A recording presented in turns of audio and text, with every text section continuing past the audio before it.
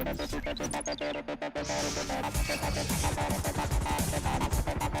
who know performance know AMD Ryzen.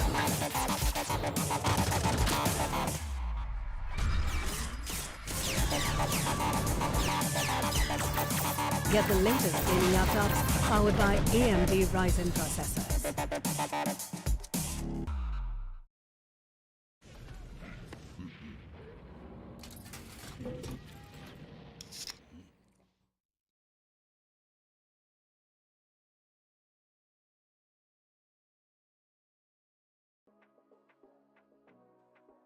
To day 3 of the SCS after a bloody battle and a merciless regicide from Revenant yesterday, usurping global esports. We're going to head over to Group B, where Orangutan are going to be taking on their toughest opponent yet, in the form of the behemoths of Velocity. This is going to be an absolute bloodbath, of which to guide you through, I'm your Castle Crabber 3, and I'm joined by the wonderful Lucifer, also known as Sam. How are you feeling about this one, bud?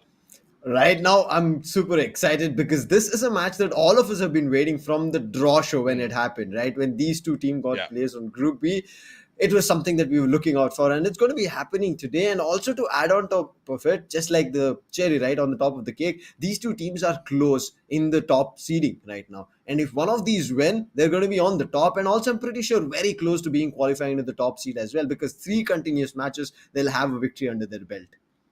No, you're absolutely right. And for me, what this really is going to show is the winner of this game is going to finish the group in first. Yes. I don't see Reckoning quite being able to beat Orangutan or Velocity, but I think that they will be able to give second place a good run for their money. So if you're in this series, then you're able to really make yourselves comfortable as you'll move into what is going to be the playoff stage. Not only that, but also it'll give you a little bit of breather room for as you hype yourselves up to go to LAN.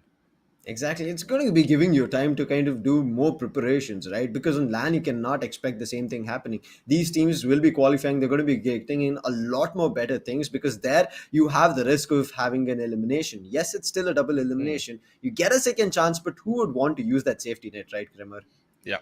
No, you're right. And I can't help but think that just going into it's that extra step further into playoffs, you also have the confidence with you as well. Yes. You sort of think, okay, we're clearly the best 2 teams here. Let's see if we can just get to the finals without showing too many strategies.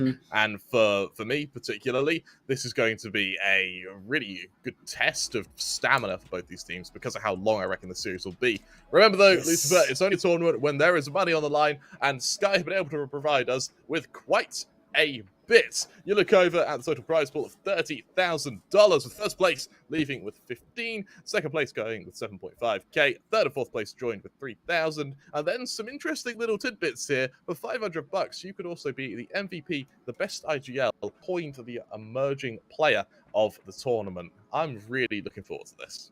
I agree with you. These individual prizes is what we all are looking forward to on who is going to be taking it away. But again, for our viewers, as you're going to be seeing this every day, you might have a question. Are they going to be grabbing these prizes at the end of group stages? No. They're going to be getting it in the LAN stage. It's with the likes of even Enigma in Group A, being able to avoid them for as long as possible really is going to be instrumental to your success, particularly if you're able to get that seed 1 in Group B. Yes, it's going to be giving you one buffer and also a boost. And as you said, right, if you're going to be qualifying on top of your group, you're going to be having that confidence that you're already there. And now you all have to worry about who's your next opponent. And also here to add on, Tremor, they're going to be having a chance to witness the previous match of what that team had done and how did they win, and can prepare a counter strategy to them. Yeah, exactly. And something I'm really looking forward to is seeing just how expansive Orangutan's map pool is going to be. Because, a Velocity, let's be honest, with the coach of Sia, with the analyst of Sleepy, these guys happen to have quite a big plethora of minds behind them to help Velocity become one of the best in the region. And I mean, this is behind the fact that they have a pretty good team, let's be honest. So Orangutan is certainly going to have their work cut out for them here. Yes. Before we even see the veto, sort of knee-jerk reaction, Sam, who do you see taking this series? It's going to be a long one and also closely contested. To who this might go, I would say right now, Orangutan, for the reason that Velocity are still experimenting a lot. You saw it yesterday. We Yeah. saw weaknesses that did happen when they fought against Reckoning. But Reckoning, unfortunate for them, they could not keep it up on Icebox. There, they were fairly better. Velocity, they were prepared, and also they kept that fade away where they did bring it in the first two maps of Haven and Bind. So I hope again maybe the fade is what something that we're looking, right? It's not easily getting synergized with the entire team. Let's see how it functions. But as we were talking with group stages, two groups right in front of you, Group A and Group B. These are going to be your teams. Of course, in Group A, you've got Team Valor, Prime 5, Kumbu Esports, Revenant, Enigma, and Global. Over in Group B, you've got Reckoning Esports, Orangutan, Excelli, Union, Velocity, and Full Power Gaming. A really, really contentious couple of groups here. And you sort of foretold Orangutan to win this. Do you want to give a series prediction on it? You think 2-1 or 2-0? It's going to be a 2-1. It's going to be a very tough battle for both these teams. It's not going to be easy. I mean, again, Velocity have a chance to pull something brilliant because, as I said, they're experimenting a lot, which will surprise Orangutan. And I think that's what I'm expecting here. The surprise of what Velocity will be bringing and Orangutan don't expect. On the other end, here, Kremer, Orangutan, we've seen them, right? What their agent meta is, how they like to play, what are those agent selections from those respective players. So it's something that Velocity are going to be reading and trying to counter that. But if I ask you the same question, right? What is your gut feeling saying? Well, you say Orangutan, and well, I am inclined to agree with you. You know, my boy Tesseract has been pretty good. Yes. I don't want to sleep on Velocity at all, and I actually think Velocity are probably going to take this. I think that being able to play in best of threes really favors them. I mean, we've seen how expansive their map pool can be. Yes. They have the option to go to the likes of Fracture, to go to the likes of Breeze, which is kind of uncharted waters for Orangutan here. On top of the fact, with that support network, on top of the fact that Deathmaker had an incredible couple of opening games here, I actually think Velocity could probably take this. We look at the round difference, you know, separating rank 1 and rank 2 at the moment. It's only 5 rounds. Like, these are some very, very closely tied teams. But as we said, you know, this tournament, it's a marathon, not a sprint. And when it comes to stamina, I really think Velocity have the advantage.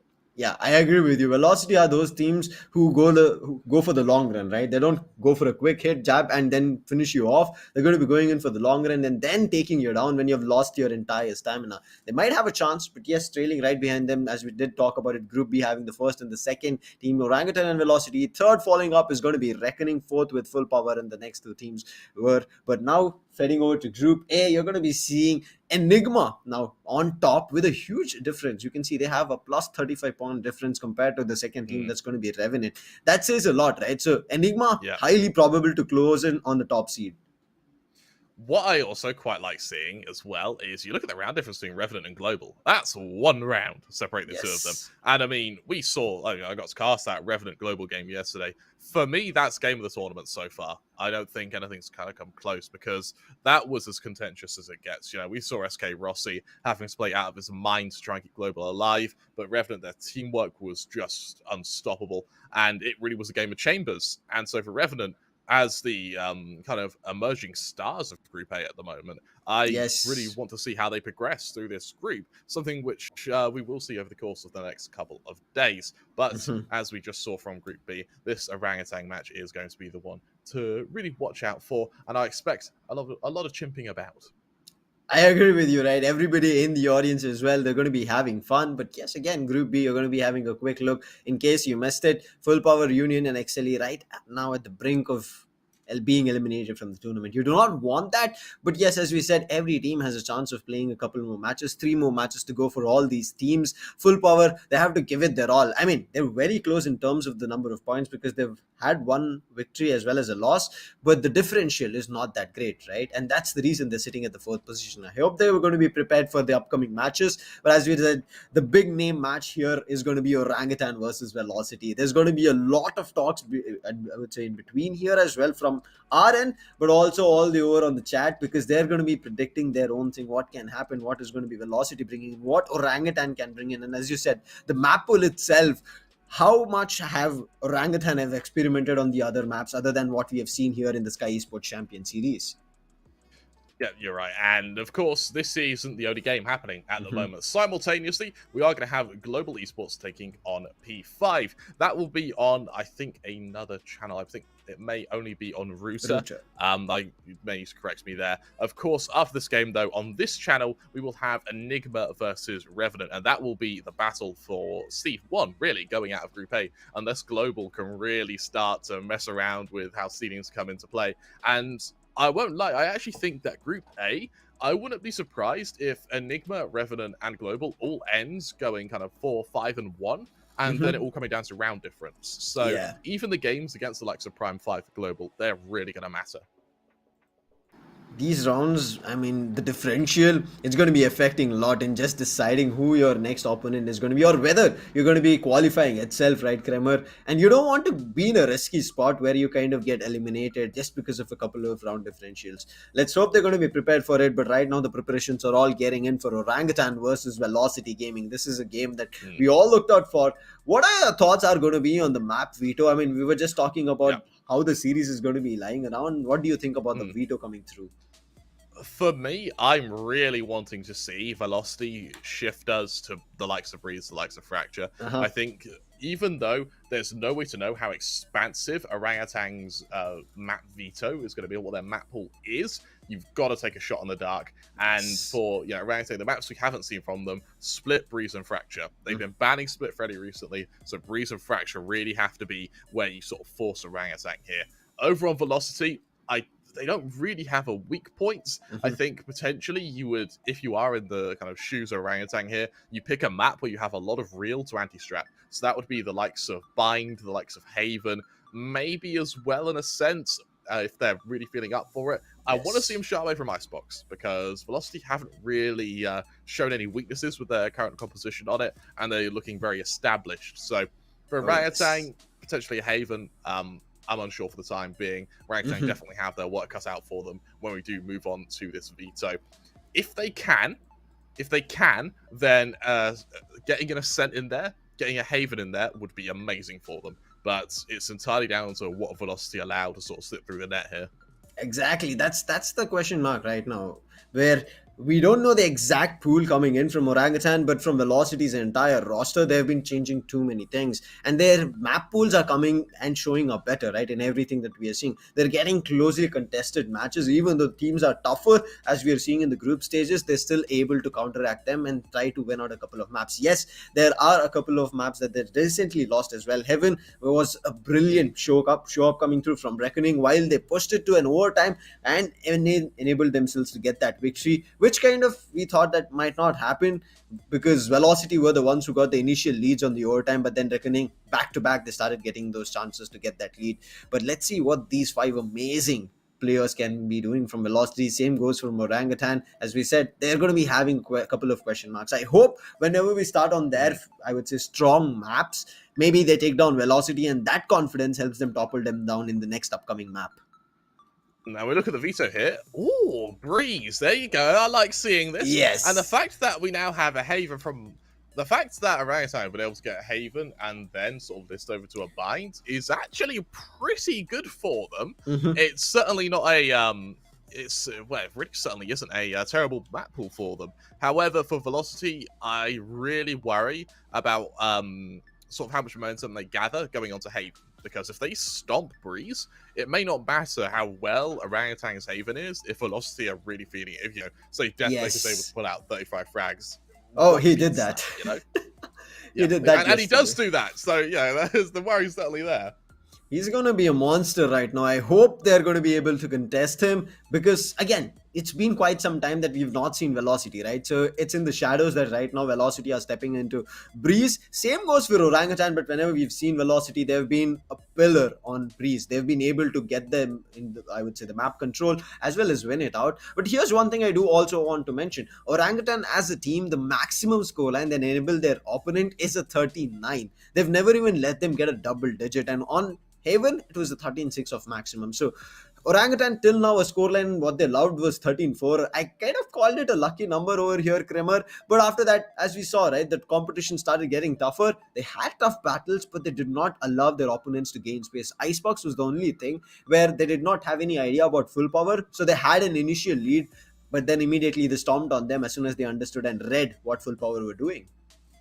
Something I want to highlight from Orangutan, and I see some people in the chat actually commenting on it as well, is yesterday Orangutan did have some technical issues. I think it was Shooter who disconnected and they really struggled to get him back in. I mean, they had to play 4v5 for a couple of rounds, and that really broke Orangutan's momentum. Don't get me wrong, by the time he timed out, they were already like 10-1 up, so it didn't really matter. But if that happens sooner, if that happens in a crucial round, then Orangutan may be plagued by these issues, and that may really start harming their psyche. Yes, a lot of them are on boot camp, but if the problems are out of your control, then that can really be hard to kind of put past you. I agree with you. I mean, these kind of technical glitches, when it happens, it kind of completely breaks the momentum, and you're in a state of chaos, right? You're figuring out when he'll be back. Is it something that we can still play on a 4v5? Can this, I mean, every player starts thinking about that. It's not like one player or the manager or somebody starts thinking like, wait, I'll get him back, he's going to be on soon and we're going to be having a chance of playing. Everybody starts thinking, wait, we have to play this way, we have to change these things. So rather than from the winning mentality, they start switching into how they can salvage with the 4v5. I think that's where they start breaking everything down and the opponent has a chance. But as you said, it needs to happen in a very crucial round, and that's where everything shifts in the opponent's favor.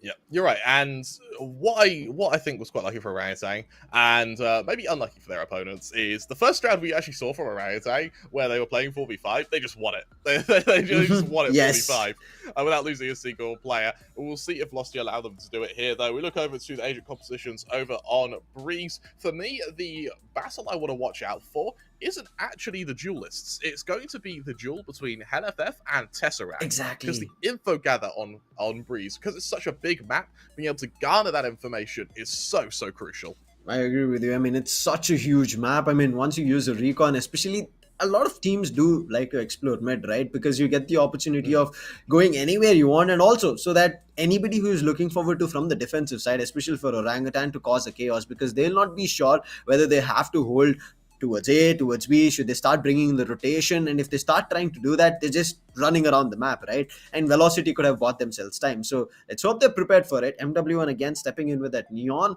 as is yesterday as well, we did see him with that, but on Haven it did not work out. But again, this is Breeze, so it's a completely different new map. They have a chance. Amaterasu on that KO has been exceptional. He has been using that utilities on point, making sure the opponents get suppressed. But against Ghost, there is again a versus that we were loving and waiting to see. What we saw from the from the 3 series yesterday was that Neon didn't get too much mileage. Out of the kind of the 4 or 5 times Neon was picked, the only time we really saw their effectiveness was kind of in 1 or 2 maps. Whereas over on Jet, it's something that works. We've seen Jets do well time and time again. For me, I actually prefer the Jet pick over the Neon pick here. But for MW1, he was the player who made Neon work, right? So maybe there is something to watch out for there. But what I want to highlight actually in picking Neon, you remove the option to go for a fairly consistent double op setup. Maybe you might do it in a sort of gimmicky play towards the end of the half. But it's either going on the chamber or it's going on no one here. And that's sort of what Neon... That's the biggest pitfall of Neon I find at the moment. Yeah, especially if you're not able to keep up the pace, right? Somebody takes you down. I mean, MW1 has been used as a distraction all this while. I mean, not as a forefront duelist. They're trying to make him as an attention seeker where he's running around the map, and they're trying to take him down from any team per se. But then MW1 tries to find that and tries to bring in that rotation, and they get a chance to get into sight or things as that. But right now, MW1's Neon needs to act, I would say, in a perfect situation, because that's the only duelist that they have, and this is one of the best maps for Neon, I would agree again, because it's so big, you can immediately try and turn things around, but also you can be quick in entering, because we right, you want to enter immediately, you go in for that slide and immediately find a battle. You're going to be good for it, because in Breeze, as soon as you were looking forward to entering from A main, there are some cheeky corners that people love to hold, right? So when you're trying to go in for a peek, they immediately try and punish you. So these peeks, or I would say punishes, can be kind of avoided with that Neon. Let's zoom out for a second here, Sam. Winner of this, of course, gets a place at APAC. Yes. Do you think that we're going to see an Indian team really, or maybe just an SA team, do very well at APAC, or do you think that it's going to be, do you think they're going to struggle a bit? See, right now, how over the time that everything has been working, right? They've been improving. In the recent times, we've seen that they're getting better and better, and especially with SA having a mixture of teams and experiments, I feel like it's going to be a little bit stronger. But again, the first time you step onto a big stage, you have those jitters. But I think after that, there should be a run that maybe others start fearing them. Something I actually want to highlight with the kind of the APAC scene in general, which you don't see anywhere else in the world, is how nice the teams are to each other. Oh, I yes. know that when Global was playing at APAC, ping was a real worry for them, and they sort of voiced their concerns publicly. Within about 3 hours, the Bleed offered their facility for bootcamp. Exactly. Which to me is just insane. Like, of course, you can tell from the accent, in Europe, that rarely happens. That very rarely happens. So the fact that we're seeing a bit of camaraderie between the teams and some sort of sportsmanship between the teams is something I really do appreciate, and something I hope to continue seeing. Of course, see Orangutan here, almost all on boot camp. Same to be said for Velocity. Both of these teams ready to duke it out with one another. You look at the goals for next week, it's going to be Omen like Jets, of course, from the coach of Sexy there. Yeah, I mean, we were trying to, me and Crips, when we saw Sexy the previous time as well, that word was confusing for us. I think it's kept for us as casters to watch and try to figure out something else while you are distracted. Orangutan just snatched the round away from our eyes. So I think that's something we'll deep dive into later. I hope so. But let's see how well prepared Velocity are going to be, especially as we were talking, right? Sexy has been doing a brilliant job. Orangutan are functioning so damn well. On the other end, Sleepy as well as CA, they're also doing a phenomenal job for Velocity. There's been numerous changes. I mean, yesterday itself, I never expected HellFF, even though he was playing Initiator. Yes, man himself. Initiator, I didn't expect, but I did not think of a SOA coming on HellFF. But he did bring it and he played out very well. It affected so much to the opponents that Reckoning could not do anything. Now, with just 7 seconds on the clock, we're going to be jumping into the game. Looks like a bit of an early default from Velocity here, for fan out around the map. A bit of a heavy list over to mid to potentially try and catch out one of these early targets. And then W1 going for a very fast push here. Persia able to shut it down quickly though. Persia actually aggressive off the back of this. Spots out another player. Little bit labors. The right away is able to trade, but Persia will come straight back into the 3-on-2 now. Right away tagged a little bit here. Going to continue fighting in mid. That spike's still out of their control. Persia now on for the 4th as it leaves Deathmaker, the hero of yesterday, in a daunting 1 versus 3. You wouldn't even thought that this would have been a hold coming through, especially this is what we talked, right? People love to push up mid because the amount of control that you get, and that's what Orangutan also tried to do. Deathmaker was good for 1, but still the spike is further away from him and they're covering the spike really well. And I don't think he's going to be having an opportunity because he needs to isolate both these fights when they're so close up next to each other. Maker. That's right, it's going to be the first target here. The low HP player, there's that kill now. On for the 1v1. Persia, can he close it out? They both see one another. Deathmaker with the 1v3. And for Velocity, that is how you start a series. You show Orangutan that if you give them an inch, Velocity will take a mile. We're just talking about it, right? How will he isolate the fights? And he does it in a brilliant fashion. And as you said, this is a great way to start things off. Even though we're in a disadvantage and then bringing things back up was just amazing. I don't even know why Tesseract went in for a peek, but that's how Deathmaker plays, right? He is. And looking forward to always a chance where the opponent makes a mistake, now punishes them. But HellFF, yesterday as well, he's been loving that Guardian. And look at that, immediately buys up that Guardian in this anti-eco. The shot right now did not connect from shooter. On the other end, MW1 is able to pick one player out. Persia, the previous time when he pushed up, he did take players out, but this time gets punished. A early opening there for Velocity, and now for Orangutan, bear in mind that they are on a little bit of an eco here. There's the odd Marshall in the mix, sure it might help, but the reality is, for Velocity, this should be a pretty swift anti-eco. If I am on Orangutan here, it's get as many kills as possible, just get the round over and done with, see how you're going to fare with a proper buy. Yes, there are a few SMGs to wield here for Velocity, which means that this range may be exploited by the Marshall. Low HP on MW1 is able to at least heal back most of it, having left the wall here. But Vibble there for the first tags. Actually, the remaining players fairly significantly here. Not quite able to draw blood from the flank. Right to Ace. Called out by Shooter. Clean shot. 3-on-3. Shooter now hunting for another potentially as LFF continues to make a bit of noise backside here. And while we're saying all this, Tesseract is starting to commence this flank to try and get behind these Velocity members now. It's all down to Orangutan just make as much noise as possible to allow this flank to come through. Tesseract is going to fall. Ghost now with very little to wield here. It's just going to continue dropping that utility. Tesseract comes in. There's that first player. Unfortunately, it's just not enough. Velocity, they're able to go 2-0 up. However, Sam, that was a fair bit of damage for what was a very low investment. Exactly. That's a costly round for Velocity. They have had an economic damage, and you can see a couple of players are going in for the investment. They're thinking about, again, making this play, but Shooter is just exceptional. And again, nothing taking from anybody else. Vibor also popped off. Ghost got one for himself. That does tell you, right? They're not going to be giving up anything. They're going to be trying to make it work. But now it's the full buy case for Orangutan. No rounds, but I feel like this should be their round. If it isn't, I'll be very surprised. Bearing in mind, MW1 goes into this with only a frenzy. If Orangutan do lose this, it would be due to a fairly significant blunder here. Something that we didn't mention in the pregame is Orangutan haven't lost a match on record yet. Yes. So these guys really are undefeated. They're a bloody good roster. And Vibor's showing us exactly why. Good for two. Right to Waste can trade. Right to Waste now looking to catch these revealed players. However, the revelation is just going to allow Deathmaker to chime on in. Right to Waste goes backside. Good for Tesseract now. 3-on-2. Damage continues to be done by Shooter. Good for one. Traded by LFF. Leaving it all onto the lone chamber of Persia. Can he do just a mere ounce of what Deathmaker was able to do in the pistol rounds? Realizes where the first player is. That spike's going to go down. Time to engage with Right to Waste. Can he do so? Right to Waste on a bit of an off angle. Able to punish it. And for Velocity, that'll be a 3-0 lead as they win their bonus round. We're going to be getting upgrades right now. And also, the weapons were not that great. Right away entered with the Sheriff and then left with the Vandal. For him, that's just amazing, right? He's not even breaking his account to buy that Vandal up again. He's already got it. He's going to be investing his utilities and then hitting the round again.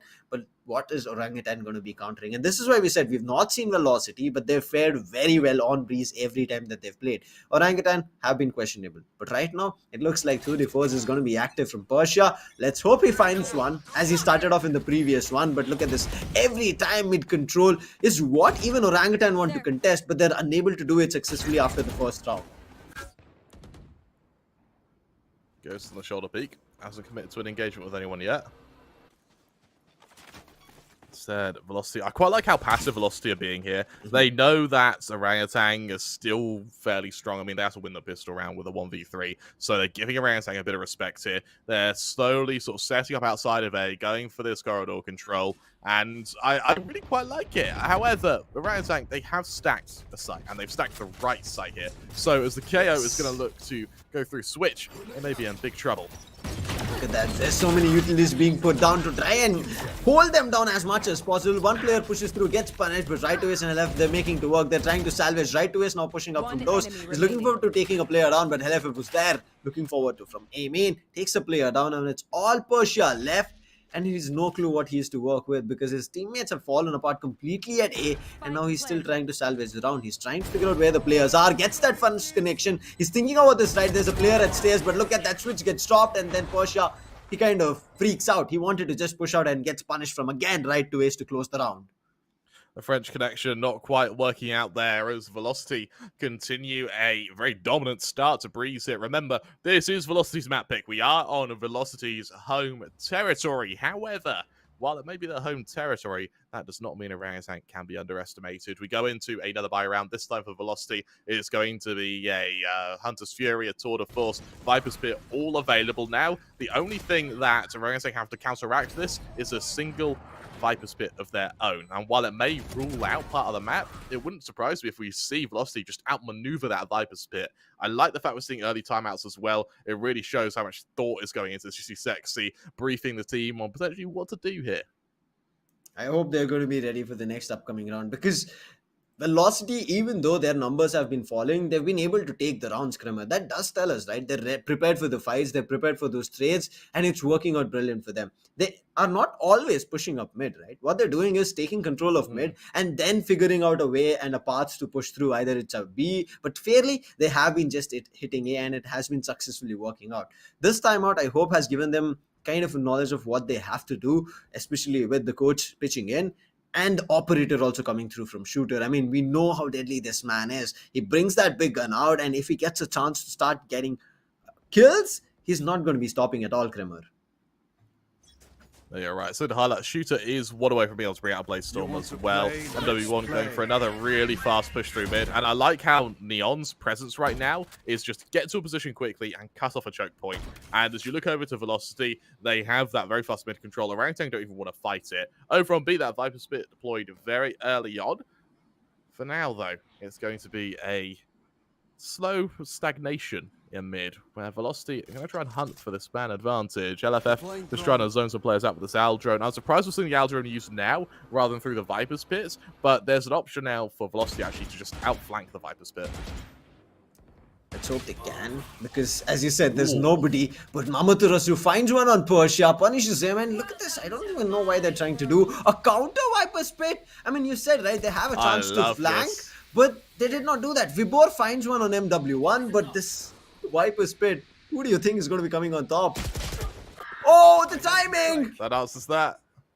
And now Deathmaker has to be wary. The Sword of Force is wielded, but it looks like Velocity may have collapsed a bit here. Tesseract able to find LFF over in mid. Shooter now up in hand. That is one scary gun. And unfortunately for the members of Velocity, they are heading straight into it. Shooter reveals himself. It's all on the Sword of Force now. Deathmaker, good for the first, but a 1 versus 3. Is it attainable? Tesseract spotted out on the rotation, but does it matter here? Deathmaker taps that spike once, hopes for an angle, can't find one, taps it again. Tesseract continuing his flank here. That spike will go down, but what good could Deathmaker do? Able to get around the corner, but caught out by the fragmentation. Orangutan, they put themselves on the board as Velocity lead 4-1. Very crucial was that round, Kremer. If they would have failed there, it would have been difficult for them, because that's another buy round that they would have lost, and it would have been a 6-0. And to start off in Breeze, that would not have been a good one. So finally getting one round under control, they'll be a little bit happy that they've finally managed to make that timeout as well work. But this flank, I mean, it got red, but Vibor, he did not stop there, right? He again went into his Viper's pit, and the opponents as well, and was able to convert. Deathmaker tried his best, but that's all he can do. But I think fairly, Velocity will be again having a chance to buy up for this round. They have been having a very difficult journey as well in their economy, because they've been losing players, right? So they've not been able to sum up things. Something to highlight as well in our prediction phase is you predicted 2-1 Orangutan. I predicted 2-1 Velocity. I did a little public poll, and every single person I spoke to predicted a 2-0. Oh. And some for Orangutan, some for Velocity, but all said 2-0. So we'll see who's right there. As Shooter aggresses through mid, spots out the first player, NW1 falls, gets the hell out of there. That advantage now for Orangutan, and Velocity have no way to trade. This is going to be very crucial right now. Velocity lost a player who also had an ultimate, but Null Command as well as Hunter's Fury is there. So if they're able to tag somebody up, they can use that Hunter's Fury or maybe even Null Command to push the player up. But right to Ace's position is just brilliant at Halls. Anytime he can go in for the press of the switch and then try to kind of create a diversion, right? And then everybody can start pushing up. But look at them. They have utilities position, and immediately this knife should be revealing at least 2 players who are looking at cave. And I think as soon as that happens, they'll be trying to hold things off. But I really like the setup, right? They're watching in every direction. But this is the Null Command I was talking about. It's only one player who's right now ahead. And the Hunter's Fury also comes through. Ghost is good for 1. He takes down Deathmaker. Amaterasu finds the state, but it's on Vibor. But right now, Amaterasu is the only one on side. Right to his times and shines it perfectly. Right to his takes the second. Now he's looking forward to the other one. Position is known. The pixels were seen. Tesseract wanted to shoot through the door. Right to his is only chip damaged over there. Nothing else. On the other end, Tesseract, he's pretty beat up. Standing ahead. Really nice recon dart there. Knows exactly where these close angles are. Persia in the meantime able to catch out a player. Tesseract brings death from above. Not even playing Valorant at this point, just parkouring his way around the map. And, well, for Orangutan, it's certainly messy, but it's the second round there. Really nice abilities to just continue to capitalize on the player advantage they already had. For Velocity, I'm interested to see if we see any change to their mid-take now, because that mid-take has failed the last 2 rounds in a row. Something else to highlight as well is the use of the Hunter's Fury from VLT there. It wasn't to get a kill, it was to force players into Amaratsu, who was able to shut down those kills. So really, really nice bit of teamwork there, and a nice spot of Sova from HellFF. In terms of ult management, it's going to be MW1 has that ult, but having a fairly quiet game on Neon thus far. We'll see if this will give him a chance to remedy that. Over on Orangutan, there's a Blade Storm and a Hunter's Fury on Tesseract, and let's be honest, a Hunter's Fury on Tesseract is something we have learned to fear. Exactly. I mean, we were just talking about Hunter's Fury being used to deny or push back or at least force the fight. With this, Hunter's Fury does the damage, but right now Shooter peeks out mid, finds a player, eliminates him, and again, right to ace is just loving halls. He's pushed up, and he's again trying to take control. Utility's being dumped, but nothing being done at mid. Again, losing control, as you said. Fairly, this is the third round that mid is not working out for Velocity. Poison's off. Right, so Ace going for fairly methodical corridor control here, and for Velocity, they've set their gaze once again to this A site. And I can't help but think, Sam, as we hit this next round, I want to see Velocity timeout and figure out how to take mid, because right now Orangutan have put a very solid stop to it. Yeah. I mean, that first round was kind of a changer over there where Deathmaker clustered, but after that, the mid hasn't worked. MW1 is good for one, but Vibor gets a chance, and Tesseract as well capitalizes. Amaterasu is trying to find trades. It's back to a 2v2, but Tesseract does not let that happen. The recon again, Amaterasu is all caught out alone, and look at that, they're all going for a backstab. They're all jumping up. Even Persha is committing to that. Now, Amaterasu is lone on site. He has no clue of what's happening. He's fearing of what they are going to be doing and might be caught out right between the pyramids. They're checking for him, but the timing, he's able to kind of hide himself. Oh, he's coming back. That's got to hurt at 3K. Clean round, and for Orangutan, once again, the worry that we had initially is starting to be quelled. A really, really strong start from them here, and a really strong recovery for Velocity. Really want to see a timeout. I really do, because that's 3 rounds in a row now where Orangutan have got an opening kill with an op in mid. And while Neon does have that sort of tunnel vision from those double walls, we've still not seen it used. There's that timeout that we wanted to see. I'm glad me and Sia are on the same page here. Yeah. Let's see if they change this mid take. It was very necessary, and it has always happened, Kramer. Velocity as a team have never failed to, I would say, hit that timeout, hit that pause to make sure there's something going wrong. Let's immediately talk about it, right? I really like that. Talking through is very necessary. It happens, right? In the, I would say, speed of the game, in the pace of it, you kind of tend to just keep playing round after round, and rather than doing that, you tend to kind of slow things down. And if you do that, you will itself understand what was going wrong, and then you'll start correcting them. So let's hope this break gives a chance for Velocity. But on the other end, Sexy is also using and making use of this timeout for his team. I like it as well for Orangutan. They know Velocity have going to change something. They've got to in mid. So what do Orangutan now do differently to try and preempt what will be a change? And for Velocity, why even go mid? That's a very good question, Sam. I'm glad you asked it. Well, the answer is Velocity have asked that to themselves and gone, you're right, we don't have to go mid. So they're set the gaze to wait, looking for a just straight default execution here, where Vibor is going to be tested. Now, Vibor on this Viper has done a very, very good job at sort of keeping them back for the time being and making sure that they take casualties when they push to the site. But now a player down after a wonderful shot from Deathmaker. Tesseract falling. There goes the Hunter's Fury. Here comes the attack. What can Vibor do? Vibor, he's already picked up one with his overdrive. He's still looking to push up. But on the other end, Deathmaker is also pushing up. Shooter finds one, but look at the way they're cornering this player. They are trying to put him down. Ghost is able to salvage 2 over there. Right to Ace is surviving. He's trying to push up with the Spectre. He's good for 1, but Ghost with a 3K and LFF. He never even entered. He was just worried about a backstab and was holding it for so long that his entire team have right now crumbled. He's able to pick up a weapon, but made the noise at the wrong time. And both of them, Peak and LFF, did not know what to do. And another round to equalize for Orangutan.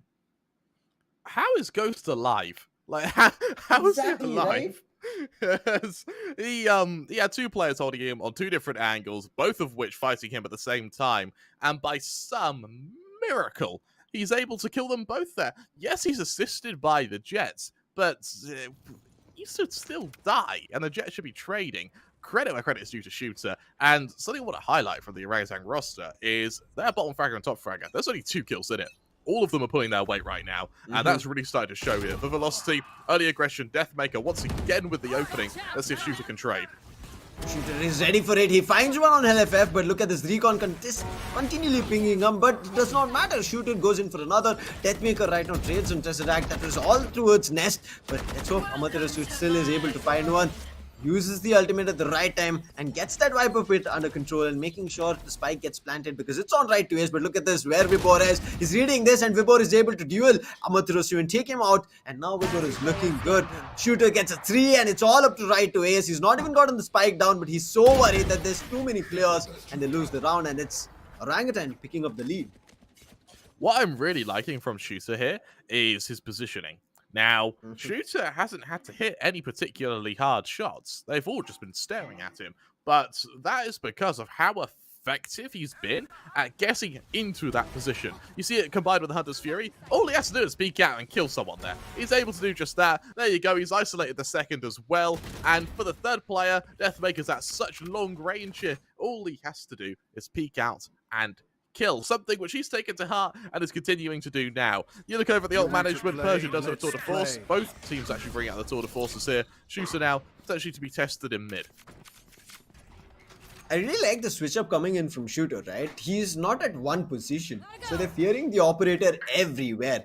MW1 right now trying to pick the attention towards mid, but it's not working out. On the other end, hall control this time has not been given up from Orangutan. So I really like how things are getting switched up from Orangutan, right? If they give space, the next time Velocity are worried, should we hit this position? And that's what is happening. And also the 2d4s being active from both the ends, they're unable to figure out where they have to hit. And it's going to be a slow one, but let's hope they're going to be able to find something on these broken by rounds. I mean, Nico round itself. If they do, it's going to be good for them. LFF using his recon, I mean, he has the spike. Hope somebody reads into him, but MW1 gets spotted. And he also spots Wibor, does damage as he receives one. And then they back off. Oh, the timing. That timing. And now Shooter, he's ready on one of these angles. Deathmaker has to be so careful with the disengagement here. Shooter peeks out, spots out the first player. There's the kill. There's a nullification of that tour de force. And with 30 seconds left, Velocity, they've got no choice. They don't have time to rotate. Breeze is such a big... don't have time. Persia with the other tour de force, ready on B. Spots out the first player. Amaterasu falls. Persia there for the second. Tesseract there for the third. And the teamwork is just insurmountable. Combined with a trademark Velocity, they just don't have time to get to that site. What was originally a 4-0 lead for Velocity has now been quenched with Orangutan coming back with 6. There's nothing that Velocity are able to do, right? I mean, that timeout coming through and then they're figuring out everything one after another. They've just been brilliant. Now, finally, they're not kind of splitting apart. They're looking forward to going in for a heavy B hit, and there's just 2 players here. There's one trademark to slow them down in case they try to go for B backside. But let's hope they kind of find a counter to it. Right now, there's going to be 0 point. Looking forward to information. Immediately, toxic screen coming up through which they want to push up. Null command being activated. And now it's going to be bringing everybody on just an aim duel rather than anything else. And the trademark which was there, it also goes out in vain because he gets hit by that suppress. And right now, it's all down to, you know, who Tesseract trying to hold it down. And the others are also here in terms of reinforcement. Let's hope they can try to bring this round back because the spike is already down. All down such a close angle. He's going to be the make or break for this round. Beautiful flash. MW1 able to avoid it, but it doesn't matter there. The bait and switch is just perfect. 4 kills just like that. It's a bloodbath on that site. And Tesseract with 3. They ruined Velocity. Where did that come from? Off the back of a single KO flash. Ghost, he is living up to his name. Allows Vibor to just swing with him. And they wreck Velocity. That B-side control. The backside was very crucial to be controlled. I mean, I really like... There was a snake bite put down from Vibor just to make sure that Velocity do not push up. And they got a chance to kind of get closer, and then the flash came through. That timing was just too damn perfect, as you said. He stands tall to his name. Right to Ace is the one who's doing the heavy lifting from Velocity, but on the other end, as we said, everybody from Orangutan is stepping up. And that's where right now Velocity are having a tough time. Viper Spit deployed in what is the last round of the half now. Right, on the precipice of recovering in a flawless fashion. Velocity now with a serious warning bells being brought out here. There is going to be the suppression of the KO. Unfortunately, it doesn't quite work. LFF is able to get the opening, but Shooter instantly able to trade. Turns 180, sets out into the into the open, and will be finished off. For Orangutan now, a 2-on-4. Surely there's no way they repeat last round, right? I hope so. anything can happen. I mean, if they go aggressive, they can still get punished, but they're not making that mistake. And this time, they've also made sure that there's no backstab coming through. Persia, as well as his teammate, they're going to be tagging up together. Amaterasu gets punished for just peeking across pyramids. No. He did not want that, but he has to be accepting it. But look at this, the recon was kind of a bait, and immediately Deathmaker capitalizes. He's right now at mid doors. He's trying to eliminate him. Persia is the one who actually falls, and that's finally a round in this first half to close it on 7-5. Even though Kremer, Velocity were the ones who started things off in a brilliant fashion, had a 4-0, 7-5 coming in from Orangutan was not expected. No, it wasn't. A incredible recovery from Orangutan. And I think now, if Orangutan take the pistol round, their momentum is going to be terrifying for the rest of this map. Now, being able to get 7 rounds on the bounce, let's be honest, like, even now, their momentum's looking pretty strong. I think Velocity winning that final round at the half is pretty crucial, because in that halftime break now, there's going to be that chance to allow that victory to simmer with Orangutan, as now they have to try and come back with vengeance. And once again, 3 kills separated the Sopper and Bot Fragger. Orangutan are doing so damn well by moving in unison here. Every single player setting their gaze to be, once again, for the pistol round. Let's get an early opening. Hope they find one, but look at this. B site is heavily stacked right now. They're trying to hold it off, but let's hope they can. Right to ace. They found the first one, so they're going to be trying and backing things off. But look at that, the spike is still successfully being planted, but the others are not far away from the side, right? So it should be a very quick retake. But what is Trisak doing? He's still playing around window. He's thinking about a backstab, but Maker with his headhunter, he just snaps through out of the board, and then the battle comes in and goes to where Right to Ace is able to put him down. Now one player is walking close to LFF. Vibor is there. Tesseract takes one player down, but it's all up to the last player surviving. Tesseract, he's fighting his battle with Amaterasu. The distraction is happening where they can get the spike defused, but everybody is looking forward to making sure he pays, and then Velocity confirm the round for themselves. A 3k here coming through as well. Velocity not giving up the pistol. I really like how Velocity, in that 1 versus 3, they realized that Deathmaker, he was able to win that circumstance because he was offered 1v1s. They don't allow the same luxury to be given over to I believe, Ghost there. And so they end up just going for a 3-man swing, just overwhelm him, gets the kill, and then with that, they're able to get that defuse. Really, really strong stuff now. And with the gap between these teams reduced to just 1 round, the prospect of a third map, and prospect of even overtime on this map, seems entirely likely. Yeah, I mean, I don't know how to put this in the correct terms of who's going to be making the series work in their favor, but whoever is going to be well deserved after what kind of match we are seeing here, right, Kremer? It's swinging either way, but they're putting up a brilliant show. Mid control getting denied at the right time. You see, Shooter had to back off over there. He did get access through mid doors, but finally when the fragment came, he was able to get back. But MW1 did also get a chance to eliminate a player through halls, and now he'll be feeling happy. Right now, already disadvantage on Orangutan. They're trying to still play this out slow. They're trying to get and push through elbow. I guess that's what Shooter as well as Tesseract plan is, whereas Spike is still trailing around mid. So let's hope whatever the plan is comes into fruition. Still being deployed here. Tesseract able to shut down Deathmaker. There's the opening, or at least a trade from Orangutan. There's a player advantage they can hold on to. The speed site is actually completely unguarded here, something which Orangutan I think are going to figure out pretty quickly. And for Velocity, it's going to be another retake. I actually don't like how they've sort of handed the site to Orangutan here. Spike is planted. 4v4 situation. They need to get things under control, but look at where Persia is. He's taken mid control. He has 2 players on his...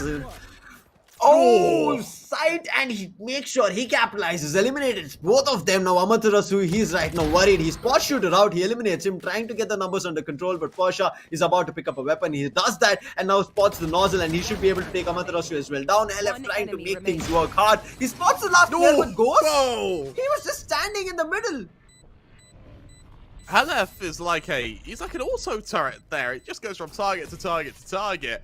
Headshots on every single one, and an equalizer from Velocity. A wonderful spot Guardian play from LFF, and, well, never underestimate the Sova, something Tesseract was desperately trying to teach us for the last couple of months, and now LFF has really brought onto that philosophy.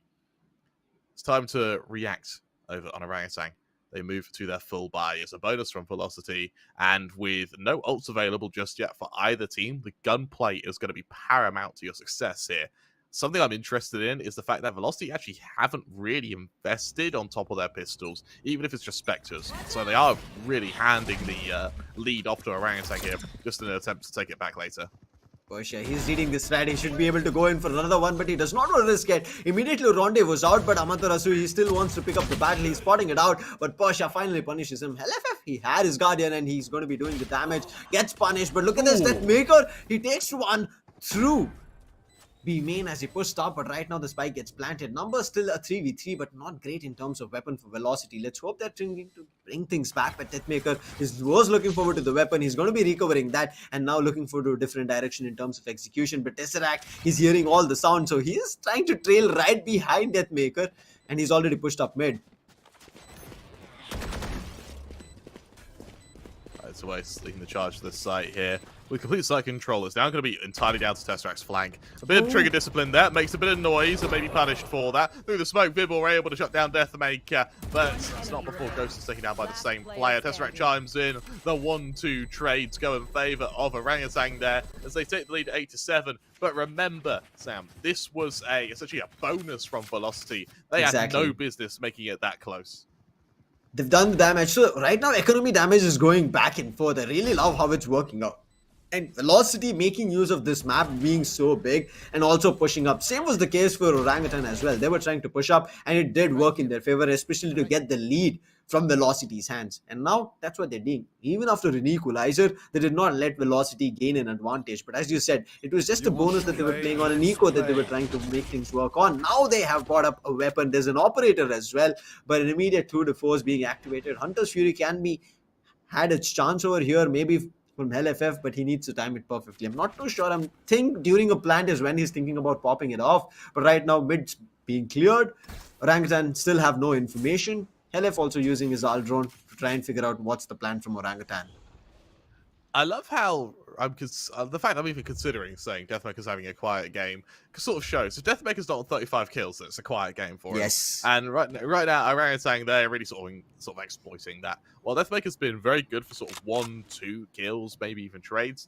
Unfortunately, we've not seen the sort of stardom that we're used to seeing from him here. Vibble slowly pushing up. Is going to walk into the awaiting arms of Deathmaker. The flick is good, and as we were talking about him, he starts to shine. Shooter now, pushing up through mid, looking to catch outright to ace.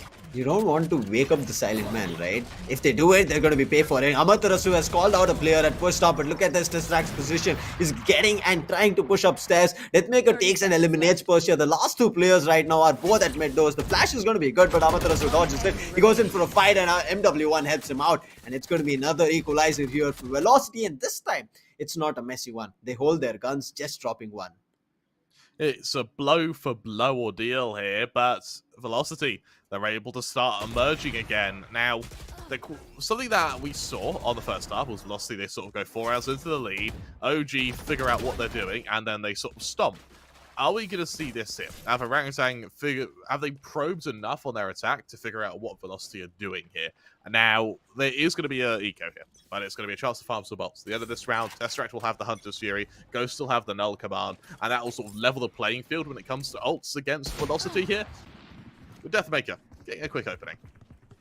He's right now working really well, right? We were talking about it. He was just silent, but right now he's just popping off, making sure he's the one getting those first connections. Persia, he spotted a player that's going to be LFF. LFF just trying to play around with utilities as much as possible. He's tagged, and also, for the sake of it, another player tries to hit that AL drone. So right now they have understood that mid control is also something a couple of players from Orangutan are trying to take off. So it's going to be something that they're going to be closely trailing around with. Ghost and Amaterasu would have been a fight if somebody tried to push up, but everybody is looking forward to pushing up Nest as well as tunnels. But LFF is not giving them the opportunity. LFF waiting for the timing here to swing through mid. Peeks out, spotted in the process. It's laboured, but he is able to shut down Vibble now. Tesseract is now painfully alone. Swings out, caught out by LFF. Maybe muttering something along the lines of Sober Diff under his breath as he gets that kill, leaving Persia in a 1 versus 5. Headhunter in hand, heads to finds. Only with 1 here, but with 20 HP, hope is definitely sparse. He's too low right now. And okay, Amaterasu making sure they don't even go in front of his crosshairs, because previously we remember, right?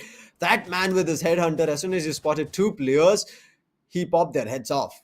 So they did not want to go in for that fight. But Velocity, they have to be worried. They did not think that this would be so close. And finally, right now, they'll be happy that they've gotten their lead. But this is not a round that they should be happy on, because it was not a better buy, right?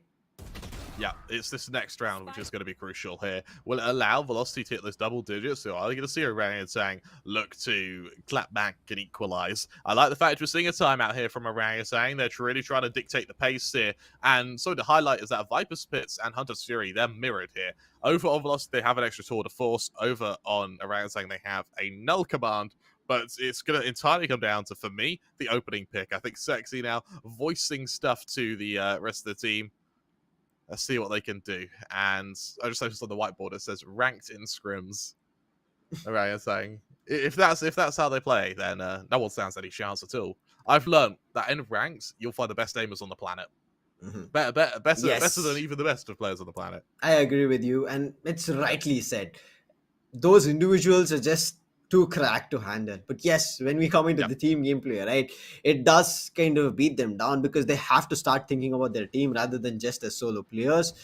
And that's where the beauty comes out, right? When you have to use your utilities and play together and then get multiple rounds. But right now, leading the charge, it's going to be finally back Deathmaker. On the other end, it's Persia. I'm wondering how long Shooter is going to be trying to get that away. But right to Ace committing his Viper's Pit, making sure no A control is given up. That's going to be a good one, because the execution was also tending towards to A. I like the fact we're seeing the early use of the Viper's Pit, just trying to get it as close to that choke point in A main as possible, and then see if Orangutan find themselves just diving over to B. But at the same time, MW1 aggressing all the way into defenders or into attackers spawn here. Orangutan, little do they know, they're boxed in. This is a huge info play from Velocity, and it's working beautifully. Yeah, Orangutan is rightly walking in, but they're finally reading that there can be a couple of pushes here and there. They're checking everything, but look at MW1's position. Nobody's looking forward to their own attackers spawn, and MW1 can have the best of the best opportunities, not a lot in terms of damage, but immediately gets traded out. That's what not MW1 was looking forward to. Messed up his spray over there, gets punished for it, but immediately they are looking forward to getting a control of B side as well. But Deathmaker, he needs to be worried. Shooter's already inside, but Deathmaker, just like Shooter was doing, Deathmaker does the same thing, and he is still stationed there. Does rendezvous out towards Archers, but again, he pushes up, makes sure that nobody is pushing from B main, takes the second, the spike is down, now it's up to the last 2 players, and the spike is lost. If you're on Orangutan, I've got some bad news for you, which is Deathmaker's just connected to the server, and if that doesn't make the hair on the back of your neck stand on end, I don't know what will. As LFF is going to be able to avoid the dagger and is going to push off the back of it. Ghost has no reason to expect this push to come through, and that should be another quick kill for Velocity. And oh no, Ghost able to get LFF, but of course there's no time, so it's a matter of saving these weapons, something which Ghost is going to make sure happens. Nice few exits here, and Orangutan, like the skin of their teeth, they're able to get out as Velocity lead 10-8. The chances for a comeback now slowly diminishing here, as Orangutan need to start clutching at straws if they want to be able to take their opponent's map bigger breeze. I really like this play coming in from Orangutan, especially here, Kramer, because we never saw them, right? Them to bring this so close against Velocity is just far too believable, but still amazing to witness. Now, there are going to be 3 ultimates, 1 far for Shooter as well. He just needs 1, maybe ult top, maybe a kill. Let's hope he finds that, then the Bladestorm should be active. And where are they looking forward to getting it? Looks towards to the shop at A main. Let's hope they're all going to be able to try and making it work. And yes, immediately the Bladestorm gets activated. And now they're looking forward to a battle. It is going to be a slow-paced one. MW1 again looking forward to aggress. But alongside him, Deathmaker is also pushed up. But Amaterasu from mid, he pushes up mid doors, gets 1 player out. And again, the flash comes through. Deathmaker is good to eliminate Weibo. They don't have any control. Amaterasu takes on Shooter. The Bladestorm gone out in vain. And Amaterasu, the confidence to again fight up, finally gets punished as Ghost also picks up 2. Back to a 2v2. How are the tables turned? But right to Ace. He makes sure that the control is not lost. Spike control still in the hands of Tesseract here. A 1 versus 2 to almost confirm Orangutan's presence in this game. 9 HP, but still alive. Now, you know what I'd love to see here? I would love to see Recon Dart Hunter's Fury and try and kill LFF at long range with that Hunter's Fury. And with that, Spike was guaranteed to go down on A. for HellFF, it's just a matter of how does he approach this retake. 30 Tesseract seconds will be able left. to get that plant uncontested. If LFF doesn't go for the flank here, there's a chance for Tesseract to just run and then wield that Hunter's Fury here. Instead, Tesseract taking the initiative, peeking into mid, sees the jump spot, can't quite get the kill though, able to avoid the shock dart, and looks to play the head glitch here against LFF. That angle is going to be very risky for both. LF makes it work. He was ready for the peak. And there was just 9 HP there, right? It was not an actual battle itself. As you said, it would have been a headshot angle that if he would have held it, he could have tried to fight it, but he went for a cover. Nonetheless, there was a recon also as a distraction. 11 rolls in for Velocity. The initial lead that they lost, they're trying to again buck up and push towards the victory lap. Orangutan now with ults to wield to accompany this buy. And while it's not a great buy, Bulldogs do have to come out, it's still manageable. And with, again, Hunter's Fury readily available, with both KO ults online and with the Viper's Pit on Vibor, over on Velocity, they have that tour de force on Deathmaker. They also have that ult on the Neon. But let's be honest, MW1 is having such a quiet game. I can't help but think once again that the Neon pick on Breeze isn't the way to go. Luckily for Deathmaker, he's playing as if he were 3 players right now, so if the Neon's lacking a bit, it doesn't matter. Yeah, somebody's there to buck up over there, and Deathmaker is doing the job. 3 ultimates, are they going to be making it work on the other end? MW1 again missing up his opportunity, but just because the opponent did not have a better weapon, gets taken down. But Persia also does not miss his headhunter shots. Right to waste now on the close angle, inviting Orangutan to take this duel with him. Unable to do so as of yet, though, just sits in this corner, waits for Orangutan to get ready for this execution now. Minute on the clock, execution comes out, set piece out, flashes to follow now, right to waste, able to avoid the most part, even able to avoid the Hunter's Fury, good for 2 before Vibor finishes the job, which renders Tesseract's Hunter's Fury useless. Vibor deploying the Viper's Pit will affirm a spike plant, but how long will that spike plant be good for? Because Velocity are already in position, readily available, and preparing for this retake, preparing to enter the depths of this Viper's 30 Pit. seconds left. They're right now. Luckily for Velocity, this isn't a bottomless pit. Eventually, they will find one of these players, and it's this first duel which is going to dictate whether or not this is a victory. Long barrel on the chamber, but still Tesseract falls. Deathmaker, what a shot! Then Amaratsu through the smoke finishes off Vibor. Velocity, they hit that point off of a wonderful shot from Deathmaker. I'm still unable to believe that, Kremer. They spotted that nozzle, right? That barrel was there. But still, Deathmaker is the one who finds one, and Rendezvous out. There was not even a chance for trade over there. That man is just on something else right now. He's feeding on Orangutan one after another, not even giving them chance to breathe up. And look at that. There is just Persia who's close to his ultimate. Ghost has one, but I don't think that's going to be enough for them. Let's hope Persia is able to get his tour de force back online, find those 2 important frags, one ult top and maybe then a frag. Very crucial. Tesseract, with the Vandal that he has, he's trying to make it work. Finds and eliminates MW1. As you said, he's not been having the game that we expected on Neon, but the others are. Deathmaker just inviting an engagement right now. Trying to bait OG into battling with them here. As Orangutan, even though they have a player advantage, they're being so hesitant about pushing mid here. Ooh, gets one, looking for the second.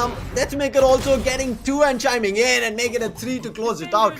That was quick. That move from Amaterasu, as soon as he heard those footsteps, Kramer, everything came in his way, and that's the position that they didn't even expect. And Amaterasu, I thought there should have been a trade coming in from Orangutan, but Amaterasu did not even give them a chance. And also, the best part of it was Deathmaker assisting and helping him out, right? There was that cover through him in, and there was nothing else that any Orangutan could have done. Yeah, honestly, for me, it was mainly Deathmaker being able to get those entries so consistently. It felt like Orangutan, but for the majority of their attack, they were a player down. And, I mean, we should have expected Deathmaker to pop off after he 1v3s the pistol round, but nonetheless is able to do so. Once wielding those ops, once wielding that tour de force, he is just a man to fear. If I'm on Orangutan now, my objective moving into Haven is trying to keep Deathmaker off of those snipers for as long as humanly possible.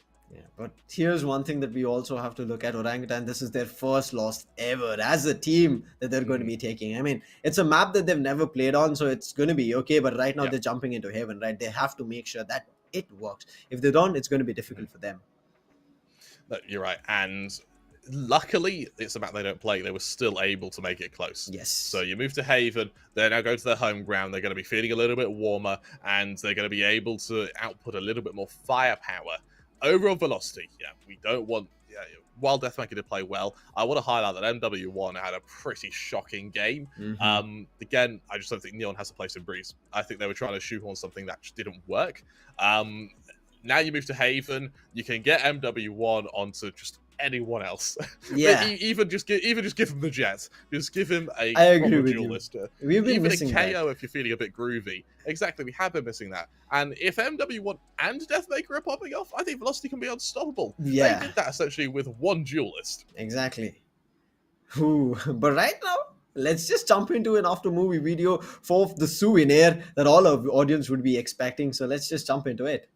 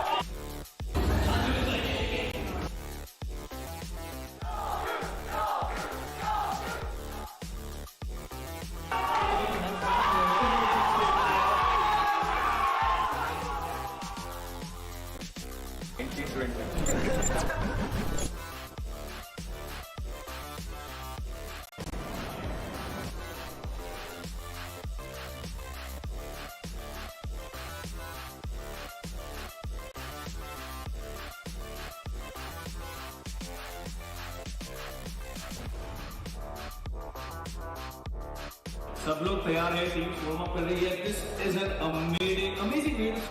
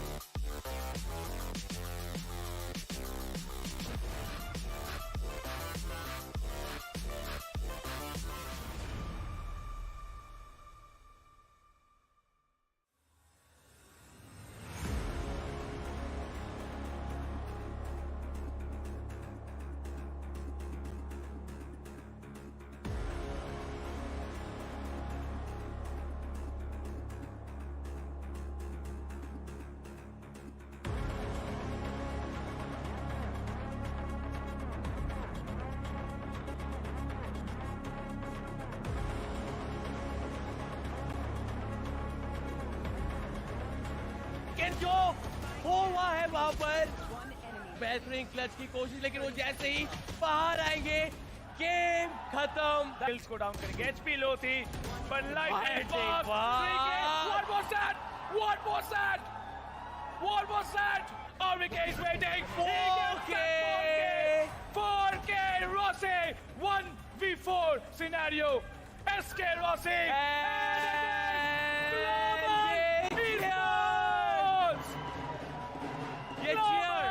esports लेके जाते हैं इस पहले land tournament की trophy.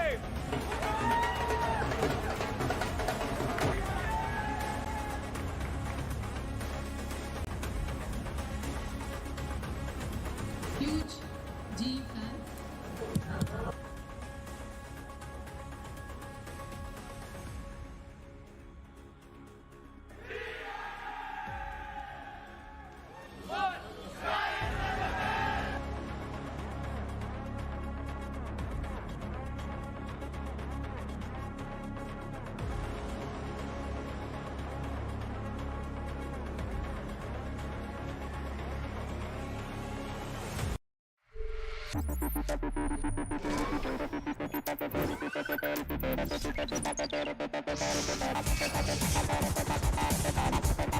Those who know performance know AMD Ryzen.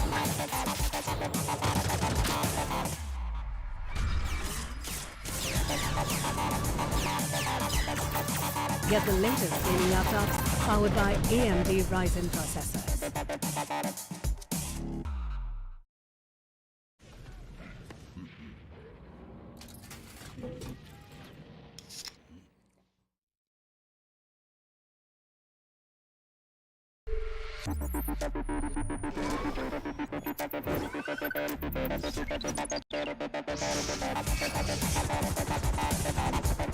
Those who know performance know AMD Ryzen.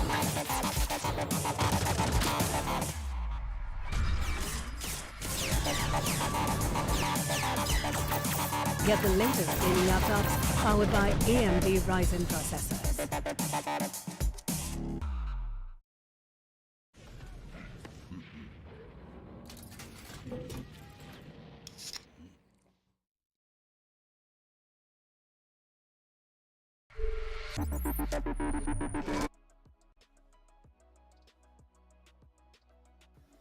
Those ads are so nice, we play them twice. We just saw a very, very strong game between Orangutan and Velocity. Velocity were able to open pretty strong, but it was Orangutan who were really able to be the title makers for the end of that first half. Yes. But once we hit that second half, once we were able to hit the latter stages of that first map, the map pick of Velocity on Breeze, Deathmaker was really able to show up, Velocity was really able to show up as they took it 13-9. Of course, that is but one map in a best-of-3 series. I'm your caster Kramer 3, joined by the wonderful Sam. We now move to Haven. How do you feel about it? Was not expecting the first map to go in that fashion, especially after the first half. I thought that Orangutan are going to be running away, but Orangutan were able to only get one round, Kremer, after the second half switch, and Velocity were just making sure they get round after a round, and I really like their defensive setup. So that gives me an idea that Heaven is also going to be a little bit tough on the defensive end when Velocity are going to be paying. So Orangutan, they are to be, I would say, thinking of what better they can do, even though we know how good they are on Haven. But now after losing their first ever match, right, even though I'm not saying that it's a bad victory or it's going to be a huge scoreline that they put up one hell of a show, and also snatching the lead itself, that tell us that they were prepared. But Velocity, they kind of changed the tracks, right, and they immediately switched into high gear. No, you're right. And as we now see Velocity with that winning momentum, they move to Haven. Now, I won't lie, my main worry for Velocity, and the reason I think that game was actually so close, was because MW1 on that Neon had a really poor performance. Yes. Luckily, that was all made up for by Deathmaker, just playing like a god. But if MW1 is there as well, how one-sided would that have score been? Would Orangutan have found a better way to exploit? Was the Neon really that much of a hazard? I think he finished the map under 10 kills. So for me, the biggest thing to watch out for now moving to Haven is what agent are we going to see MW1 on? I would be very happy to see him on a jet. Have him on a jet, have Deathmaker on of course, the chamber. You can then double op setup, and once you have those two ops, God forbid Deathmaker dies. Yeah, some miracle happens and he dies. You then have MW1 as your safety nets, or vice versa. And for me, that's really where the strength of Velocity is going to come from. I agree with you. I'm going to be loving that setup if it comes through, because both these players, Deathmaker and MW1, are those duelists that you do not want to face off in raw battle. You want to make sure you use a couple of utilities, go for a flash or something like that, constantly annoy them and then go for a fight. But still, you saw, right, even Shooter, when he was getting annoyed when people were trying to enter, he was making sure he scoped up right up to them. He was so confident in his fight. He picked up players one after another with his operator. Same goes for Deathmaker. I mean, same instance, same position. Both Deathmaker as well as Shooter played in, and both of them were successful. So as operators, these two have been detrimental for the teams. But right now in Haven, as you said, again, op setups coming through, how it's going to be working out and what MW1 has been playing on is going to be something that we all will be looking forward to, even in our audience. But Kramer, there's a lot, I would say, especially in the South Asian region itself, that I've seen. Neon started off good when they started picking up. Their opponents were not ready for it. But now as we are seeing it, it's not at all working out. Well, I mean, we look at the scoreboard and it sort of speaks for himself. They MW1 going 7-18 at the end of that series.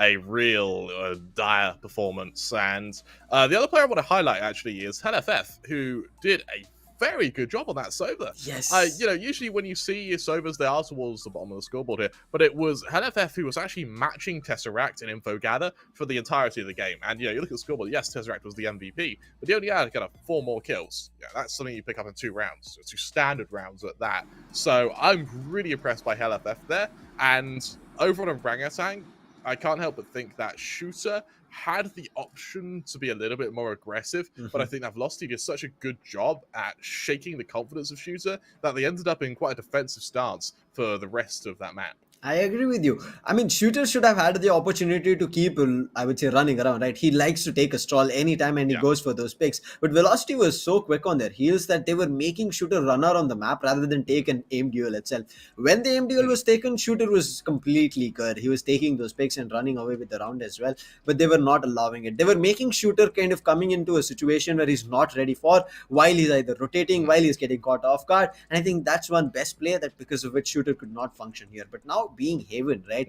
They don't have to be worried about it because they've played it numerous times and have been successful all the while. So their win streak on Haven is still 100% at the end of the day.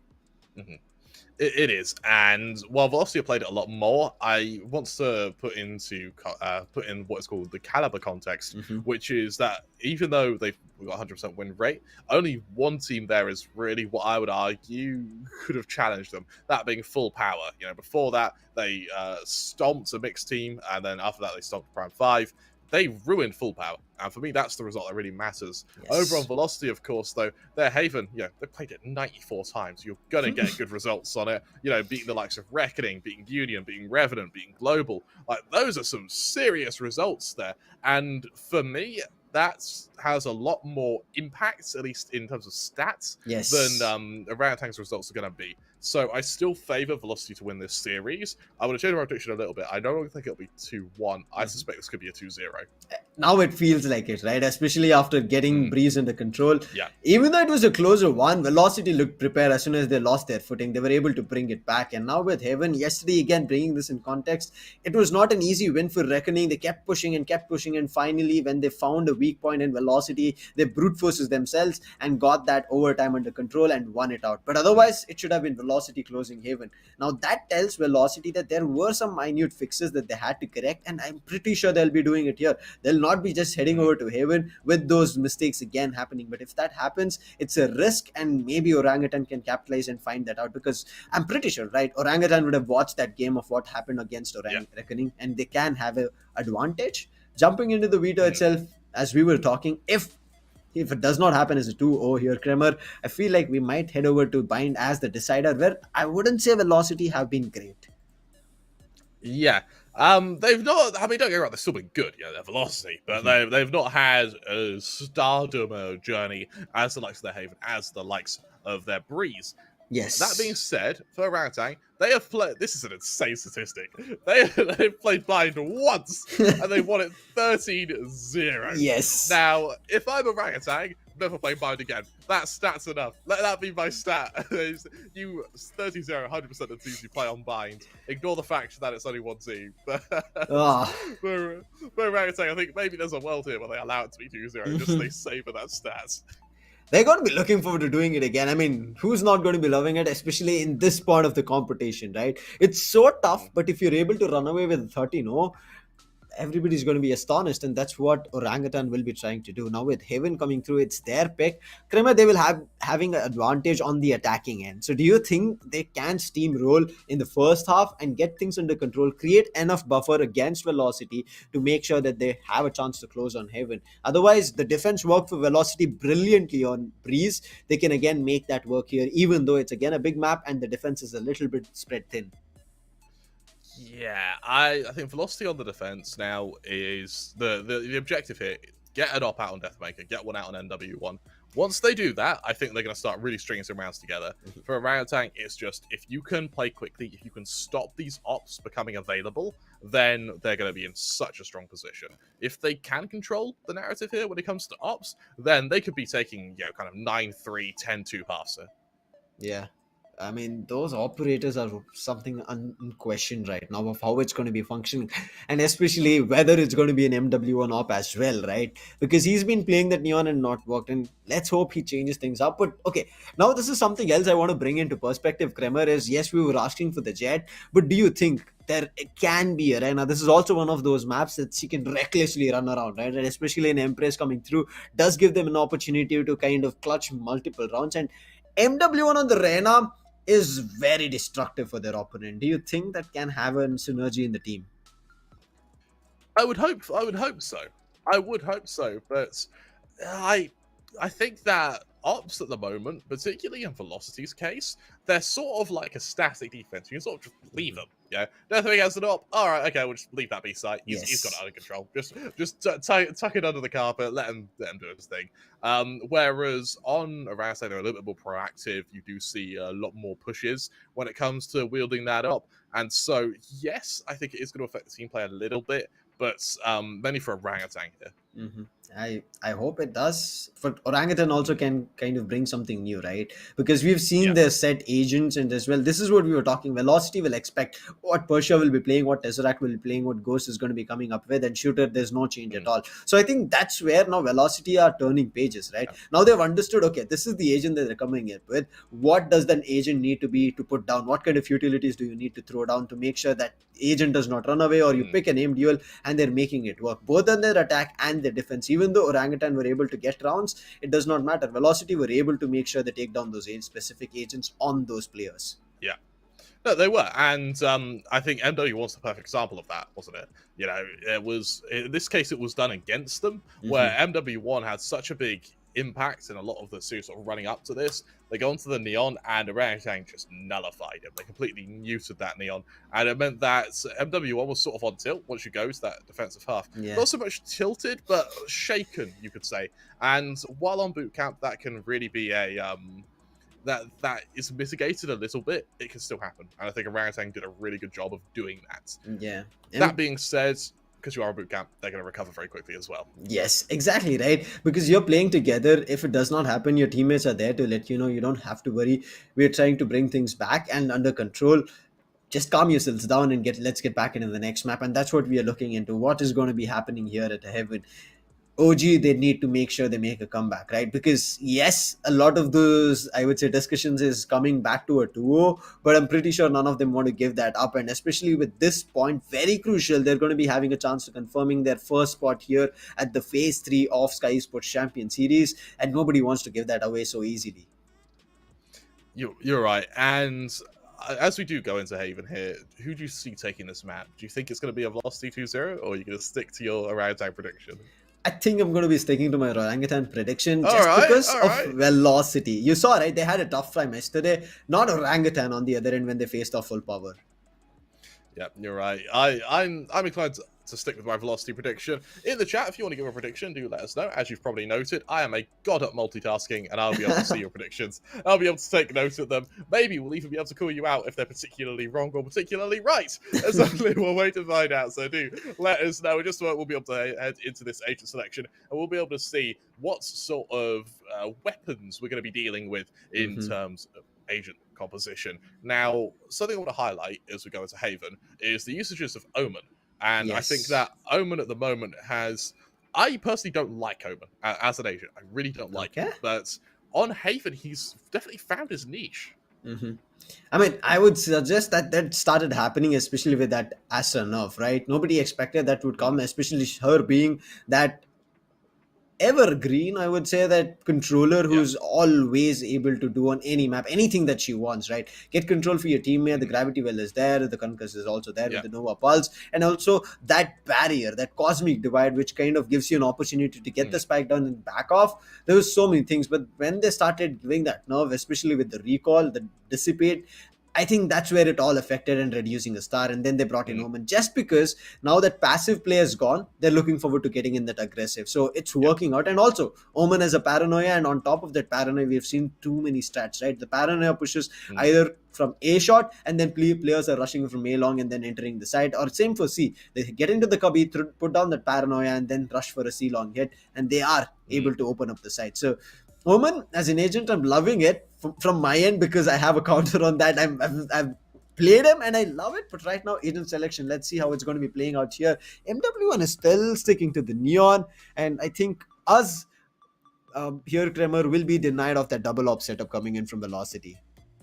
Yeah, I don't like this. warning bells are starting to be rung in my head here. Yeah. I really like seeing a Sky. I like the fact that we've got the double flash on the KO and Sky here. I think that is going to have some significant impact, particularly when trying to rush with that neon. However, I just don't know if that's enough. Over on Orangutan, I like the fact we're seeing a Breach as well. I think that Breach is one of the most underrated agents at the moment, at least. That is counteracted, though, by having the Killjoy, which means that you do have that extra static defense. It means you can sort of roam a little bit more freely. For now, I think that Orangutan just about have the sort of composition edge here, but Yes. it's fractional. It's minute, as you said. It's about how they use all of these utilities to push up, right? Even though there's a double flash setup, most of those flashes, when we've seen from Velocity, they kind of tend to use it for information or push players back. And now them being on defense itself, it'll be mostly used for pushing them back in case the defensive setup is not there on a particular side, and they'll be trying to buy time, and especially with the fragment as well. Let's hope they are able to do it, but Orangutan are not such a team, right? Shooter, he just needs to find his momentum with that Jet. Once he starts picking up a couple of kills, then there's no slow rounds coming in from Orangutan. They brute force on every round. They keep hitting A, they keep hitting B, they keep hitting C. It's all about switches up and how fast they do it, where Velocity might not have time to react. But on the other hand, just like we saw Breeze on Velocity, where they love to push from the defensive ends to put and corner Orangutan and not them having a chance to rotate, it can happen here as well. Again, this is a big map, right? I'm just glancing at the chat. Everyone's thinking 2-0. There are a few predictions. Someone's even predicted 13-10 OG, specifically 13-10. I like that. Did you have a round prediction for us, Sam? Like a direct round prediction? Okay, that's a tough ask, but I mean, see, Orangutan, as I said, they had a maximum scoreline that they ever gave away to an opponent was 39 before the previous defeat. So I'm still feeling with that scoreline, I think it should fall under cards that it should come close to a 13 point. But this being a heaven map, I feel like it's going to be going for an overtime rather than a easy victory for Orangutan. All right. Okay. I'll put a number on it. I'm going 13-7 to Velocity here. I think that Orangutan are definitely going to get some momentum. But I think Velocity just have experience right now. Have enough experience and momentum as well, having won the first map, to make this a little bit more one-sided than Breeze was. Of course, you look at Orangutan, though, we were able to see Sexy as well. It always feels like I'm catcalling him when I call him. Right? We saw Sexy. He was doing, you saw he was giving some inspirational words to the rest of his team there. And, same to Velocity. Sia just giving some final words before we head into this map. Sam, welcome to Haven. For Orangutan, it's going to be a fairly early setup outside of a long, looking for a bit of early damage. Nothing's been able to be garnered just yet. A fairly passive kill to prevent Deathmaker from hunting for an opening here. With 3 members from Velocity stacked up in mid, they are really trying to hunt for a duel here. Yep, but Helef, he picks one through a wall bang while they were trying to back off, and now that's going to be huge. MWN has the opportunity here, sees the day of light, takes one player, went for the second fight, but Tesseract puts him down. But right now, look at this. There's nobody inside, so they can immediately get the spike down and then go for a post-plant situation. But the health is also not that great on Tesseract. Ghost is going in for a very deep plant of the spike, and they've read it right to his did ping it, but look at the spam. He should have done it a second while ago, and he might have been able to had a chance to eliminate Tesseract over there. Ghost now having to make up for the fact that they are a player down. I like the early use of the aftershock just to try and buy a little bit more space here. As Util is deployed, it is going to remove the option for a heaven push here. Deathmaker swings out. Ghost able to get the kill now, equalizing the man count. Ghost able to even double down here. Right away to get to the next say of the matter though. Tesseract alone, but it's LFF to finish the job. A solo player will bring Velocity their first round, continuing what is let's be honest, a spree of dominance around tank. I really want to see them put some rounds on the board and quickly. Otherwise, Velocity are going to be able to savor what was such a successful second half of Breeze. This was just all over the place, right? At A side, But it looked fair too close right now for Velocity to lose it out. But right to is connecting those ghost shots to get two, and then Helef drops down at the right time was too crucial. If he missed that opportunity or the second, we would have seen Tesseract maybe trying to clutch it out, even though he was barely surviving over there with his health. Now the opportunity arises for Velocity to buy up, and also Helef as well as right to ace getting closer to their ultimates. But look at Ghost, did majority of the chunk. He's the one who's just right now 3 kills away from getting his ultimate immediately. Maybe all's well in the next round. But again, it's an Omen ultimate. Very passive start here from Orangutan. Trying to be fairly fastidious with their push through mid. There is a pop flash primed to try and take out Ghost here. Timing is everything. Ghost needs to be so careful. There's that flash, fully blinded. Just about able to run. No, right to ace, able to get that opening. Able to garner the player advantage. Better still, they're able to spot out the remaining 2 players outside of mid. So they're able to really get a good idea as to how Velocity are playing this setup. MW1 and Deathmaker are able to exploit that, leaving Orangutan trapped in the middle. Ooh, Shooter picks up a brilliant shot, eliminates Deathmaker over there through window. But still, they are getting the information that players are still running around, and MW1 takes Porsche around, and this is going to be the last player not able to do anything. This time, it's going to be a good round coming for Velocity. They just drop 1 weapon, and it's going to be a 2-0. Again, starting things strong for Velocity, right? This is again the repetition that we are seeing. What happened on Breeze? Is it going to be happening again? It needs to all work out in the full buy. Spectres around the board here for Velocity. What I really like is that Orangutan, they were fairly quick with these last 2 rounds. They want to get to these full buys as quick as possible. And as you mentioned about ult management, you know, there's Omen ult sort of on the horizon, but we're not going to see anything this round. So it's down to gunplay, and on top of gunplay, Orangutan, they do outgun Velocity significantly here. Ooh, that fault line was just brilliant. Shooter gets the opportunity, and right to ace could not do anything over there once he was concussed. Now Amaterasu as well as MW1 still at A, not giving up the control, but look at the entirety of Orangutan. They're hitting Seaside. There are 2 players at Garage who can push up at any time, but I think they're thinking of regrouping and then hitting it. But look at, there's a lurker. There's going to be a late entry coming through, and they need to eliminate it, and they're able to find that. Shooter is out, and that was very crucial, and the numbers are controlled right now in this 4v4, and this retake is still possible in the bonus. Deathmaker getting ready to go out onto this flank. Ghost able to avoid the flash, but will be hit by the flash. Instead, MW1 swings out point blank. Good for that Spectre now. And now Velocity need to worry a little bit. As Vibble tries to swing out low HP, spots out Deathmaker. Deathmaker good for the kill now. Killjoy alone in a 1 versus 4. Outflanked, but it does not matter. Amaterasu will bring Velocity their 3rd, winning their bonus with 4 players left alive.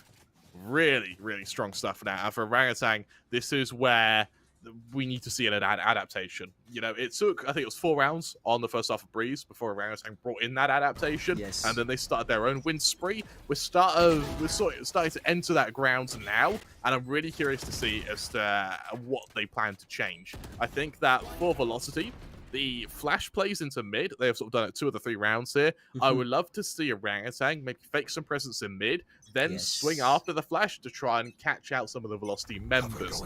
For now, though, it's going to be a fairly sparse default for Orangutan. Spread out around the map here. A kill would be great. If not, then survival would be even better. Let's hope they find something here in terms of at least breaking the economy of Velocity, but it looks like right to ace is going to be the first one to start things off. Ghost is down, he's the only person, but still to make and have a double check, he sends out a paranoia, but there's nobody. Entry is there towards B. Amaterasu spotted a player. MW and Amaterasu holding ceiling, super strong, and they're not giving the opportunity over there. Amaterasu takes 1, and now the spike is getting planted, but immediately gets eliminated. What a quick one over there. They went for the spike. They will be getting the economy, but not the round at all. Another 4. Oh, and this is a flawless one, Kremer. That it is, and yeah, yes, this gets a fairly bad buy. So going flawless, it isn't a game changer, but what it does do is it allows Velocity to continue to build this economy. Something that might actually it may be a bit counterintuitive. It doesn't work for Orangutan here. Is because no one's died. No one's been able to justify buying an op yet. So Orangutan don't have to worry about ops because they're still on their original rifles. Again, another full buy rolling in for Orangutan. They need to make sure it works. But Kremer, how is this again falling in the same footpath, right? We're again seeing it again following the same tracks where they're losing it 4 rounds continuously. I hope this is the first one they start. Ooh, the damage is there. He's too damn low. Maker backs off, but MWN loses the battle and right now he's out. And C-Long push did not work this time, but there are 3 players here and immediately they're running back. They've understood that this is not a battle that they want to take. Leaving Shooter alone is a good choice. But look at the ultimate being used. Amaterasu is not at all reading this. He needs to eliminate the player on the backside, but he did not check Tesseract and Shooter. They get control. Shooter was the one who picked a kill at shot. Tesseract get control of B. Goes, peeks, and he sees right to ace and eliminates him. Now it's HellFF, the last surviving player, has Seekers, but right now this round is fairly lost. And again, Kremer, it's the same reputation what we saw in Breeze. 4-1. Deja vu is a really familiar feeling, isn't it? And for Orangutan, what they have done is opened up Velocity to get an op. So how they react to the snipers being brought into the question is going to be the real difference maker here. And I want to highlight how effective Tesseract's use of that Al drone was. To be able to get up through sewers, he spots 3 players. It doesn't matter if he doesn't tag anyone. He has the info of 3 players. And that allows, we see the instant reaction from the open. Ghost goes straight to the back of B, and they just plan their setup instantly. Really nice reactionary plays here. With the ops available, MW1's going to start his turn at a bit of aggression now, as Velocity go for mid control, but Orangutan, they're not interested in that. They're more focused on this push to C. Again, Seaside given up. Velocity are going in for these retakes, and yesterday we were missing it. But look at this Porsche. He's the one who wanted to lurk. But HellF and MW1, as MW1 finds that attacker spawn, that's all. But look at this positioning and the timing. The pattern was good, but Deathmaker finds a chance to trade, brings it to a 2v2. The position is revealed, but on top of the Seekers, Deathmaker, that was nasty to get that kill. I'm done. That's right. Lineups deployed. There's a Hunter's Fury as well to assist. Only able to tag 1, doesn't get the second tag as well. So that spike taps. It will go halfway now before HellFF can fight. Tesseract swings out, spotted out in the process, tapped again. Oh, it's a tough old duel for HellFF, but he's still able to master it. He comes out on top, winning the 1v1, showing Orangutan that single round, it was just that, a single round. For Velocity, a continuation of what has been a dominant performance thus far, and it all really came off the back of this mid-push. LFF and MW1 able to chime in at the same time. From that point onwards, Orangutan were on the back foot, even after right to ace, let's be honest, whiffs a little bit there, and just jumps in front of an opposition. They're still able to recover it. We now see the timeout start to come into play here. I honestly wish I was a fly in the wall of the Orangutan boot camp, so I could just hear, what Sexy is telling the team here. Because right now, everything Orangutan have tried hasn't really worked. What I would love to see is an attempt at a really fast play, because you've just seen that C's completely open, and now it's going to be a matter of how do Velocity adapt to a faster push. I agree to that.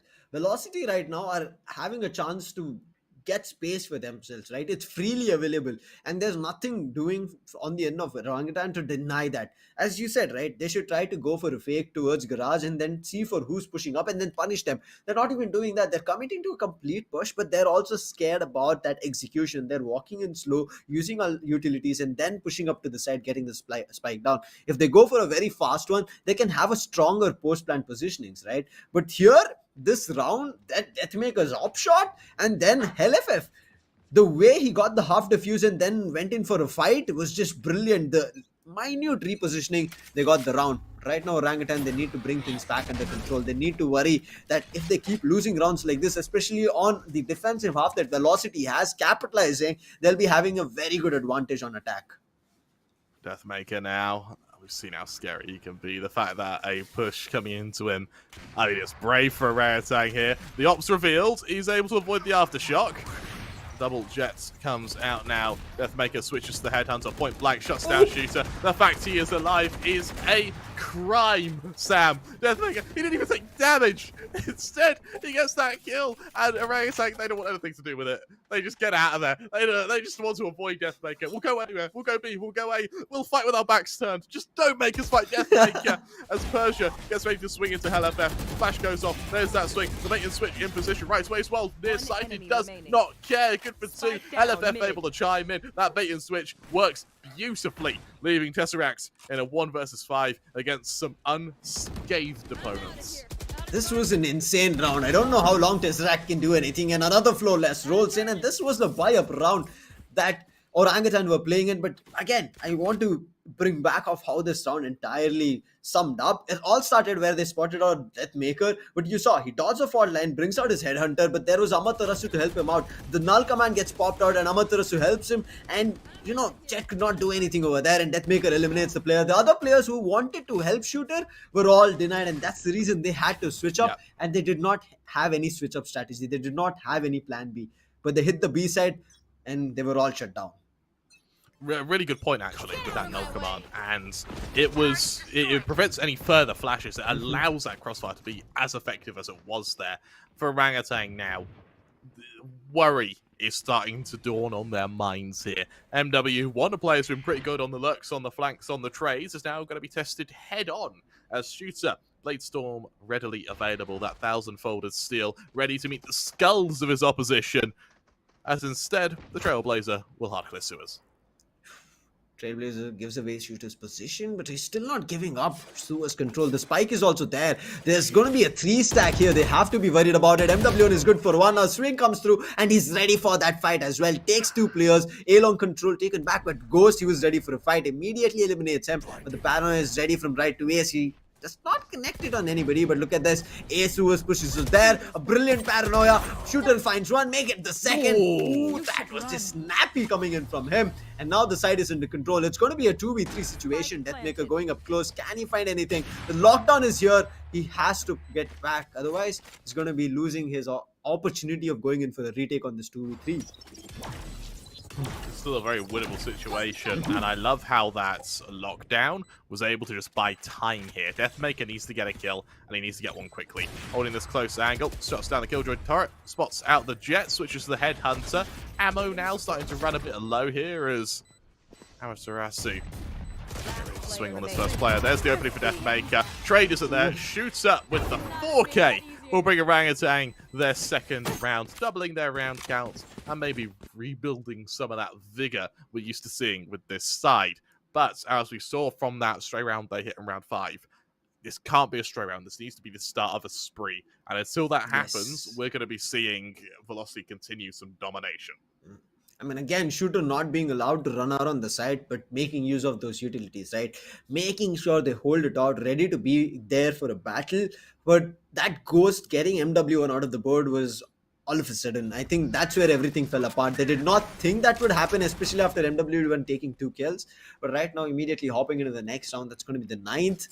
2 ultimates available on Velocity. One is going to be the site clearance ultimate. That's going to be the Rolling Thunder coming through. Let's see if it's going to be used. I think if it gets used, it's going to be of no use, because look at it. There's nobody at A side except at Heaven. The flash is prepped up here for Shooter. Smokes comes through. Deathmaker is denied of any kind of vision. Will he be trying to still shoot through, I would say, a wary position, thinking of going and connecting a random? He does not. Side's given up. One goes down.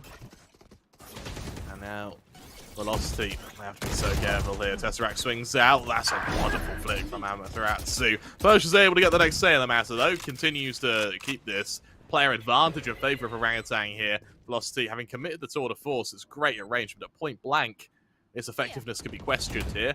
LFF also trying to spot out this first player. Ghost making a bit of noise. LFF gets that opening. However, the trades, they come twofold, leaving LFF pitifully alone in a 1v3. Bibble finishes the job, and it looks like Orangutan, they seem to have found this weakness, and it's the ace site for Velocity Gaming.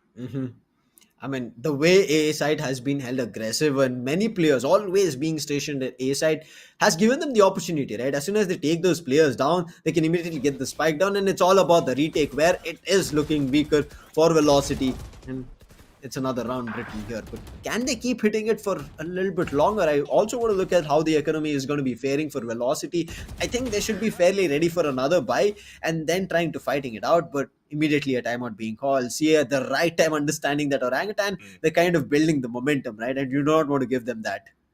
Yep. Something else to highlight as well is on the other stream, I believe Global just 13-1 P5. Oh, wow. Yeah, that's rough. I believe that'll be Global taking the series then, unless P5 would do something frankly incredible. But yeah, that's what's happening in the other stream, by the way, for those of you who are wondering. But more importantly, let's get this timeout done. Let's see how Velocity look to adapt now with Orangutan building a bit of momentum.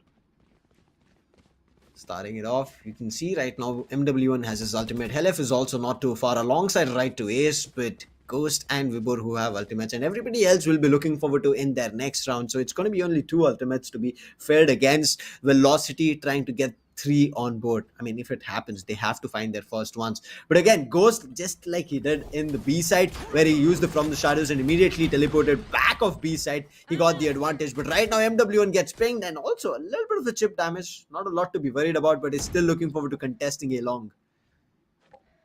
Shooter has to be a bit careful here. On long, just trying to find an opening without risking betraying how many players are here for Orangutan. Flash out, quick peek. Purger still gets that kill though. MW1 able to trade, at least momentarily. As Amaterasu now is going to be called to action. Rolling Thunder primed and ready for Vibble here. And there is no way this KO is going to be able to avoid it. Amaterasu, they're just going to have to take it on the chin like a trooper. As we're going to see the Storm Grenades go off as well. Deathmaker forced forward. That's going to invite them into death. And I tell you what, the Rolling Thunder, it's not even needed. Orangutan, this will be their 4th. Spike planted. That round fell apart when they kind of wanted to push up both A sewers as well as A main, right? They should have thought about it in one positioning rather than wanted and tended and felt confident. I understand that always happens for everybody and they wanted to do it and got punished in both the ends. Unfortunate for Amaterasu that he was trying to hold and trying to trade it out, but there was no choice and no vision of trying to do that. This round has fallen away, and the best part of it is, Kremer, that they did not use any ultimates, not even from the shadows to kind of push back and get towards hell and try to clear things out or even gain information.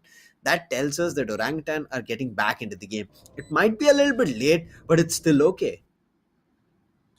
You're right, and now with Orangutan showing that Haven is still a map they can play, the question becomes what sort of scoreline are they looking for? Because a 6-6 scoreline on Haven, I mean, it's a map that slightly favors your attack. So for Velocity, I would argue 6 rounds here, kind of enough. I hope they find 6-6 right now for Orangutan. They found their 4th here, so they'll be happy about it. But 6 is something that they have to think about a lot. But economy that we were talking about, I think this time it would have taken a beating on Velocity side. So they need to be worried about it on how they're going to be correcting it. And you can see they're still trying to force the matter on hands. Spectre already bought up with the half shield. Another one going in for a Vandal. Deathmaker is nowhere close to his 2 defaults. If he was, they could have tried to play with it. But Deathmaker still not faring well here. Where we thought the operator could have started popping off, it's not that case. But on the, I would say, other part of the spectrum, where MW1 did not have a good show, on Breeze, he's having it here, Kremer. He is. And now with OG having Shooter really wake up as well, my eyes sort of fall to Deathmaker. He was incredible over on Breeze. Don't get me wrong, I think Deathmaker's quality is definitely on the attack, but, he's sort of middle of the pack at the moment on the defense, and I really want to see him get enabled a little bit here. We are going to see the operator come out on him, so if there ever was a time for a Deathmaker standout performance, now would be it. But Orangutan once again set their gaze away because it's just what's working. Let's hope right now the operator starts popping off on Deathmaker, as you said. And now if it happens from both the ends, MW1 is feeling good. Deathmaker starts popping off. Velocity can still again fare a couple of rounds under their belt and immediately have an advantage when they switch over after the first half. But if that does not happen, it might be an equalizer. And from equalizer, anything can happen. I mean, I don't want to jinx anything further because certain times when you talk about it a lot, right, Kremer, it does not end up happening. The interesting things that we see on stream might not happen, but the interesting thing to point out here is going to be Tesseract bringing an operator. I believe I've never seen him on that. I think sometimes Tesseract sort of humors the idea of an operator when there's a double op setup, but we never see it solo. If Tesseract is what beats Deathmaker, then fair enough. Honestly, just fair enough. But we'll have to see how he's going to fare on the retake here. As a bit of a fake comes out from Orangutan. Vibble good for the first, and now everyone gets the hell out of there. Deathmaker, though, he holds his ground. I mean, look at this. This was not a fast execution, because of which right now they baited out 2 ultimate. Seeker is giving away the position. On the other end, overdrive is already used, and the fuel bar is about to tend to get to 0. And if MW1 doesn't find anything, he's lost that ultimate as well. So 2 ultimates here wasted. On the other end, the Rolling Thunder comes at the right timing, but HellFF, he's able to dodge it. And look at the Suez push coming through. Amaterasu is good for 1, but Tesseract also with the operator makes things work. Vibor is able to eliminate HellFF. Now it's all up to Deathmaker, who is kind of caught in between at Suez. There's the opening for Deathmaker. Makes his presence known, switches to the Headhunter, expecting to be pushed, but it's a very disciplined teleport from Ghost, doesn't want anything to do with it, gets the hell out of there. Vibor's able to catch out the player in rotation, and for Orangutan, that will be 5, but more importantly, Sam, this is now where the economy of Velocity is going to start showing some serious cracks, and I can't help but thinking, this being the last round before the switch, actually saves Velocity here, because they are only just able to buy. They should have thought a little further, but how Orangutan are not immediately getting into a fast-paced fight, but slowly hitting a speed bump, and then from there pushing that pedal to the metal is what they're doing. Right now it's going to be the last round. Amaterasu gets the information but also has to back off. Now look at the way they're trying to hold off control in every direction. This is what was missing when we started Orangutan's journey here on Haven, but they've adapted to it. A lot of damage being used in mid. That Odin getting its mileage. More damage, more bullets, more Ducker.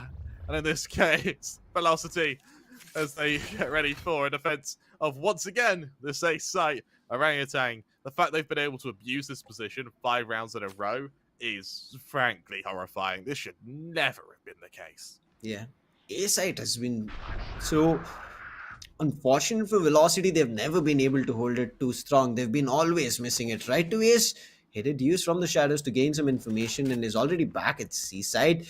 MW1 is also helping him over there. The smokes come through. He's trying to spray through the random and connects a shot on Ghost, which was very crucial. He was their controller. Now look at the shooter. He gets damage, but he's still able to pick a kill on MW1. Very crucial. Now right to Ace, as well as Amaterasu are up close, but right to Ace swings, gets one. He's going for the side.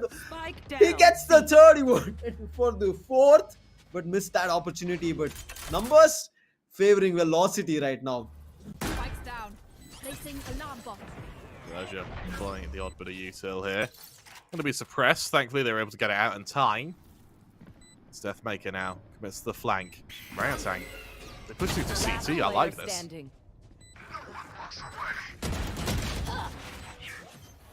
There you have it. 7-5. Velocity Gaming. They recover the half.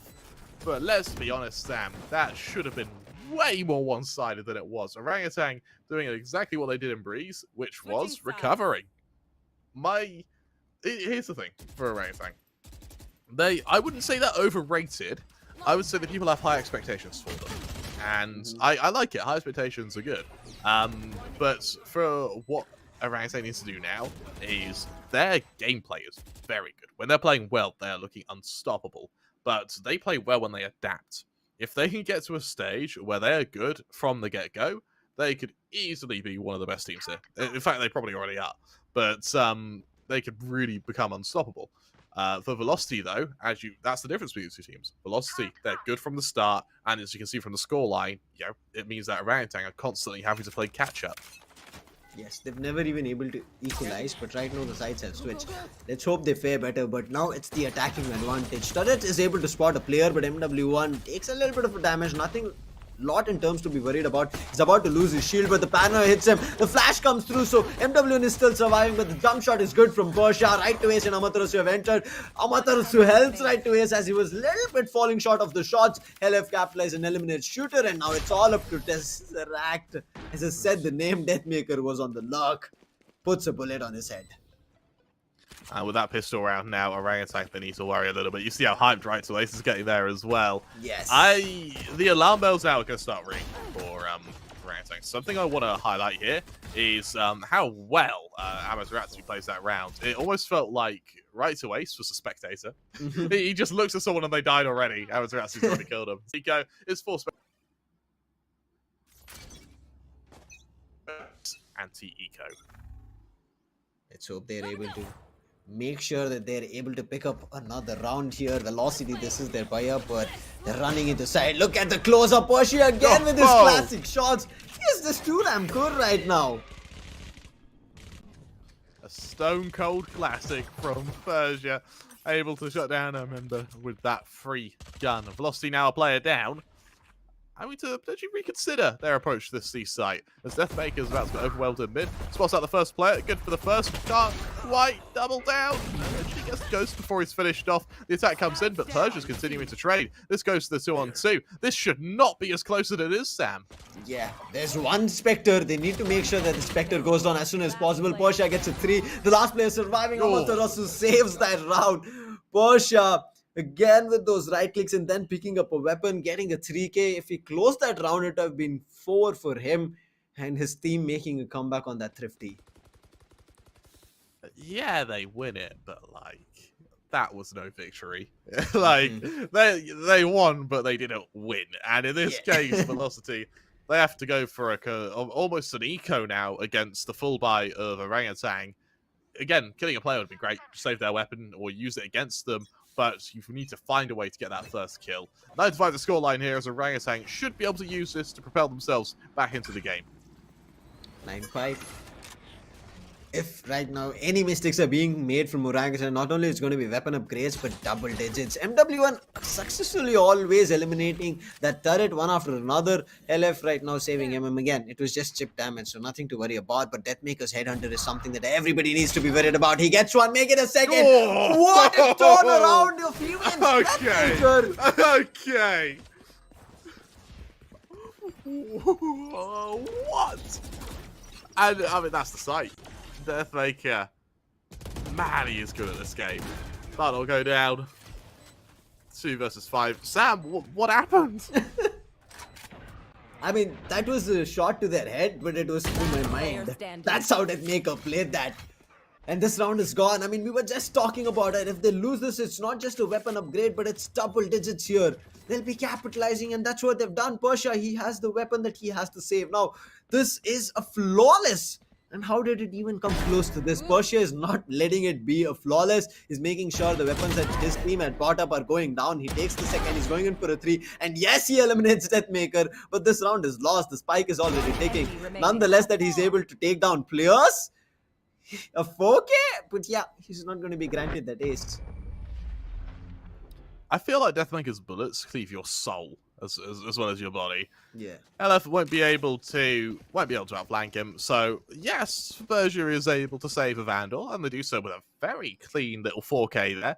But those frags don't really mean anything. You still lost the round. Velocity still have double digits. They still have double your round counts. And in terms of ult management as well, you're still on the back foot. So Velocity, they can shake that off. They can reinvest. Bear in mind, they invested nothing into that round. Yeah, it was a couple of pistols and the odd bit of armor. They can rebuy regardless of the outcome. You now see Orangutan with that saved Vandal, but only Sheriffs to back it up, as Velocity go for a little bit of mid control here, trying to garner potentially a man advantage.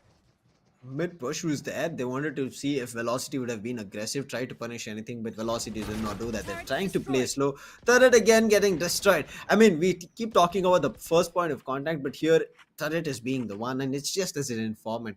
But on top of that information, Orangutan are unable to do anything. Mid push is there. The timing is perfect. Persia is able to take down, but a player has already pushed up Garage. MW1 did not want to give away his position, so I think he has an opportunity here because nobody has the clue. It's just about the timing. Both of them are up close. Persia is the one who's again able to take the second here. He's making this round very difficult for Velocity. He is, but now Tesseract, he's about to have his flash start, and right away it falls. Deathmaker has to go huge here. Flashed off the angle, bit of early damage done. The running gun doesn't quite work out for Vibble here. But Tesseract continues to survive, continues to damage, continues to hunt. As Deathmaker tries to commit to the flank, will Ghost be able to outflank him here? 30 We'll have to seconds see in left. just a moment. Tesseract on the right angle. Spotted out. Deathmaker good for the first. But 3 players now with a lot of HP to wield against a Deathmaker on 2 HP.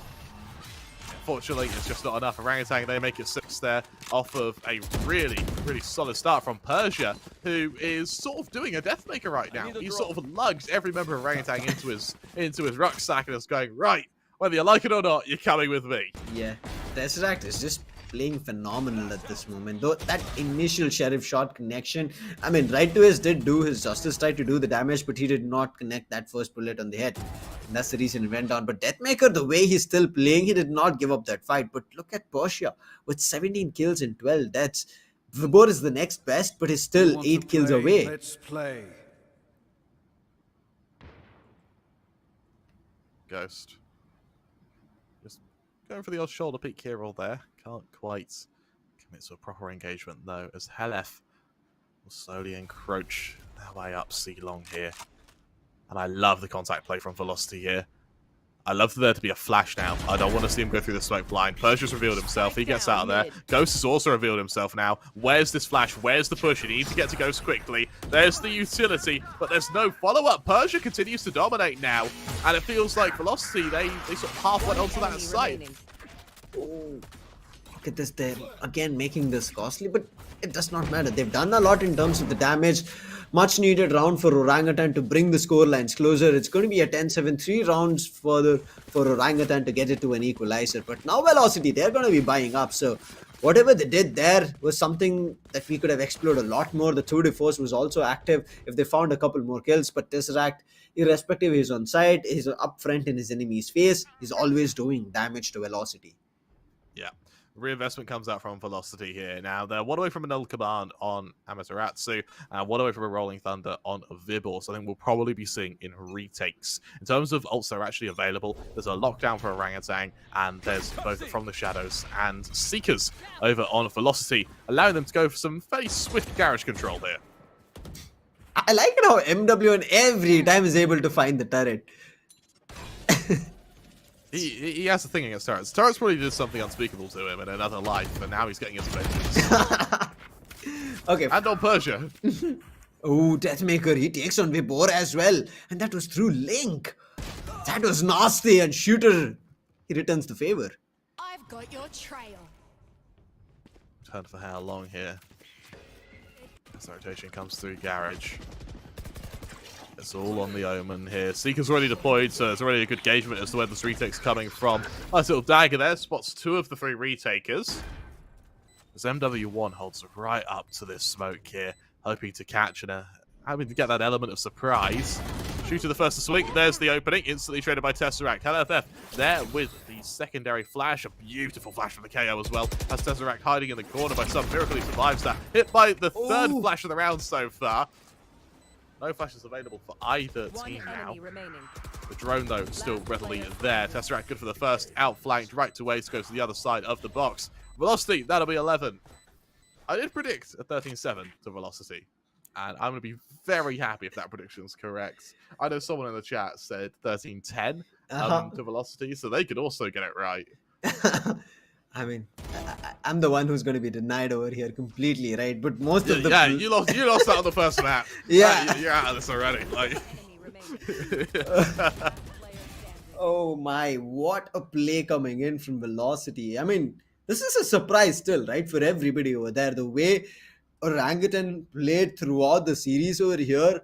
But here, against Velocity, what we feared to be another closer fight, Velocity looked well prepared, right? We've been talking about these teams have been doing so much homework day in and day out. This tells us, right, that the upcoming fights are going to be getting even better and interesting. So I'm looking forward to how it's going to be happening.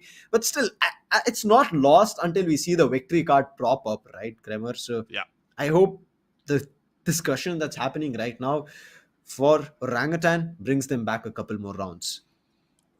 I also think that for Orangutan as well, they're not losing these rounds by much. There are a lot of 1v1s in the second half, so this is by all means recoverable. The only thing that makes me worry a little bit for Orangutan is the fact that they have bugger all cash. They lose this round, and Velocity are going to hit match a serious point while simultaneously resetting their opponents, and that's where that's really the best position you could hope to be in. Shooter early on though, operator in hand, reveals it with a quick shot over to A, but Velocity, they don't want A. They're more interested in this B site with Helef leading this charge. Yeah, they're looking forward to, I think, a quick B, plant and execute. They don't want to do anything else, get the spike down. But look at this. Again, same strategy. Hitting A-Link is what they're thinking about. There's a trade that happens, but Pasha comes a little bit too late as he falls in the battle. He wanted to push up the fragment, eats up the damage, and then takes down a couple of bullets and goes down. Spike is getting planted. Shooter spotted a player over there. Unfortunate of the timing of Flash. He gets denied of the opportunity. The spike is down, but still aggressive angles being held right to Ace. Oh no, his cape gets revealed off that Omen. He's not going to be happy about that, but MW, and he's also about to be pinged. He's taking the battle. It gets traded, but a 2v1 situation on the hands of Ghost. He's trying to play a paranoid shrouded step, trying to fake it out. Deathmaker reads right into it. He was stationed with his crosshair and points at his head, and it's match point for Velocity. Velocity now looking like they're in a position to try and close it out. They are, but just one successful round away from winning this series and really cementing themselves to be at the very tippity top of Group B. But that does have to come with a warning, which is if you do hit that rank 1 spot, everyone is going to make it their sole objective in life to beat you. Yes. And to be the first team to beat Orangutan, they're going to make it their primary objective to get vengeance on you. Velocity, they set us up for a mid-take. A few players hover outside of B, potentially looking to punish the aggression from Shooter here. He swings out, Blade Storm, good for Hellef, but for how long? There's no trade as of yet, but this mid-control from Deathmaker is something to fear. It's something we've learned to fear. It's something we know to fear. But Deathmaker's gone quiet. He's becoming a lurker. It's going to be Tesseract to be tested. Ooh, he spots a player. He takes right to his immediately down. The spike is taken down, and the numbers right now not adding up. Pasha adds 1 to his score, and it's going to be a 2v5 situation. Shooter started off brilliantly with his blades, and right now the entire round is falling apart. Before spots a player out, takes the battle, and now it's up to Amaterasu, who's already pushed up Sewers, thinking about something brilliant that he can do, but Tesseract reading it completely and a flawless rolls in to start it off with the blade, and they wanted to contest, they wanted to find that trade, but then made mistakes. That wasn't even that wasn't just flawless. That was that I don't think anyone even took any damage there. Yes. Something else to highlight is you've reset Velocity's economy. You now have 4 ults available on Orangutan. All of a sudden, the comeback is looking quite tasty.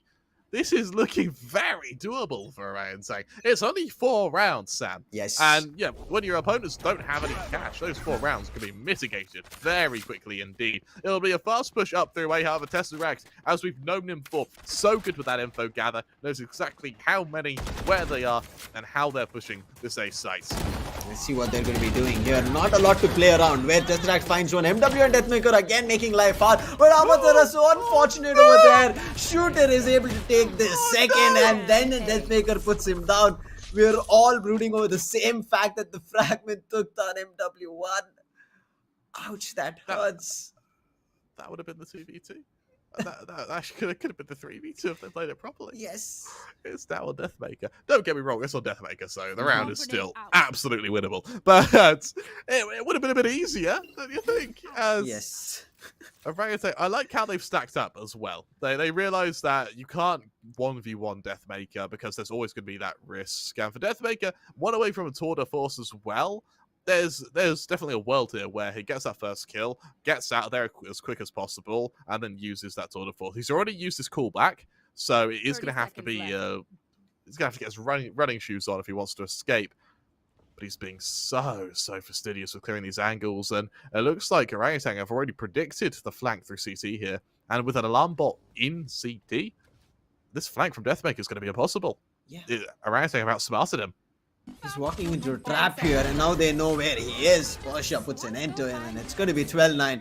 They're going to be breathing for another 3 rounds, trying to rake up those 3 rounds as soon as possible, and the only possibility here is going to be pushing it to the edge. I hope they're able to. Orangutan, slow but steady, taking it round after another, but very close to also losing it all. Very close indeed. And now for Velocity, the tour de force comes out alongside the full buy. They still have the From the Shadows available for right to ace, but it's dwarfed by the 4 ults all on Orangutan here. Shooter looking to go for a bit of aggression through mid, spots out, missed shot, takes some damage, but still in a position to try and have another crack at it. This time, though, will reposition, having missed a second shot. Reloading, MW1 almost caught out. Flash goes out, Shooter spotted out, Shooter finished off. Now down to the 4-on-4 now, with Viva able to get the next stay in the massive right space. Chimes there back by Persia, who's still backside, still surviving. LFA would put it down to a 3-on-2. Seekers go out, they're going to reveal Persia's position. He's good for one, finished off. Deathmaker, the hero of Velocity, gets the final say of the matter, and aptly so, as Velocity, they finish the series 2-0. Wow. The way Velocity played right now and the way they pushed up, this is a pure strategized game coming in from them. They were ready to get all guns going to close it off in a very good fashion. I mean, they've had their tough fights, but as they've been progressing, Velocity have just gotten better day in and day out. And now on this third day of the group stages, look at what they've just done. You're absolutely right. And for Velocity, it was a hell of a match. 13-9, they were able to emerge victorious, taking the series 2-0. And honestly, I would argue that would have caught us both by surprise. But Euphoria, he bloody leaked it on Twitter. Everyone knows the result already. But anyway, it was still worth watching. Still an incredible scoreline. Yes. And for Velocity, it was a really, really well-played match. And Aurelio sang, credit where credit is due. They matched them every step of the way there. They really kept Velocity on their toes, and they forced out Velocity's A game, which, let's be honest, is something to fear. Exactly, I agree with you. That A game coming in so precise. I mean, it felt like out of all the days, today Velocity were just looking brilliant, right? They've been working hard on it and they've polished themselves today. I could not even figure out a weakness here and there. Both Orangutan, the rounds that they were winning, as well as Velocity, they were clean ones. They were ready with the strategies. The trades were so damn good. The utilities coming out of each other to make sure they get the round under control was just too damn good. So I think both of them did their homework very well to get this under control. But Velocity, they wanted to make sure they are on the top, and that's what they do here. You're right, and I want to really highlight for Velocity the impact that Deathmaker has. A lot of the time, not even by fighting, it's just by presence. And the way you sort of do that is you make a bit of noise with your chamber, you show that he's in the area, and sometimes, even if he only has a headhunter, you know, he's only going to hit that sort of the show reel clip kind of 1 every 3-4 times. In itself, by the way, that's a nuts statistic. But see, it's only going to hit it every 3 or 4 times. And so swinging him usually is advantageous if you have the better weapon.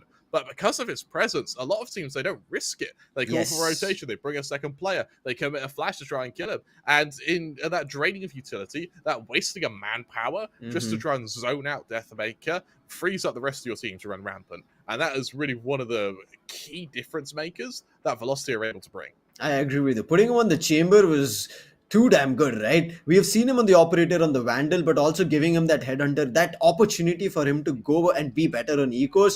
He has been doing that. And we saw, right, where he got a chance, he swinged immediately to take 2 players one after another, one at A main and one on sewers. Right now, let's take a quick look at the highlights. I want to relive it again, the way Velocity made it all happen, but I love this operator round coming in from Tesseract. He made it work. It worked, and they also got a chance to win it. Yeah, and I like how we see the instant rotation there from Ghost. It really shows that Orangutan, these guys are really disciplined. And it makes clutches a lot more entertaining to watch because in winning them, it takes a lot more skill. Right to Ace as well, incredible paranoia. And actually, Right to Ace had a really good performance on that Omen, I think. He really, really did some pretty impressive stuff here. And that was all sort of hammered home by the fact that Persia was there to match them every step of the way. Persia opening that second half was just incredible. Persia over there was just scary with those right clicks. He was running around at C-Long opening and he was able to take at least 1 player down, and they feared Persia at that opening, right? You saw how carefully they were moving around, but Deathmaker again in this round as well takes 2 before he goes down. That's what he was doing just with his headhunter. And when that operator and 2 defoes also came active, you saw how much damage he was doing. But Persia, he brought this so close. I'm pretty sure Velocity over there, they thought that this round is not what we wanted to see, but this is the round I was talking about, the 14th round where Deathmaker switched things up, because of which this round became a... Wait, I will call it a flawless scrimmer here, but Velocity made the mistake of, again, going in for those peaks. Yeah, it's... Persia did the right thing, being able to finish off all these players, and yes, he makes it expensive, but it was a round that was actually quite crucial for them, and that was more of a silver lining. And when you're wearing rose-tinted goggles, you never see the silver linings in this case. And for OG, I think they did quite a good job of sort of staying on task. They were never sort of baited away by attacks or by fakes. They always had someone there for a defense. Persia also for Orangutan played really good. I think he's the MVP for the team. He was already top fragging, holding it really well, but we were waiting for this, right? Both Deathmaker as well as MW1 to play consistently. Deathmaker was doing it, MW1 missing on the first map, but then immediately he came super strong here. But Tesseract reading Amaterasu for that flash over there was just brilliant. But on the other end, Helef and Right to Ace together is the duo playing around. We saw Helef and Right to Ace, we saw Amaterasu and Right to Ace. These double down duos coming in from Velocity were one of the reasons it got even more difficult for Orangutan to close it out.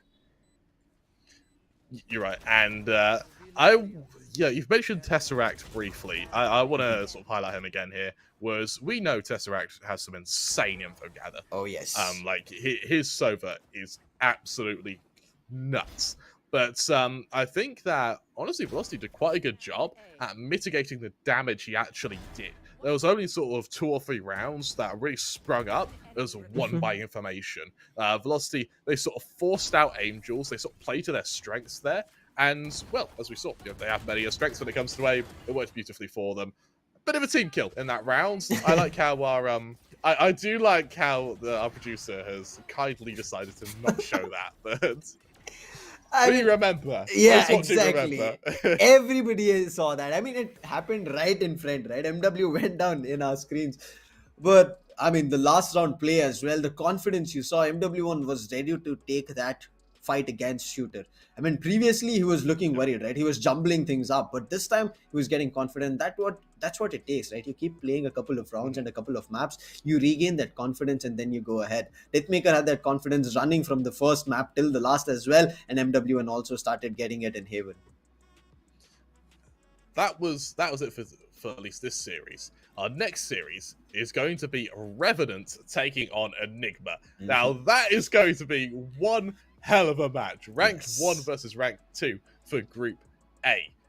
Before we do cut to that match, do you have any closing thoughts on what has been Orangutan's first ever loss? See, right now, I think this loss was very crucial for Orangutan. I mean, it's good that it happened on the group stages, not saying that they should have had a chance, right, to keep their winning streak up. But this loss will give them an advantage to understanding what's still going wrong. There are some weaknesses that they have to make sure that they cover up, fix it up. And when they go ahead, especially in the phase 3, you should not have these weaknesses again coming through, right? Because there you lose, you're immediately falling one down another. And when you're in the last bracket, in the lower bracket, there you make the mistakes. The team is just going to be pushing out and nobody wants to go out on land, right? You want to hit that grand final. So this is a good chance for Orangutan to understand what can be done better. But on the other end, I'm still saying Orangutan could still have had a chance. It's just that Velocity were better prepared. No, you're absolutely right. They were, and they really were able to deliver with that. However, that's all we have time for, at least for this series. I believe, is it you and Crips doing the next match? Yeah, Crips is going to be coming here for the next one. Yeah. So Crips is going to be replacing me for that game between Revenant and Enigma. So you can look forward to a caster who is, like, frankly, way more talented than me. So with that, we'll see you all in a brief little break. It should be about half hour, 45 minutes or so. Hopefully we can try and accelerate it. But I think ballpark, that'll be the sort of time. With that, though, we'll see you shortly. Be right back. I think we have time. No, we have the scoreboard. Oh, we have a scoreboard. Oh, we do have a scoreboard graphic. I was waiting for it for ages now. I do apologize. I do apologize. Oh, let's take a look. Deathmaker and Persia, the MVPs. That doesn't surprise me there. Of course, they both had some incredible... We cannot take this away from them then. Incredible map. That's true. That's true. And what I quite like from Orangutan is none of them... No one plays badly on Orangutan. They always do well as a team. And, go spot on Orangutan at 9-15. Honestly, that's not bad. The amount of kills he set up really was quite effective. So, I'm really quite impressed with Orangutan. And I genuinely think there is a very bright future for this roster. Very. I mean, in the upcoming days, I'm feeling that this is something that is going to be pushing Orangutan even to a better edge of the mountain. They're going to be reaching the tops of numerous hills next. But Persia here did so much damage, right? 7 first bloods on a Sentinel. That is very rare to see, Kramer. But him making sure that it happens, and especially when it was needed. His team in the start was not feeling that great, but Persia did step up at that moment. And then Shooter also started having some good fights. Then Tesseract started stepping up. Vibor as well. But the ultimates and the utilities that we were seeing coming in from Orangutan, I would say there were dodges coming in from Velocity, right? Numerous times the fault line hit nobody. But yes, whenever they hit someone, they were able to kind of get a couple of frags here and there. Yeah, they absolutely were. And I also want to highlight MW1, who was able to really recover, I want to say. Yes. Neon was, let's be honest, absolutely awful on Breeze. And I now could say absolutely awful because he did so well on Haven. He does that all the time. They're in a great position. But as we mentioned, Orangutan do a very good job at being a team. And so Velocity, a lot of their stratagem going into a matchup like one against Orangutan is very similar to when you play against a mix, where it's a matter of forcing Angels, forcing your opponents to take these 1v1s, yes, which is what I think the double flash of KO and Sky was really able to achieve. Exactly. I mean, we were talking in terms of information gathering as well as Vibor having that breach should have worked as a better combo once the information is there, immediately the flash coming through. But that double flash setup coming through was just better. And they were able to help and play along with their teammates. And as I said, right to us, you can see he has 8 assists on his name. And that does tell you, right? He was a team player over there, giving them the smokes that was needed, especially the paranoia also hitting them at the right point. Otherwise, I would say Persia, the thing that he did, he could have been pushed up close to a 30 bomber. He's better than Deathmaker. He's 22 kills. And it did not look like Persia wanted to stop at all. He really didn't. And yeah, this is accompanied by 7 first bloods. Like Persia, who'd have thought the entry Killjoy, right? But in this case, there's the entry Killjoy, right? In fact, they're able to these really Sentinels or something. Killjoy, yeah, in ways we weren't really expecting. Sentinels going on the duelist role right as now. I mean, Chamber, we keep calling them as well. Their whiteboard was right. It's like play Omen like Jet, play Killjoy like Jet. Yes. Now we know. Now it wasn't memes, it was facts. Okay, finally we are able to decode it when it's happening. Oh, sexy giving us in some riddles over there, Kremer. Yeah, that is sexy. I've now, like, he is a mastermind, an absolute mastermind. To think that, to go, yeah, I Killjoy. It'll be a duelist. That's all right. Persia, you can do it, right? And Persia sort of goes, and then 60 goes, yeah, perfect. And here we have it. The Killjoy entry. 7 first bloods, almost 300 ACS. And it was funny, almost 300 ACS, and Orangutan still lost. It sort of shows how teamwork really came into play for Velocity, especially towards the end there. Yes. I mean, that's credits, Kramer, where CEO also Sleepy put a brilliant show over there. We're having a head-to-head over here where you could see 163 kills from Deathmaker to counter 106 and 295 ACS and KD ratio as well, 1.72. Deathmaker has been 4 times the MVP, and look at the amount of damage he's done. I mean, Shooter is not far. He's just right trailing behind. I mean, a couple more matches and this head-to-head is going to get even more spicier.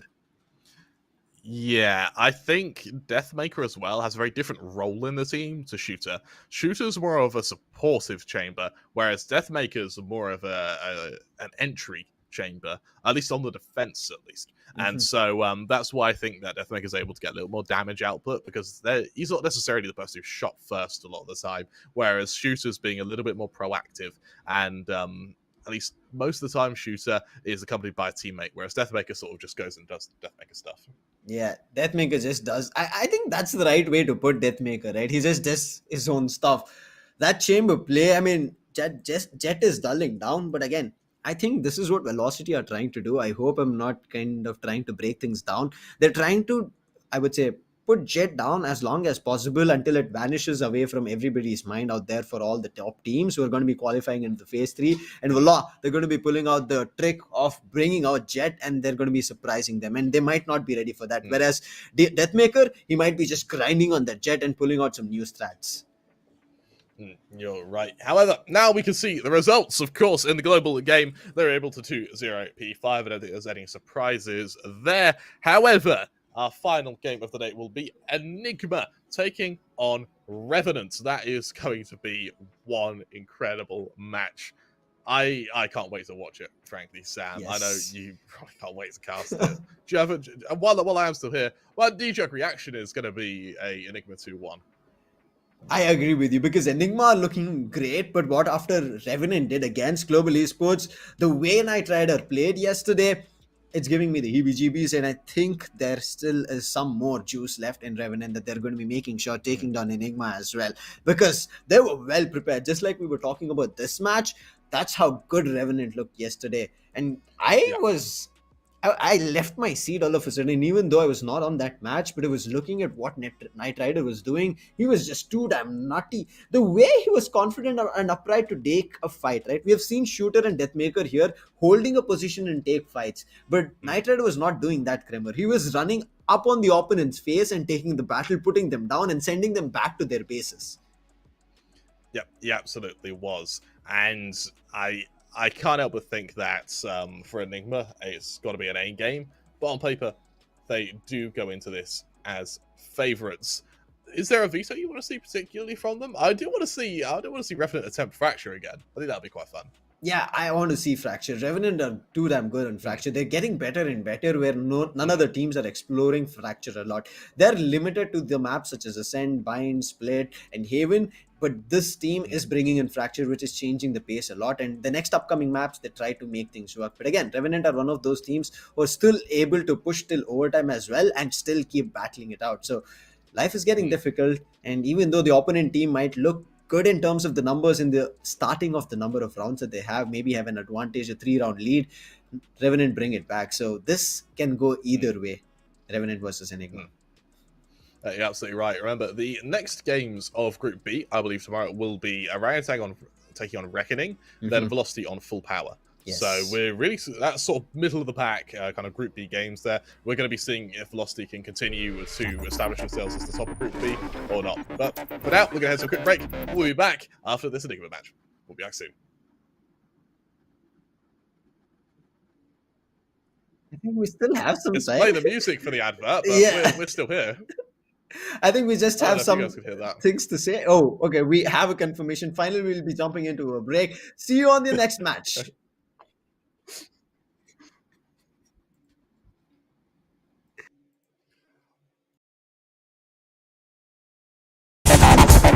Those who know performance know AMD Ryzen.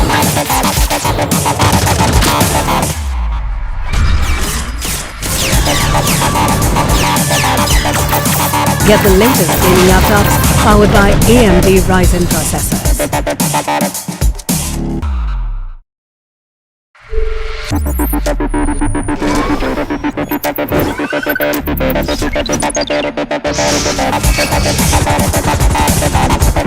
Those who know performance know AMD Ryzen.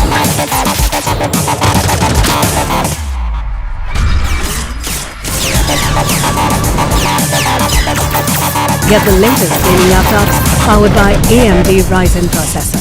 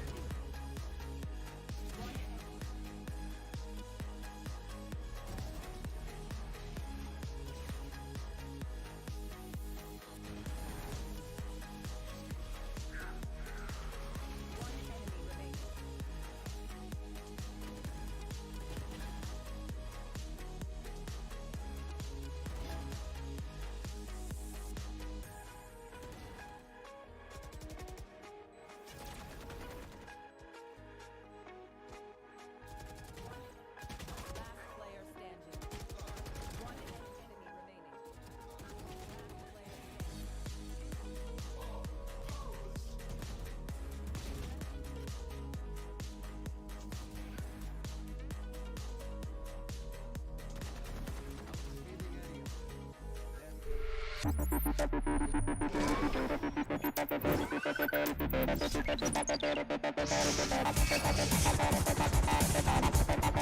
who know performance know AMD Ryzen.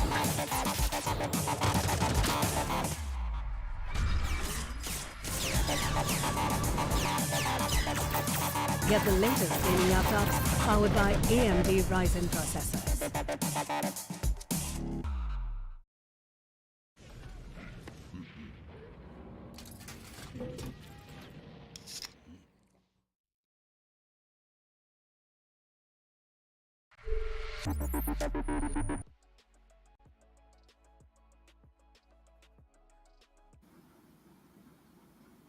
Hello ladies and gentlemen, welcome back to the Skyesports Champions Series presented by AMD, powered by Router. We just witnessed a wonderful match and I'm pretty sure it's an upset for some and a victory for all the others. But right now it's going to be another upset that we're going to be witnessing. This is me, Lucifer. Now with me it's going to be Crips. It's Revenant versus Enigma and we are here to witness that. What's your thought on that?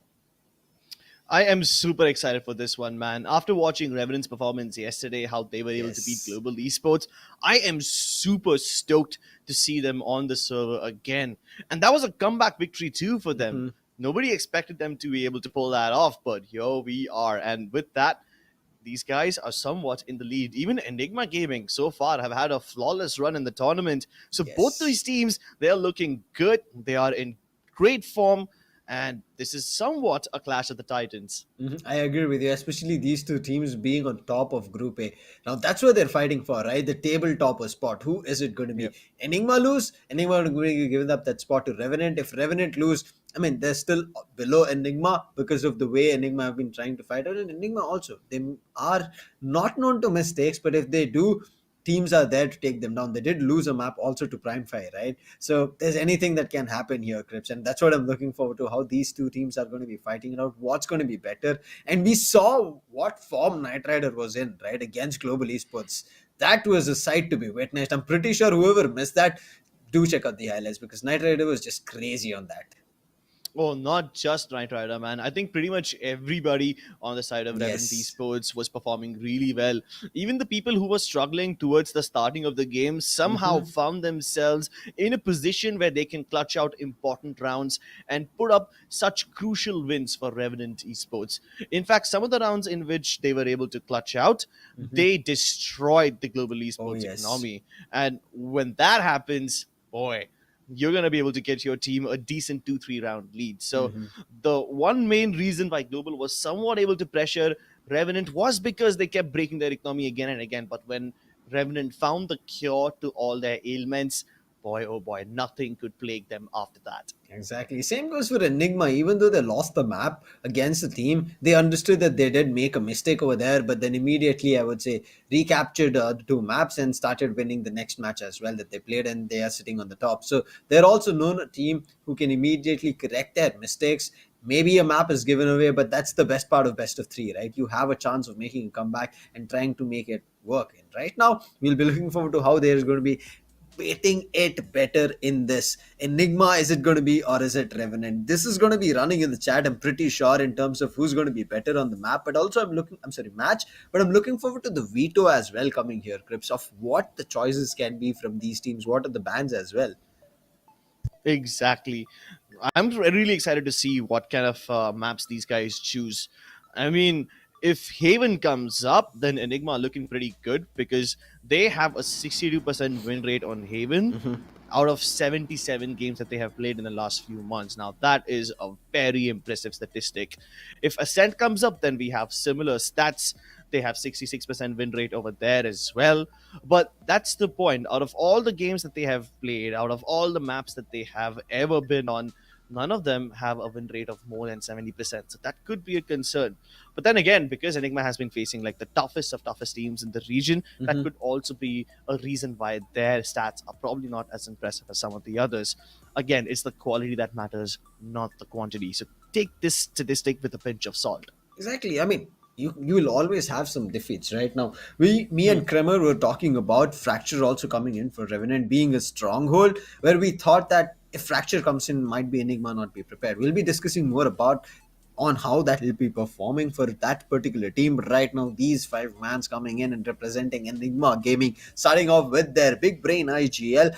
I'm generally don't use this word as a big brain. I use that word as a duelist IGL because he has that experience, right, Crips, and he makes that counter here. He's has so many strategies here that he can break down the opponents and make it work, and everybody fears. And then there is Excali. He's known for his, I would say, flaunting methodology of trying to fight out his opponents and then breaking one after another. And there was Rexy, Raw Fuel. You don't want to think twice about that man when you're facing off. You either face him off or you run away from him. And the last person you cannot forget, it's RVK. But now Revenant as well, looking super strong. Revenant, I mean, when they came into this tournament, they weren't exactly the underdog, but they were never really the team that was the favorites as well. Yes. They were never the team that everyone was thinking that, yep, this team will beat everyone. And they were like a mid-tier team when they walked into SCS. But after taking down Global Esports, I think a lot of those opinions would have changed. Every single player on this team stepped up. Of course, Knight Rider was a beast, but even people like Logista and Scargod, who were struggling in the first 2 maps yesterday, found their voice in the last map. It's always crucial to kind of, when you run across multiple rounds, then you bring back your element, right, of how you were playing in the other maps. And that's what I feel like Revenant are able to do. The start might not be great, but when you're at the end, you're always looking so good and you're playing along with your teammates, so you're able to work for your teammates. And I think that's where Revenant tend to be working together as a bunch. But now it all depends on how they'll be faring against Enigma. And as we were talking about the maps, I was looking forward to one specific map coming in from Revenant, which was Fracture, but it's banned down later. So the first pick coming here is going to be Enigma, and then we are running into Haven. The last map might be the decider, but looking at the entire pick here, Crips, it still is looking like this should be Enigma's. On paper, yeah, Enigma Yes. are the stronger team, but that doesn't exactly mean that Revenant esports are gonna let them go scot-free. They're still gonna put up a damn good fight against them. I'm just glad that they were able to ban out Icebox, because they didn't really have the best time against Prime 5 on this one. So that kind of comes through. But Ascent, I don't know, man. Ascent seems like one of those maps which could go either way. Even though Enigma have picked it as their own, there isn't really anything new that they can do to surprise Revenant. Yes. Unless YB, the coach, has cooked up some insanely new strategy which he's kept hidden up until now. I agree with you. I'm looking forward to if those strategies are going to be coming into action. Ascent to start it off, and as you rightly said, it can swing either direction. It does not matter if it's slightly defense favored, gives you the advantage of peakers, and then you look forward to taking the fights. But now it's starting on Revenant's defensive end.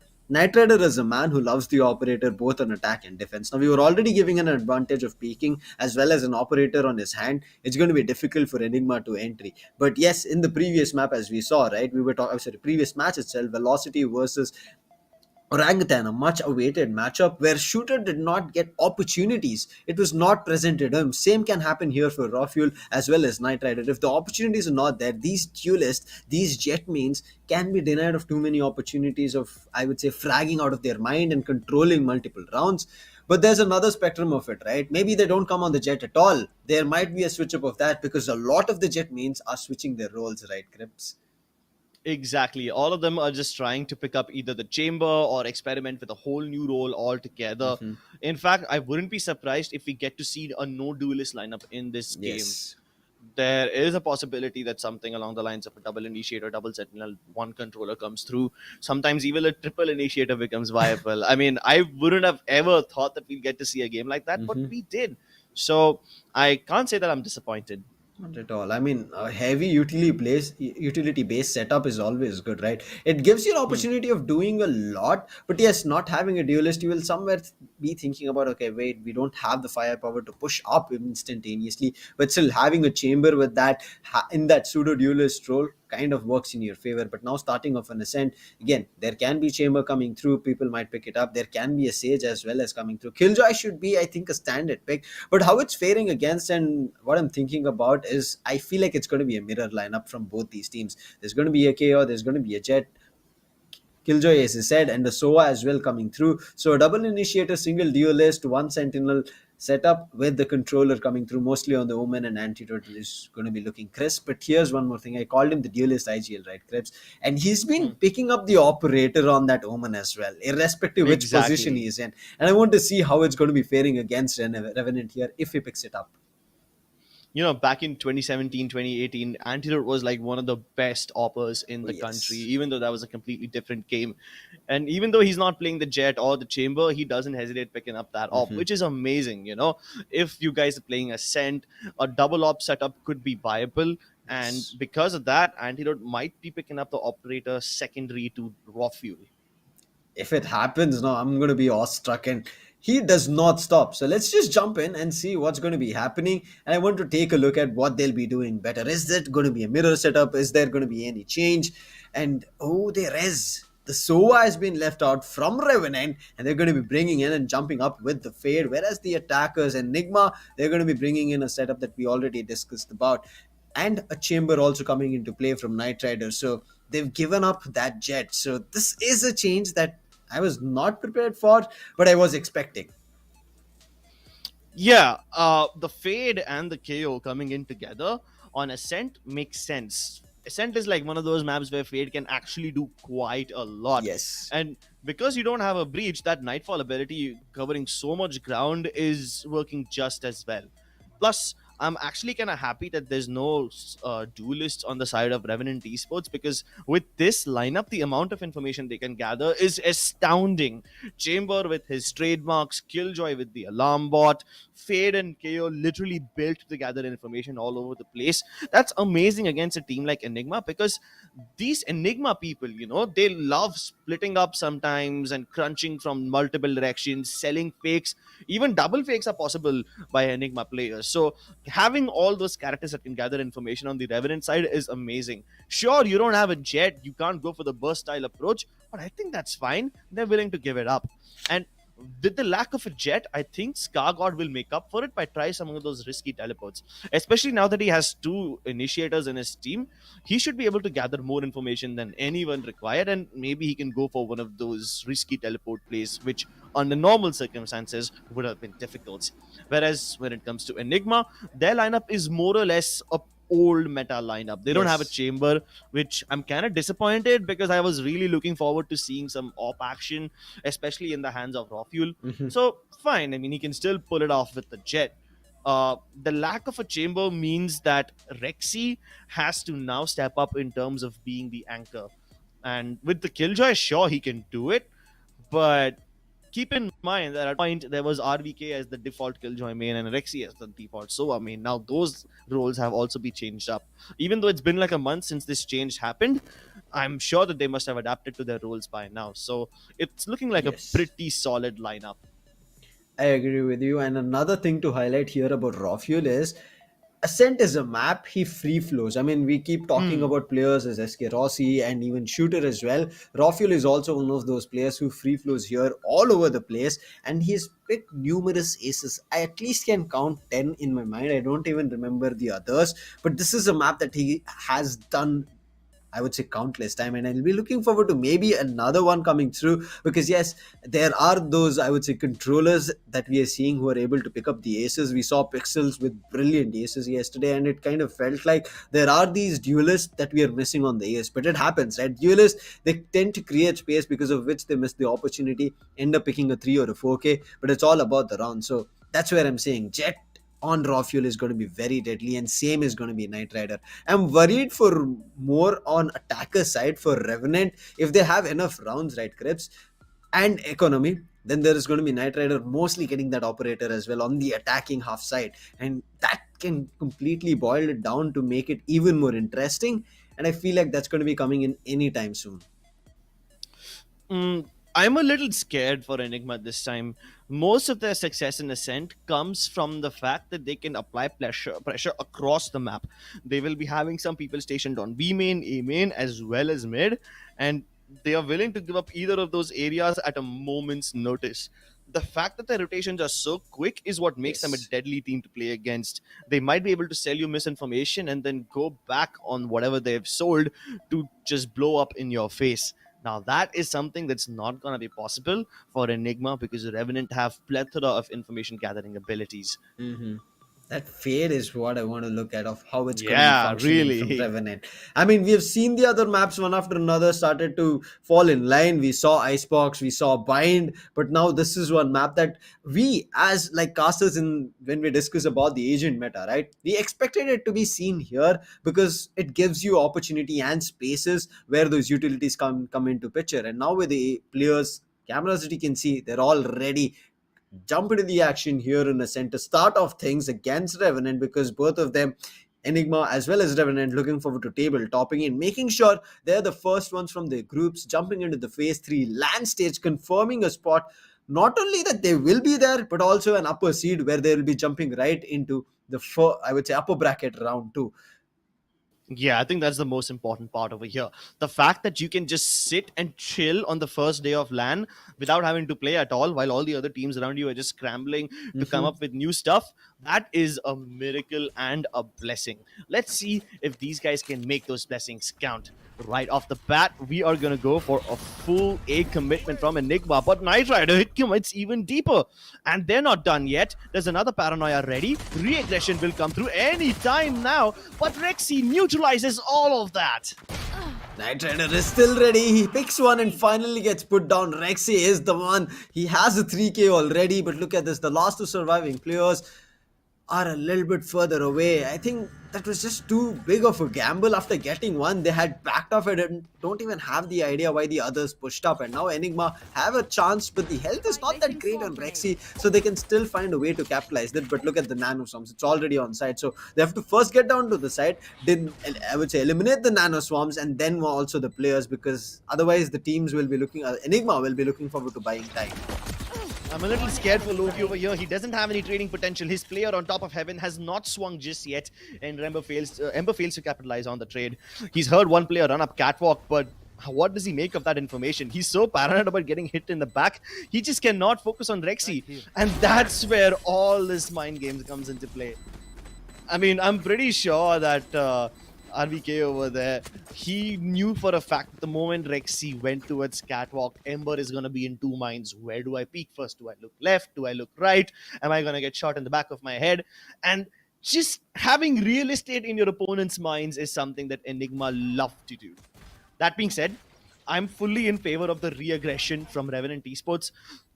After Knight Rider is able to TP away, it wouldn't be expected for them to push again, and that surprise element is what Revenant tried to bring to the table. Unfortunately, Rexy hit all his shots, so it's not even your fault that your aggression failed again. True. Now it's going to be the anti-eco. There is not much that Knight Rider can do. He's just playing with 2 of his headhunter bullets. But they're reading this right. There should be some kind of aggression that Revenant will be bringing in, and you saw Scargod pushing up. That has already been spotted. Rofuel waiting with his Spectre. He's looking forward to doing the damage. Sends a couple of bullets, but does not find any connection. And now they're finally thinking about hitting a B site. Smoke's dropping down, but another smoke to make sure they don't have any kind of vision. They can hear the turret sound. Rofuel is trying to close them out as the turret is trying to spam him. And Rofuel buys them space and time. It's only one player who's going to be hiding and immediately gets taken down. Yes, Logic does find one, but look at this. Knight Rider also does not fail to find one before they are trying to eliminate him. Yes, along with him, Ember is surviving, but it's again a 2v3 situation. Xkali now playing the role of a lurker and nobody's reading this properly. Oh, not at all. But the moment they both spot him, they try to swing. Once again, the swing timings are just not proper. Xkali, even though he gets taken down, it's not going to be that big of a problem. The fact that Knight Rider has a bigger gun means nothing because he's on 13 HP. And these are the kind of plays that I'm really, really excited about. Xkali late lurking mid in this round. Then we have Rexy going around the other side from catwalk in the pistol round. Those kind of late game maneuvers are just making sure that Revenant aren't comfortable while they're setting up for the retake. Full buy for Revenant right now. I mean, they did do economic damage, so that's the reason you can see Xkali is not thinking of buying up. Antidote still making sure he has a Spectre. But Rexy is the one who's thought of buying up alongside RVK. So a little bit of a safer bet over there in terms of at least saving economy on 3 people and 2 trying to buy up. Let's see how it fares for them. And if they're able to get something and do some damage, I'll be more than happy. But right now, we did see Revenant buy up. They are the ones who need to convert this round. Otherwise, they'll be giving away the big guns away to Enigma. And they'll be more than happy to convert this bonus in their favor. Let's see if this bonus goes in their favor or not. So far, Rexy, the only person who's purchased bigger weapons, is able to get only one, but Ember with a lovely spray down neutralizes it. And the moment I say that, Logi tries to mitigate the disaster, but what they do not know is Knight Rider is around the corner, making sure that they can't fall back and go towards the B site. No options available for Enigma right now, except for just fragging out. Can Rafuel go through this one? The dash to make sure he bypasses Logi, and he still swings around behind to get the kill. This is incredible. Knight Rider has the op. Not the best weapon in a clutch situation like that, but given the amount of HP either of them have, it would be Rafuel who wins the duel if both of them have the same weaponry. Knight Rider does not have heavy armor. He's got this narrow angle, and Rafuel can read this to perfection. A quad kill from the Star Duelist to get Enigma the 3rd consecutive round. And with that, he's forced Revenant esports back into the eco territory. 3-0. But these are the kind of kills that help Rafuel to be even more aggressive. You are giving him the confidence. Those are the angles he generally does not hold, but when he holds and he gets the kill, he just builds on top of his confidence. And as I was saying, it's going to be the free-flowing jet coming anytime soon. Look at him. He has 6 kills and just 1 death and 3 rounds done. And now with that advantage of the round that they got, the bonus that they brought up, they're going to be more than happy. I think we've hit up a pause because that's what I'm looking at. Rexy not buying up yet, even though they had the round.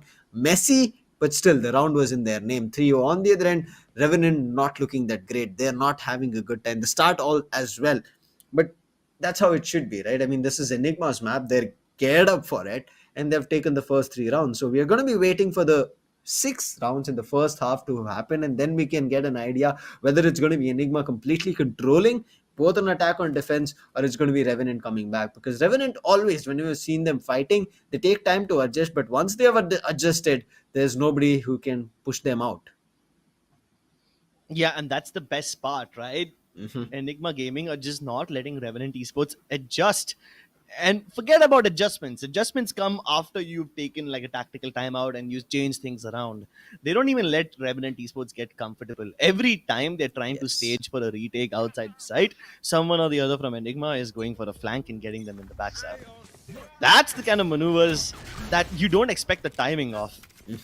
Once again, poor Revenant esports with nothing but a bunch of pistols. They're just hoping to do economic damage.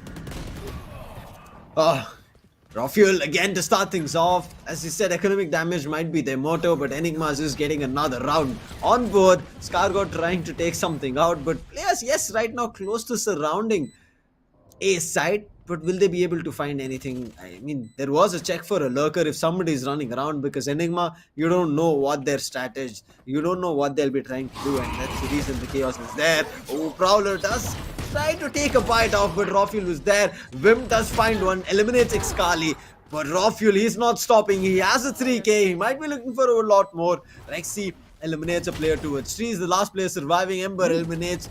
Still trying to fight this battle, which is long gone as the timer is ticking, and Rexy puts an end to him, and that's the 4-0 coming in from Enigma. A strong start for them. An incredibly strong start for them. But this 4-0 lead can be mitigated by Revenant esports. They once again have the money. Knight Rider going in for the op. Even though it's with light shields, it's fine. He just needs to connect a bullet. Ember has his ultimate ready. In case Enigma Gaming try to go for one of those lockdown plays, or if Revenant even get a hint that Rexy might activate his ult, Ember can deny it instantly. Logi has a suppress. He's just one far away. He can do it, but Knight Rider with the operator makes magic happen. Right now he's trying to run away, but Rafuel, he wants to find that trade. He badly wants to eliminate the player.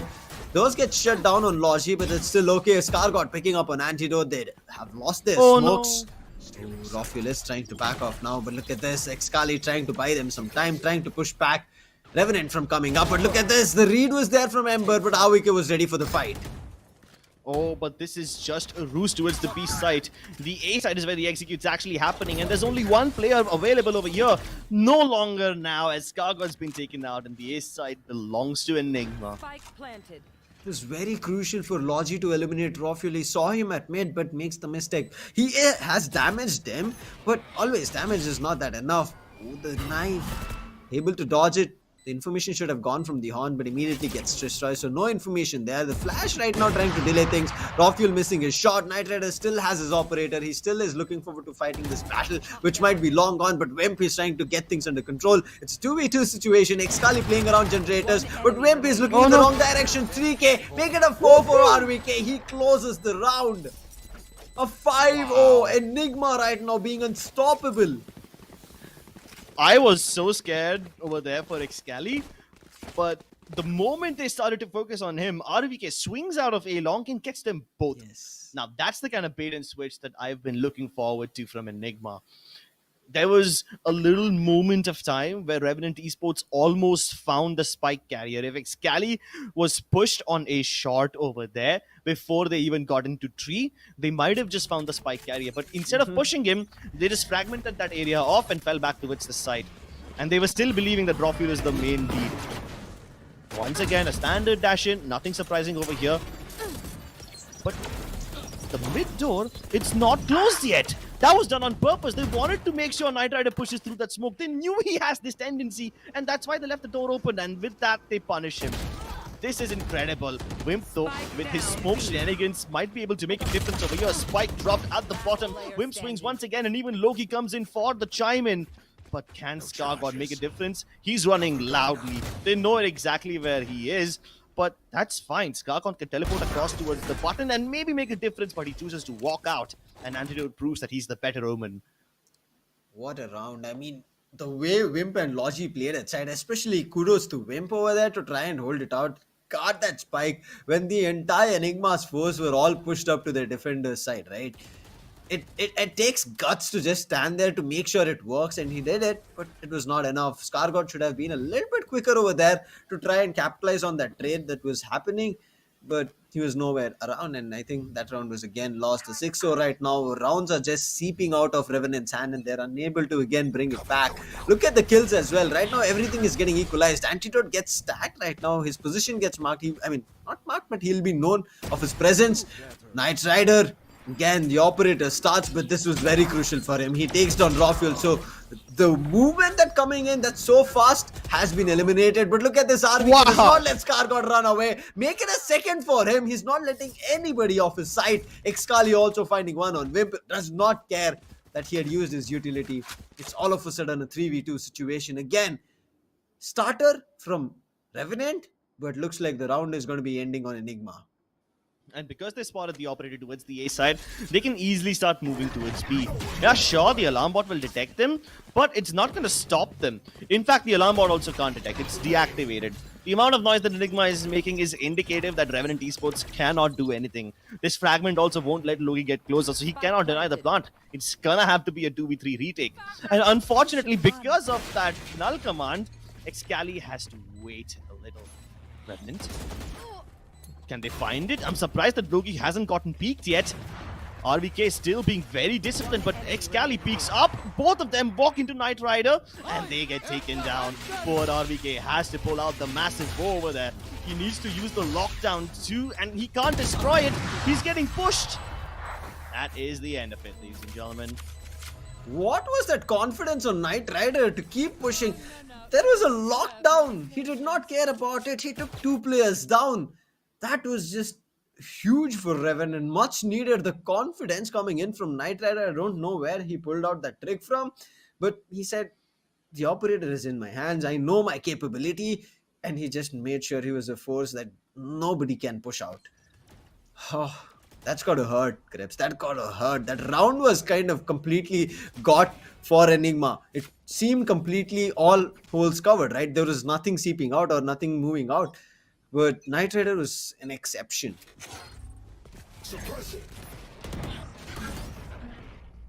Again, Knight Rider. He's heard the sound. I hope He's going to be looking forward to a fight. The banner hits at the right time and Excali is able to get one. He's reading this right and yes, make it a second for him. The fragment is able to kind of hold them off at bay at A main, but does it matter? They have the number in terms of advantage. The flash is again going to be good from the opposite end. Ember did try to check the corners, but the smoke did deny him vision of where Rafuel was. Switch is getting close. Excali making sure that nobody is going to be having a chance to push up from trees. The last 3 surviving players, the null command is going to be there. The weapons are also there for Revenant to play with, but can they make this work? This time they don't have the lockdown, but Nightfall, yes, available. But look at this, 0 point, now giving them information of where the players are going to be. Haunt right now, not finding anything still. Antidote playing up close towards trees. He wants to make sure that nobody comes out of the doors. Wimp looking forward to information, but their call right now is just to back off because they've understood this is a lost cause right now, fighting it out, especially with 5 players still surviving from Enigma. Revenant esports, they have to call it a save, don't they? Yes. This is starting to become a little bit of a landslide now. A 7-1 win for Enigma Gaming. Revenant esports forced to save again and again. And while they're going to be carrying some weapons forward into the next round, how much longer can they survive on the loss bonus? I'm right now worried for them. Yeah, and I'm even more worried about the fact that Enigma Gaming are doing this all on the basis of just A plus catwalk splits. The one time they've gone towards the B side, they went in via B main. They haven't done a mid plus B execute yet. They haven't gone into market yet. I'm worried what's going to happen when Enigma start using those strats as well. They've only used a little portion of their strat book. They haven't even unleashed the full 100%. And already Revenant esports are struggling. Yes. What's going to happen when Enigma unleash the full fury of YB's intellect?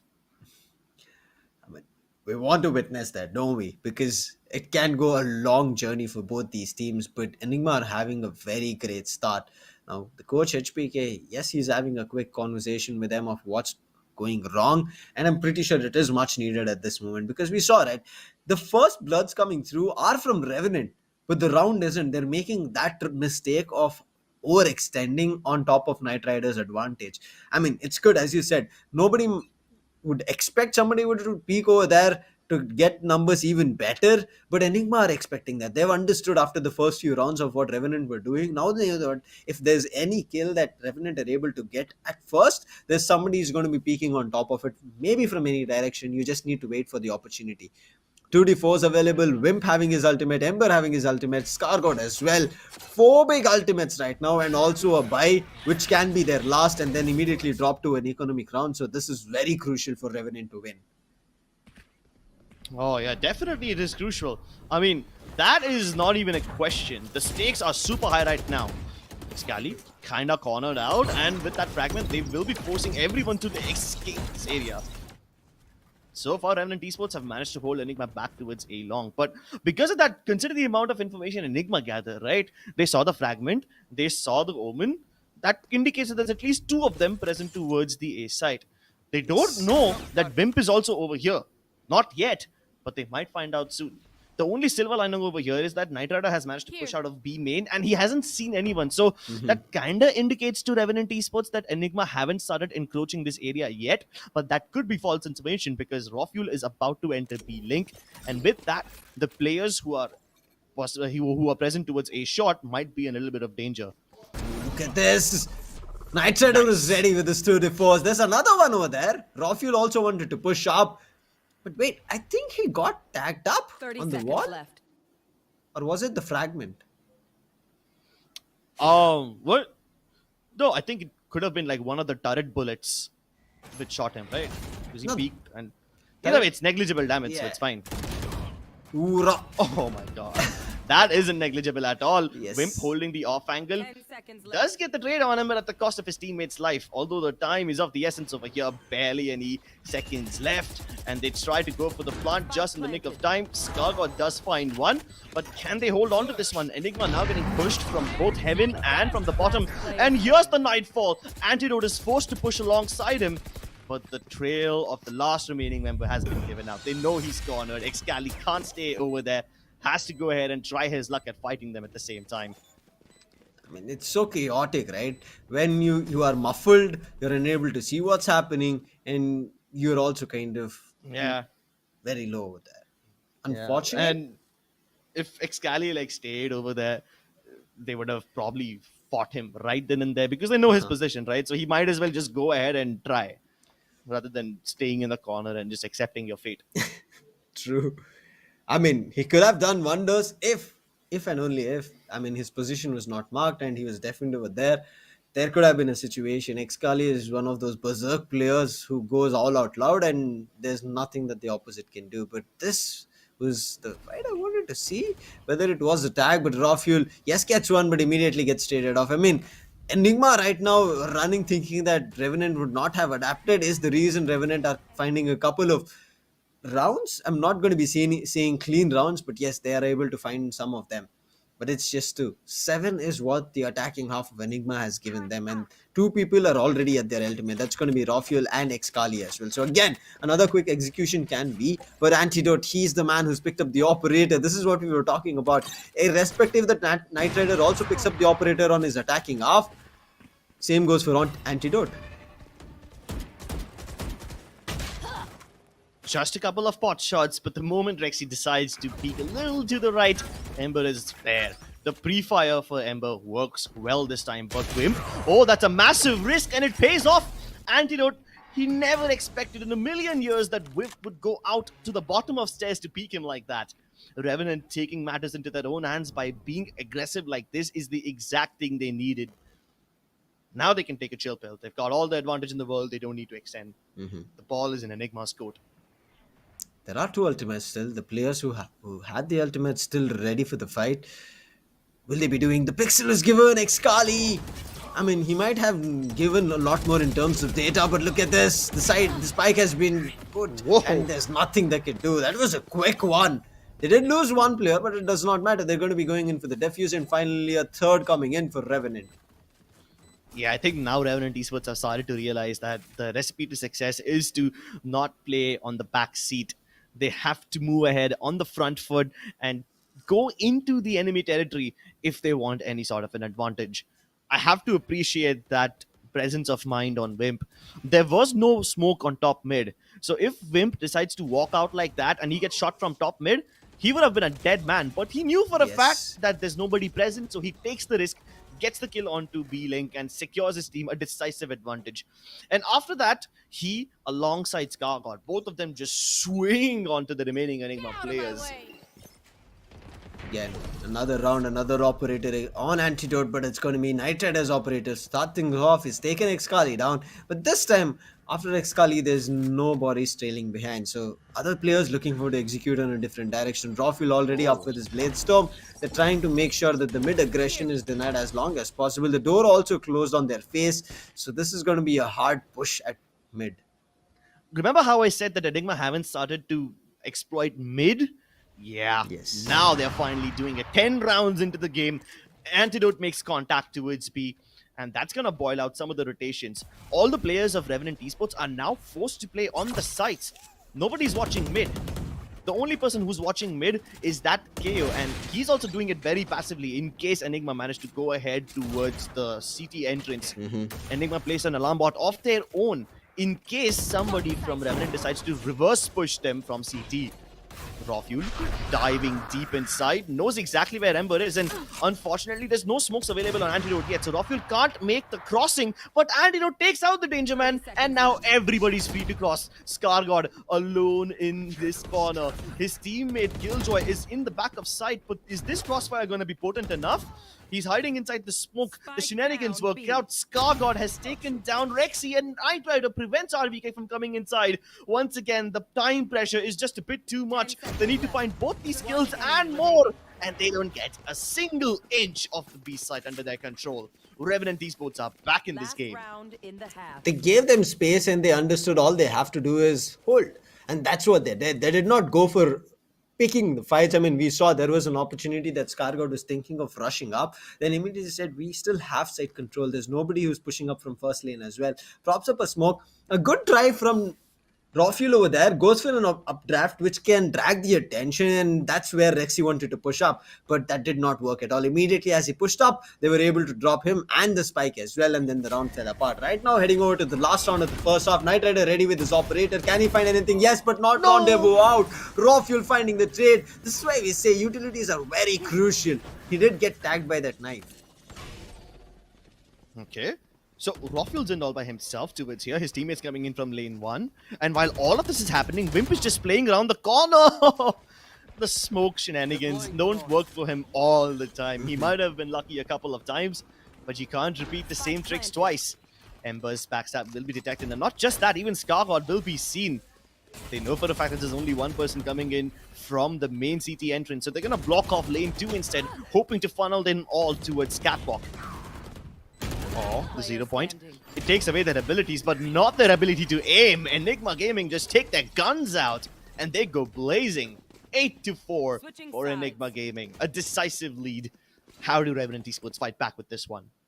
It was very crucial. I mean, Knight Rider had to rendezvous out, but the opportunity missed, and then they started pouring into side. There was nothing that they could try and stop. Yes, as you said, they were trying to kind of play around the smoke, but it's not always that it works, right? Those tricks, it did work previously, so this time they're going to be better prepared for it, and that's what happened. Enigma win that first half with a great lead. 4 rounds for them, but unfortunate who were oh wait, my bad. Okay, actually he did not get tagged, but it was Rafiel who was quicker, and that rendezvous actually did not work. Yeah, that rendezvous, man. Imagine if he was able to get out of there in time. This whole round could have been so different. The AWP present towards the back of B's side is a massive deterrent. Oh, but this crossfire between Excali and Antidote is amazing. They're able to chime all of them down. Even Rafiel comes in from top mid, and this is amazing. It's just down to him. Can he do this all by himself? Oh, and he's blinded now. They're all gonna push him. He's gonna have to face an army all by himself. He doesn't even have the spike on his back. He's just trying to make this work as much as possible, but Rafiel with the 3k, another round on Enigma's bag, and they're trying to close it as soon as possible. And now with Spectres buying up, this should be a 10-4. There should be no questions on that. But as Revenant were adapting, right? If it was a 7.5 Crips here, I think there should have been a situation maybe Revenant would have had a better run in the pistol. But you saw, right? Enigma read right into what Revenant would have done. They thought it should be a very fast mid push, and they held that crossfire. And Revenant, they did not know what to do else. They were surrounded all of a sudden, even pushing from trees, from mid. There was so many players, and then they just lost everything on that pistol.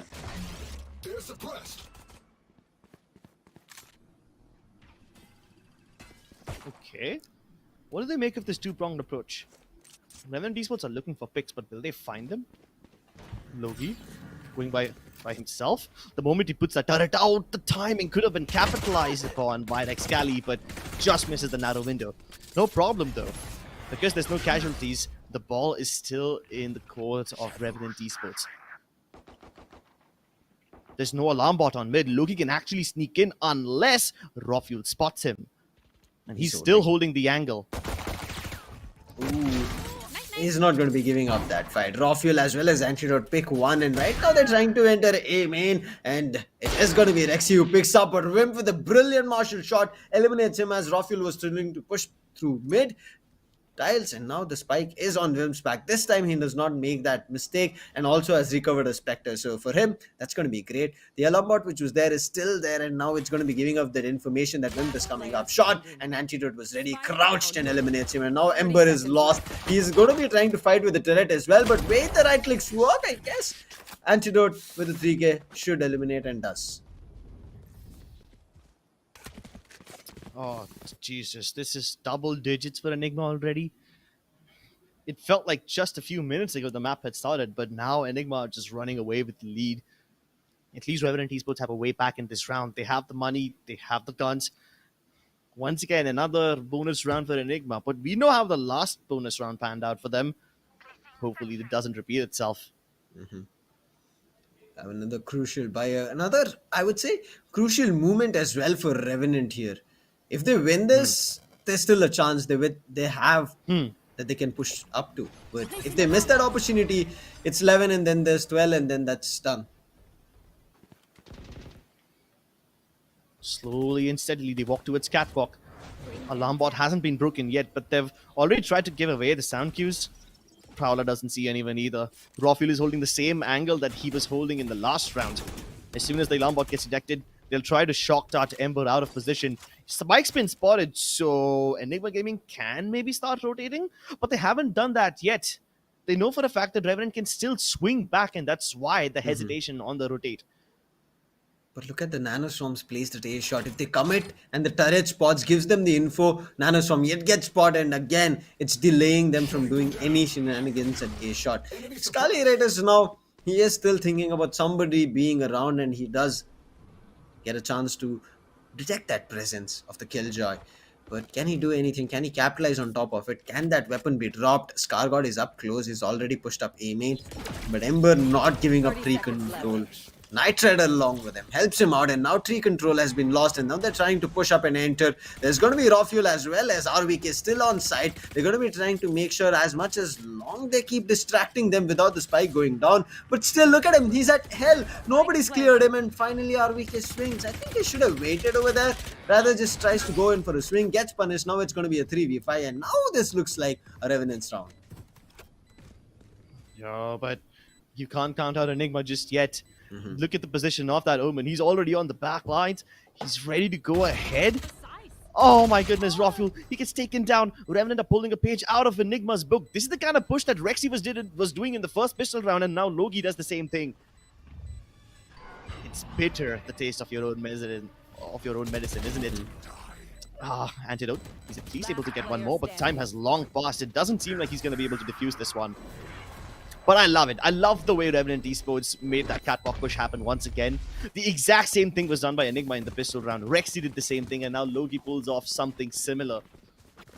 It's beautiful how these teams keep on adapting it. Yes. I mean, after them getting detected, the Nanostorms also being opened up, they still did not want to go away, rotate. They thought and had the confidence of pulling this round up, and they did it. They wanted the opportunity, and they brilliantly got that. And now they're one step closer. They're halfway through to reaching Enigma. 5 more rounds and they'll be able to do it. But now Enigma are also going to be on their full buy, so they have to be worried. So it's going to be an even battle right now from both the ends. Enigma, they're going to be looking forward to not giving any more rounds. On the other end, Revenant, they understand that they're way further away to getting closer, so they need to find these rounds. Knight Rider now going in for a mid-battle. RVK is looking forward to sending some shots across with the shock darts, but I think it does not find any value, except for chip damage.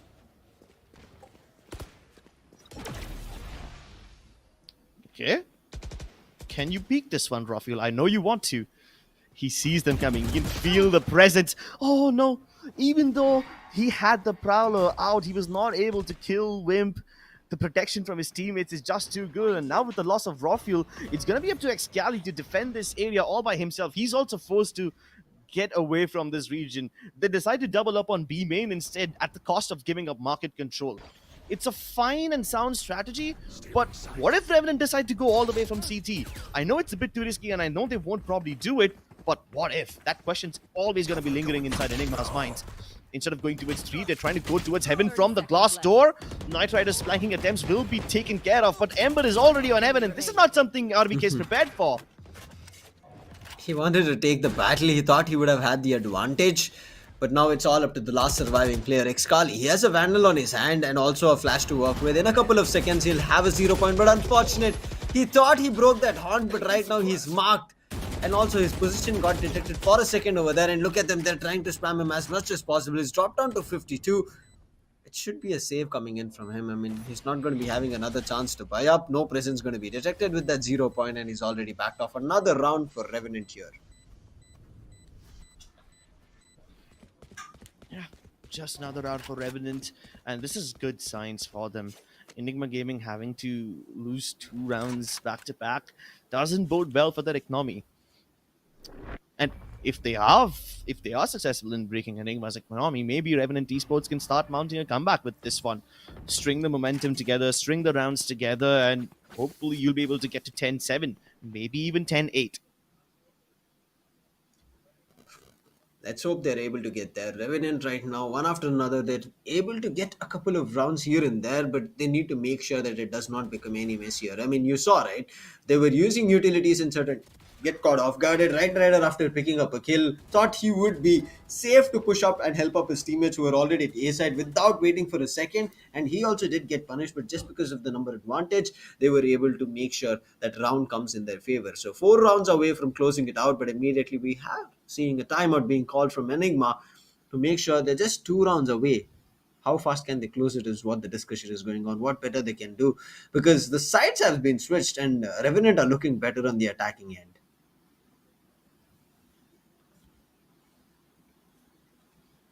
Well, at least Revenant esports, they're able to get closer and closer to Enigma. With this momentum, they should be able to continue swinging.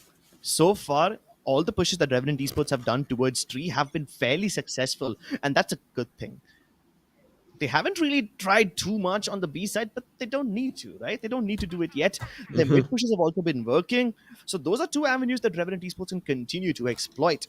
Although Enigma, their A main control has been more or less on point. They only give up on A main when they feel like 3 is being threatened. Make what you want of that information. Revenant esports this time not splitting up, just straight up going for the A main push. Oh, and here comes the Nightfall. RVK still brave enough to stand here. The Prowler, the Knight Rider, all of them being too much for him to handle. He crumbles under the pressure. But then again, this is an eco round for Enigma, right? They were never supposed to win. Oh my god, just as I say that, Raw Fuel, he's acting like an attack helicopter, getting so many kills. It takes a massive effort from Ember to bring things back to some extent, but the spike plant has been denied. It's dropped in the open. Oh, never mind. They don't need to plant the spike. Skargard and Logi just eliminate their opponents. That's a convenient way to win. I mean, it was not a great buy for Enigma, so it's still okay that they gave away the round. And I would say they've right now had an understanding of what's happening and how they've used it. And really commendable that they were able to at least pull off one ultimate away from Revenant. That was the Nightfall. I mean, you saw what happened, right? A DK, an immediate mark, as well as then Deafen.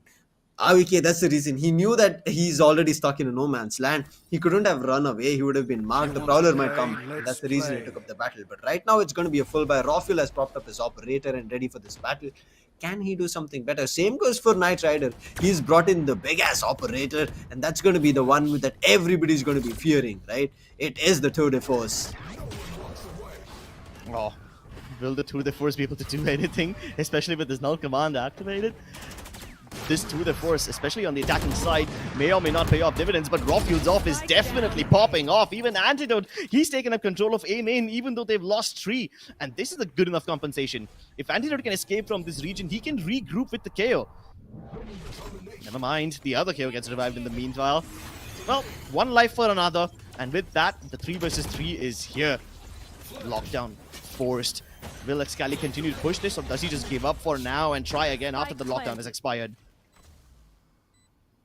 Lockdown done, but right now it's going to be the retake. It's a 3v3. Health is not that great on Ember. Excali on the other end using his null command to try and make sure it's just AMDLs that they have to be on. From the shadows being used to gain some more information, but the time is being bought. Revenant are able to still hold things strong. They're not giving up anything. It's still a 3v3 fight. Ember trades coming through. Antidote is able to find one. He is still good. Logi as well. Now playing around the side itself, playing around AVK, trying to waste time. But you know, Logi, he did not know what to do over there. AVK clutches it and make sure it's at the right time as he sticks the defuse, and it's going to be 11-7. Enigma Gaming, they're inching closer and closer to the victory. I really thought that Revenant esports might have a chance, especially that the economy was broken, but it seems like Enigma can bounce just right back. Revenant are also starting to run out of money. They have just enough to muster up pocket buys, and they have to convert it. If they lose this one, not only is Enigma at map point, but even they won't have anything left later on. Both the teams having fragile economies. The only person on the server who has any sort of money is Ember. And Logi to some extent, if you consider 2,000 credits to be enough money. Raw Fuel, his presence is detected now. He's suppressed as well. So people can take a battle with him, but he might not be able to run away. But time is done. The clock has ticked and Rafuel has managed to back off. Mid control regained from Rafuel's operators. But look at this. They're again trying to get mid control, whereas Enigma are the ones who are now giving it up. But Antidote, look at this. He's reading it right. He's ready for the battle. He knows what the operators love to do, and he has a cancellation ready for it. And yes, he does it. You're not going to be, I would say, playing smart against Antidote. He's main the operator, right? Yeah, but let's see if RVK can be smart over here. He's given out the information to his teammates. There's a massive crossfire between him and Rafuel, and this is a meat grinder. You step into it, you're gonna get shredded. Excali might get caught if Loki swings like that. I was so nervous there for a second. But Loki knows where Excali is. He's heard that one jump. Does he know about the others? Yeah, he might be able to get Antidote, but Excali swings right back. 12-7. One step closer here for Enigma. And they're going to be closing Ascent. And then we are going to be jumping into Haven. But yes, it did seem like Revenant have adapted a little bit, but Enigma did not give them that much chance. They did not want them to run away as much as possible. So right now, we are going to be hoping that maybe Revenant try to push as much as possible because they are 5 rounds away. I mean, in general, in terms of talking, it does feel like it is doable, right? But the way Enigma are playing and the way they have the weapons, it's going to be very difficult. Rafuel still has his operator, and that's going to be one crucial thing that they have to look after, that Rafuel does not get the opportunity. And as we're speaking, Knight Rider is the one who falls. Now look at this. Rafuel was ready for the second battle. He did tag up a little bit, but Logi on their end eliminates Excali, so still have the opportunity. Scargod gets tagged, but look at the push coming through. Rafuel, oh my god, he's getting so many opportunities, Fake but it's dash. happening all haphazard. This is the fake dash. Will they check market again if they go for it? This is probably the first time that the defenders have placed a smoke this deep for themselves, only to save Rafuel. And just to save this one person, the rotation for RVK has also come through over here. Even though he was suppressed, he doesn't mind fighting again. The Nanostorm doesn't cover the angle. And look at this, even the Prowler hasn't detected him yet. I'm really afraid that if they don't check this angle, it will be bad. But now the Haunt has detected him. And now they bump a bunch of Prowlers on him. It's up to RVK to come to the rescue, but Loki will make sure that all rescue attempts are futile. A shot peek from Rexy. Kills the other Killjoy. And with that, he's also placed a lockdown towards Tree. That's going to force all of them to go towards the B side, while Antidote is lying towards B main. They haven't checked him, but the first cross is successful. He gets the kill onto Whip, has to find Scargod again, and he does that as well. It's amazing. Ember is trapped with 29 HP on site. 2v1 right now, and he has nothing to do except for one flash. 0 point right now, just on, and he uses it, gets the presence detected of Antidote. That's only Antidote, so right now he's going to be confused where Rexy is going to be coming up, but he has the right read. The angle is very minute, but he needs to be crisp on that. He sees the first player, but the second has already entered the side. He still finds one and wins the battle, but right now he gets the third to clutch it out. The headshot coming in from Ember, it would have all gone out, but Ember stays surviving for his team and pushes them to the next round. Ember, man, what on earth did you just pull off? You had no business winning that. He did not have the better position. He had very little HP. Antidote should have killed him right there, but he still wins the 1v2. That being said, I have to appreciate the presence of mind on Antidote. The moment RVK and Rafuel died towards market region, Antidote knew for a fact that he wouldn't be able to defend B all by himself. So instead of fighting towards market, he decides, what if I just get B main control? At least that will make things a little bit easier.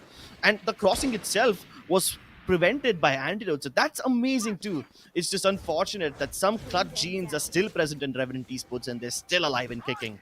4 more rounds, they can still do it. But look at this, the ultimate rolls in, but Knight Rider is trying to dodge. Oh, the flash from Excali was good, but the trade was better coming in. Still, they've equalized the numbers, but through the smoke, VK finds one, eliminates Ember. Scargod, he has the opportunity, finds a player. The paranoia was just brilliant right now. But look at the push-up coming through. Antidote as well as Rexy trying to hold things off. The spike is down. Rafuel with his Blaze-Storm. He finds Knight Rider. Now it's all up to the last surviving player, Logi. He has a lockdown to play with, eliminates Rafuel. The blades have been denied. Can he close it right now? The lockdown comes down. The turret is here. He can come up with the second clear. The Paranoid does not hit anybody, but look at this. He brings it to a 1v1 situation. He does the damage. Antidote managed to run out over there. Spike can be recovered and also planted, but he just has 30 seconds and also his own self to rely on.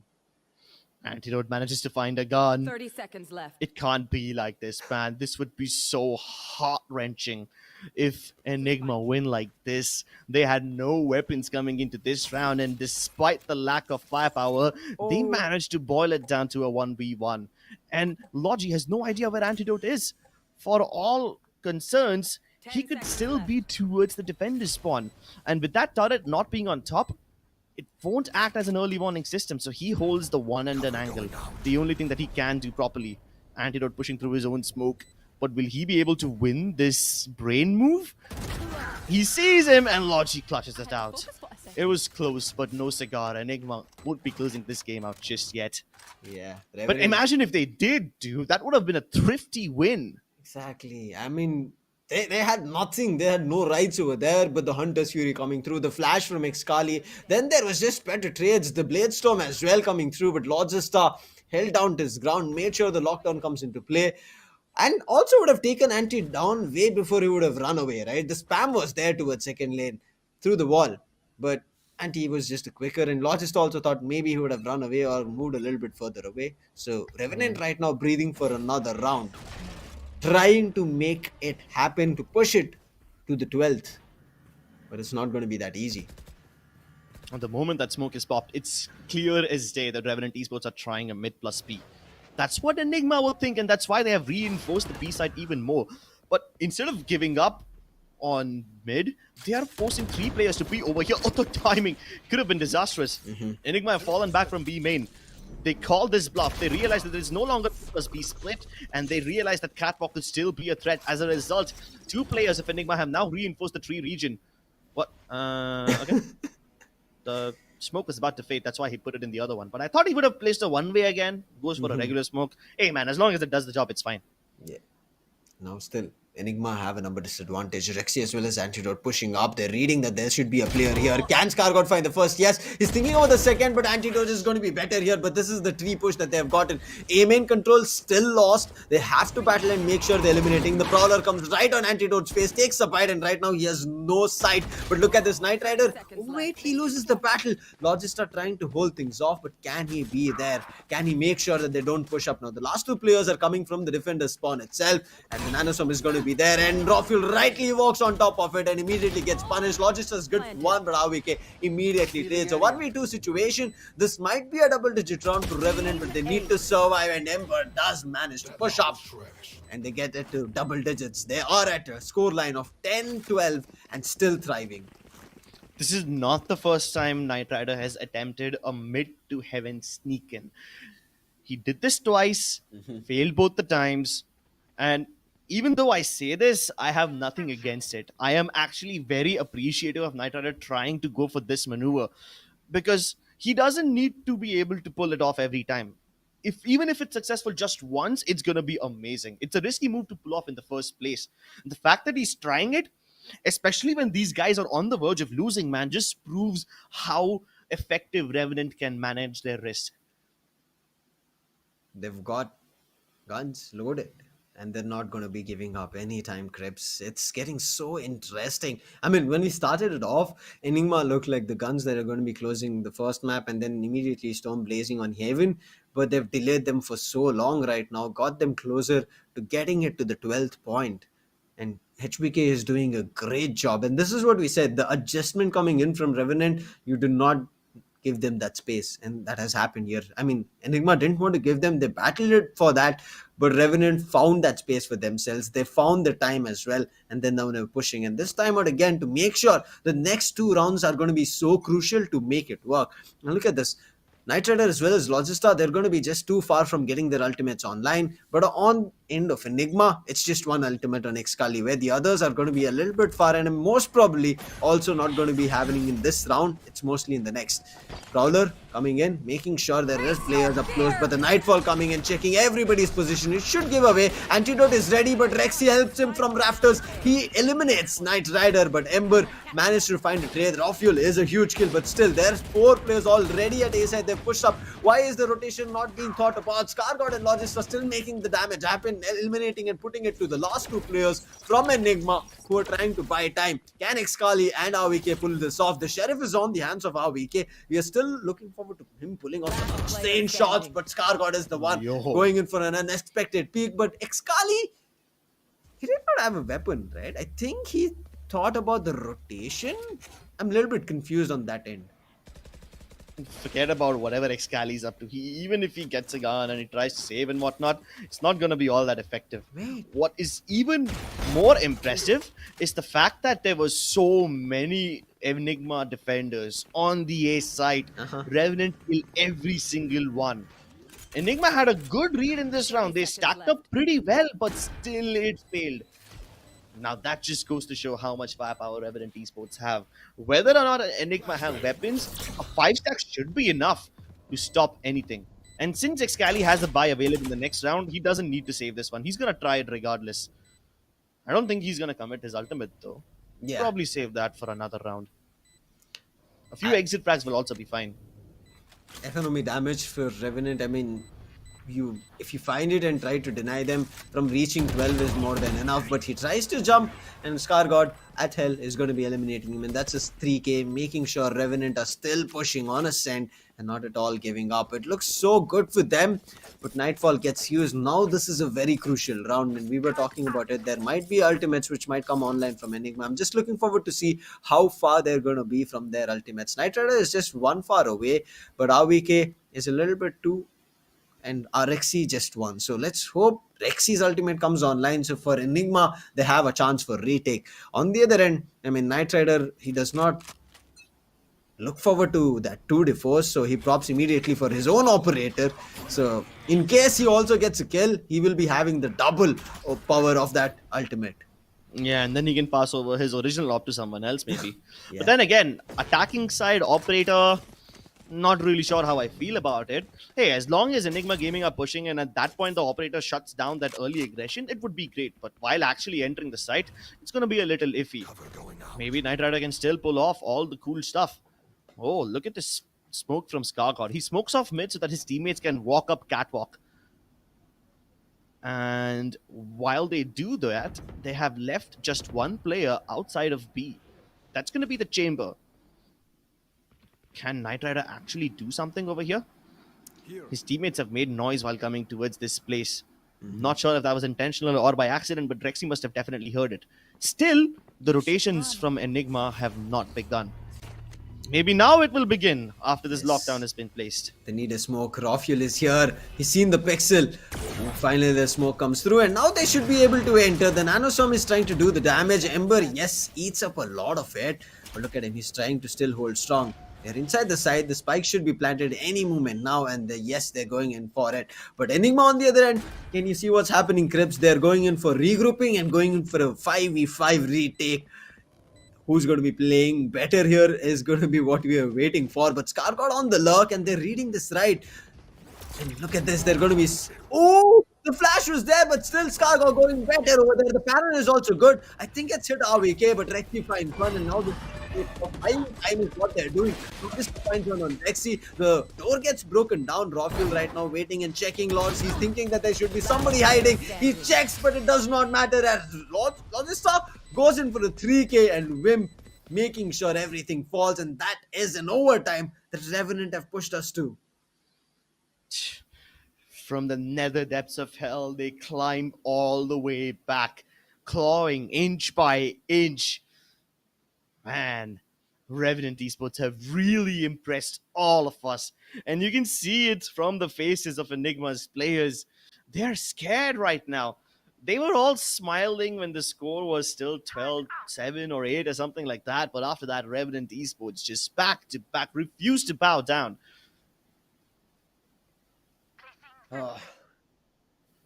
Overtime here on the first map. I mean, Revenant, how are they able to deal with this amount of pressure and still function on it is, I would say, unable to understand and put in some words, right? That's how they're bringing up fights again. Knight Rider with the operator, but this time look at it. They're spread around on Enigma's end. Spike, still unwary of where it wants to go. Rafuel gets flashed off and he backs, but there's nobody trying to contest him. I'm surprised Revenant hasn't gone for the peak. I'm sorry, Knight Rider hasn't gone for the peak yet. Maybe it's because of all the suppressive utility of Enigma that Knight Rider still hasn't tried to make a move. He does take a little bit of damage from the fragment and the shock dart, which is why he teleports back. But they must have heard this. Enigma now know where the operator is, so that's why they're trying to go towards the B side. Raw Fuel already towards lane 2 is able to get Wimp. Loki, he's cornered in there. Excali finishes off what Raw Fuel started, and just like that, the B side crumbles. What is happening here? It's going back and forth. The attacking half working better for Enigma, not the defensive side. Ember does get one, but Excali, he's making sure he suppresses his opponent, not giving them any opportunity. Knight Rider trying to make it work, but he's very low on health. I understand his operator is too damn good, but right now there's just a little bit too many players from Enigma. 0 Point again detects their presence, suppressing them from using any of their utilities. Scargod is able to win the duel against Raw Fuel, and now look at this. Rexy and Excali, they're trying to just buy time as the spike is planted. Rexy takes one down, Antidote takes one down, and Ember, he is able to find one, but does not matter. That's the point for Enigma. Yeah, and even though most of the Enigma players were hiding towards the back of Boathouse, in case all of them died, Antidote was coming in from B main as a late lurk. We've seen this from Enigma time and again, haven't we? They will never have all their players on the site when they are playing in a retake situation. They will always send one of them from the other way around the map so that he can backstab the members of Enigma who are attempting to retake.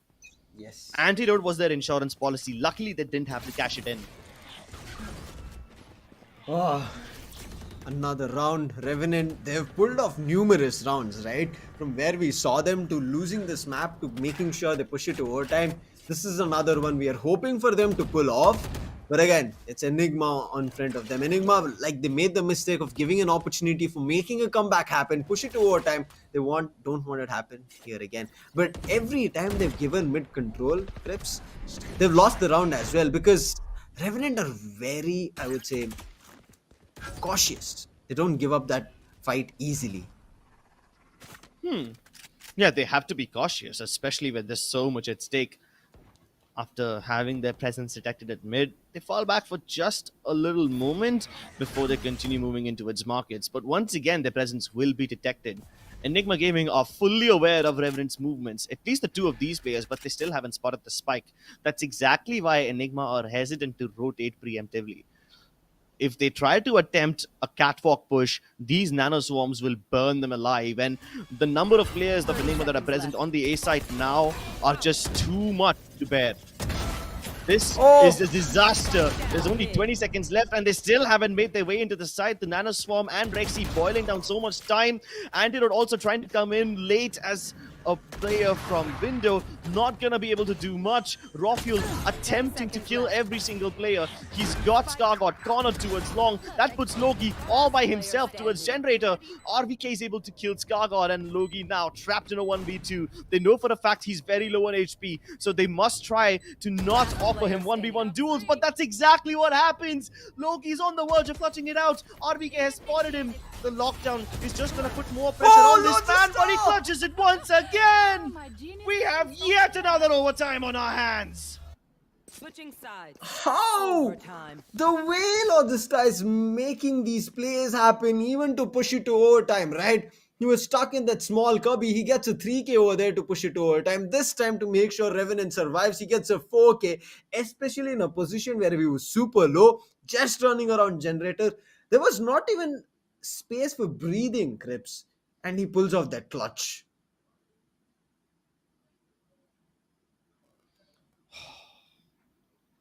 This is just mind-boggling at this moment. The nerves that Loki has to go through just to keep himself calm in a situation like that. He's sweating it out, Crips. Oh, I'm sure that his mouse is gonna be so slippery right now with all the sweat emanating from his palm. Tactical timeout is really appropriate over here. All the strategies that either corner had cooked out have now been burned through. I still like how Revenant are calm about what's happening, right? They're like, guys, we got it. We are able to pull off rounds. It's just happening a little bit here and there, Messi. It's not that we cannot. So let's just hold on, and especially just the man who made the clutch, telling them, guys, we can isolate the duels. We just need to find the timing. We just need to find the opportunity. Let's not just go running to get the round just because of the timer. Let's have a time sense of our own. And I think if they're able to do it, I think they are going to be the ones who will be closing Ascent. What a tough battle they have put up here. The flash comes through, and look at that raw fuel, timed it perfectly. Ember pushes up, but unfortunately fails to capitalize as Knight Rider does take down raw fuel, a very crucial pick, which makes Enigma not push up Excali. He will be the one who will be taking up that secondary duelist role, even though he's an initiator, trying to suffice that role and trying to push up and prop up, and he's done that. And look at that, they're pushing back, and this should be another round in cards, because look at Logista's health, look at Knight Rider's health. It's not looking that good. My bad, it was not Logista, it's Knight Rider. Enigma Gaming, they need to make this round happen. They need to convert it. Antidote, trapped near generator. Rexy's the only person who can probably save them from long. Excali peaks once again, going beyond of what's required of him. Antidote has to pre-fire on Wimp. He can hear him coming from the other side. Knight Rider with the operator, he might be able to spot out at least one of these players, but nobody is offering him any duels at all. And when Rexy peaks, Knight Rider has just scoped out. He can't scope back in time, and this is just unfortunate timing. 14-13. This is match point for Enigma. It's not like they've not been here. This is, I would say, the third time, including the first regulation match point that they had. Enigma, I don't know whether we're going to be pushing into another one, or is it going to be ending all here, but wherever we're going, I'm pretty sure everybody is at the edges of the seat. Even the players, they're almost right now ready to jump up as soon as they win this victory, because it was not at all an easy one for either of these teams. Starting off in an advantage, Rafuel right now not going aggressive with his operator. The Killjoy alarm bot is going to be denied with that 0 point, which is because Rexy tried to push up trees. But look at this again, mid control being granted. And whenever that has been the case, they have enjoyed it. But now this should not be a pick that he gives away. Rafuel finds it. He's going to be punishing it. And the spike is in right side of Rafuel. He has it under control. He's not going to be giving up, but Knight Rider, he's propped up with his teammates. So this clue is not that great. The smoke comes through. So finally they should be able to recover it. But look at this. They want to push up to Rafuel. They want to eliminate him as soon as possible. The time is right now getting wasted, and that's the essence. You need to make sure that the time is on your cards. I'm just surprised that none of the players of Enigma have started to push out of either tree or towards a main. It kind of indicates that Enigma also is feeling pretty nervous about this one. Usually they would take an opportunity like this and make the best of it. But they know for a fact that because Revenant esports have taken mid-control time and again and gone back to its catwalk in some of those rounds, indicate that they aren't exactly sure of what Revenant's intentions are. With 20 seconds left, they have to commit towards the B side, and now the call-out is pretty clear. Excali has to defend this with his life. RBK also trying to assist in the best way he can. The spam is successful. Scargod gets taken down through the woodworks, and Knight Rider has to make something happen, but the smoke shenanigan is just not favoring him. The op shot missed, but Rafuel switches to the short to finally put this game to an end. It was long and labored, but Enigma Gaming do it in the end regardless. I mean, it is a breather for everybody right now after this game is done. Nobody ever even figured out to start things off between Enigma and Revenant. Would have been so cut close, right? To push it to overtime from Revenant, where it never looked like there should have been an overtime. The comeback was so goddamn real here that I'm pretty sure everybody is going to be struck with awe. Yeah, I mean, Enigma Gaming, they picked up Ascent thinking it should be an easy win, but boy, they had to sweat it out for this one. So close. The fact that Revenant are able to put it into overtime, like you said, itself is a big achievement in itself. I'll be looking forward to how the next map is going to be panning out, because it is heaven, right? Oh my god, the way if Ascent has played like this, now it's a triple-sided map where we generally see, right? it has A, B, and C. Defense is a little bit weak. Attackers have the advantage. But even this was the case here in Ascent. Defense had a little bit of an advantage. But on the attacking side, Revenant did not care. They pushed it, and it should be very difficult to do that, right? But every time they gave access to mid, they were able to get control and they were getting rounds. But this time, one small mistake, as we were saying, right? Wimp was very crucial over there. He was ready for the duel. But the operator, it just needs one bullet to connect on your body, irrespective whether it's a head, to always get it, or your body as well, you're able to go down. If it does hit your leg, then fine, you have some health to run away from. But Profil is not that man. He's not going to be giving you an opportunity to run away, anything. That's where everything fell apart. They immediately started thinking about where should we go ahead, where should we go next, and also they lost one of their very crucial informants, right? And then it all just started toppling down, and it was very crucial for them to have that informant as Haunt or Prowler, because you saw whenever that started coming in the faces of Enigma, they were fearing that. Yeah, that's what it is, man. Hashtag fear the Enigma, except you used it in the other way. Although I'm still a little surprised by how they were able to win this round. We pointed out that every time Enigma don't take active mid control and they decide to play from CT instead, making Rafuel play towards that defender spawn entrance, it is always an iffy round. But they use the same tactic in an overtime round where the stakes are even higher, and this time it works. The moment Wimp dropped that spike, Revenant's game was up. They fell into a little bit of an analysis paralysis where they were just debating whether should we go back towards catwalk or should we continue hitting towards mid plus B. And while they were doing all of that, 30 something seconds were wasted, boiling it down to the last 25 seconds. And it's always very difficult to go into a site with only like some 25 seconds left. You will just have to rush things. Sometimes you'll miss a corner or two.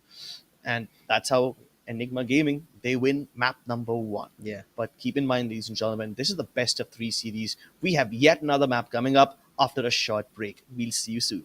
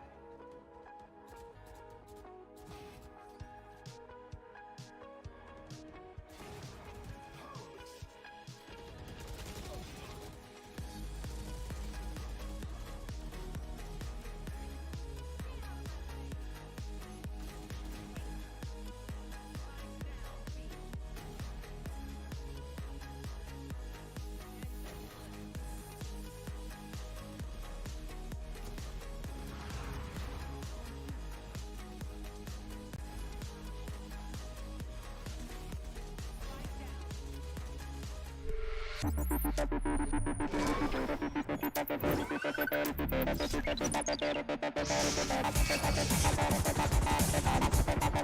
who know performance know AMD Ryzen.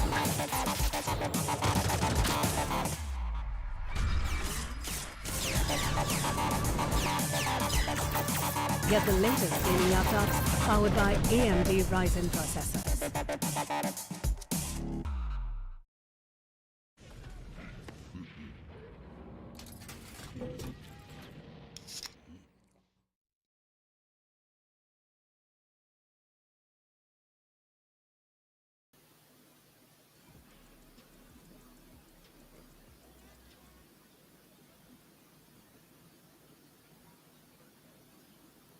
Hello, ladies and gentlemen, and welcome back to the Skyesports Champions Series, presented by AMD, powered by Router.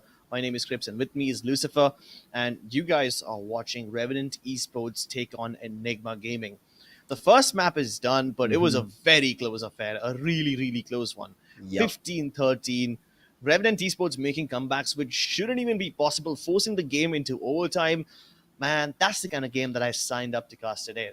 That's the kind of games in which you run out of popcorn way too soon, and then you have to rush back to the kitchen to get some before the game ends. But we're going to be going into the second map now. And if the first map itself was this close, boy, oh boy, Haven is going to be a treat to watch. I agree with you. Haven is going to be one hell of a match that we are going to be enjoying, but there are going to be a lot of switch-ups also happening from both these sides, right? I mean, Xkali can bring in that change, but I want to still give, I would say, Revenant kudos and credits, right? Because 12-7 was the scoreline, 8-4 was the first half. For them to push up from there and then 5 rounds on a 12-7, I would say match point lead advantage for Enigma. 5 rounds back to back is what they pulled to close out and to push it to overtime, right? Yes, they did not close out in a victory. It was Enigma still making sure that they close it out, because they were the ones who were getting the advantage of match point one after another. And it does happen, right? You've had enough of those match points. Now you want to close it, and Enigma did that. Now with Heaven coming through, Enigma have that confidence, right? Even though there is a tough battle from Revenant,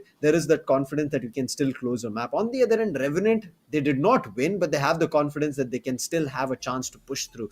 Right now, let's quickly take a look at the scorecard before running into Haven. It's going to be starting off as the Killjoy MVP Logista with 24 insane kills, and Rafuel, undeniably, he was a jet and he played brilliant on that. 29 kills. I mean, no credits taken away from Knight Rider as well. You can see he's just 1 kill away, but just he had too many deaths, right, in a couple of rounds back to back, and we did not get a chance to see him popping off. Yeah, and I don't even blame Knight Rider for that one, man. Exactly. They were avoiding him like the plague. The moment they figure out where Knight Rider is with the op, they run in the opposite direction. So this poor Knight Rider never even got a chance to showcase his skills. He always was having to retake along with an op, and we know how difficult that is. So it's a little bad day for Knight Rider, but I'm sure he can bounce back. He was still hitting some nutty shots. Loggy with the clutches. Oh my god, they were so beautiful. And he did it not once, but twice. Consistent in those clutch situations, not letting the pressure get to him. That is the kind of killjoy that we all need.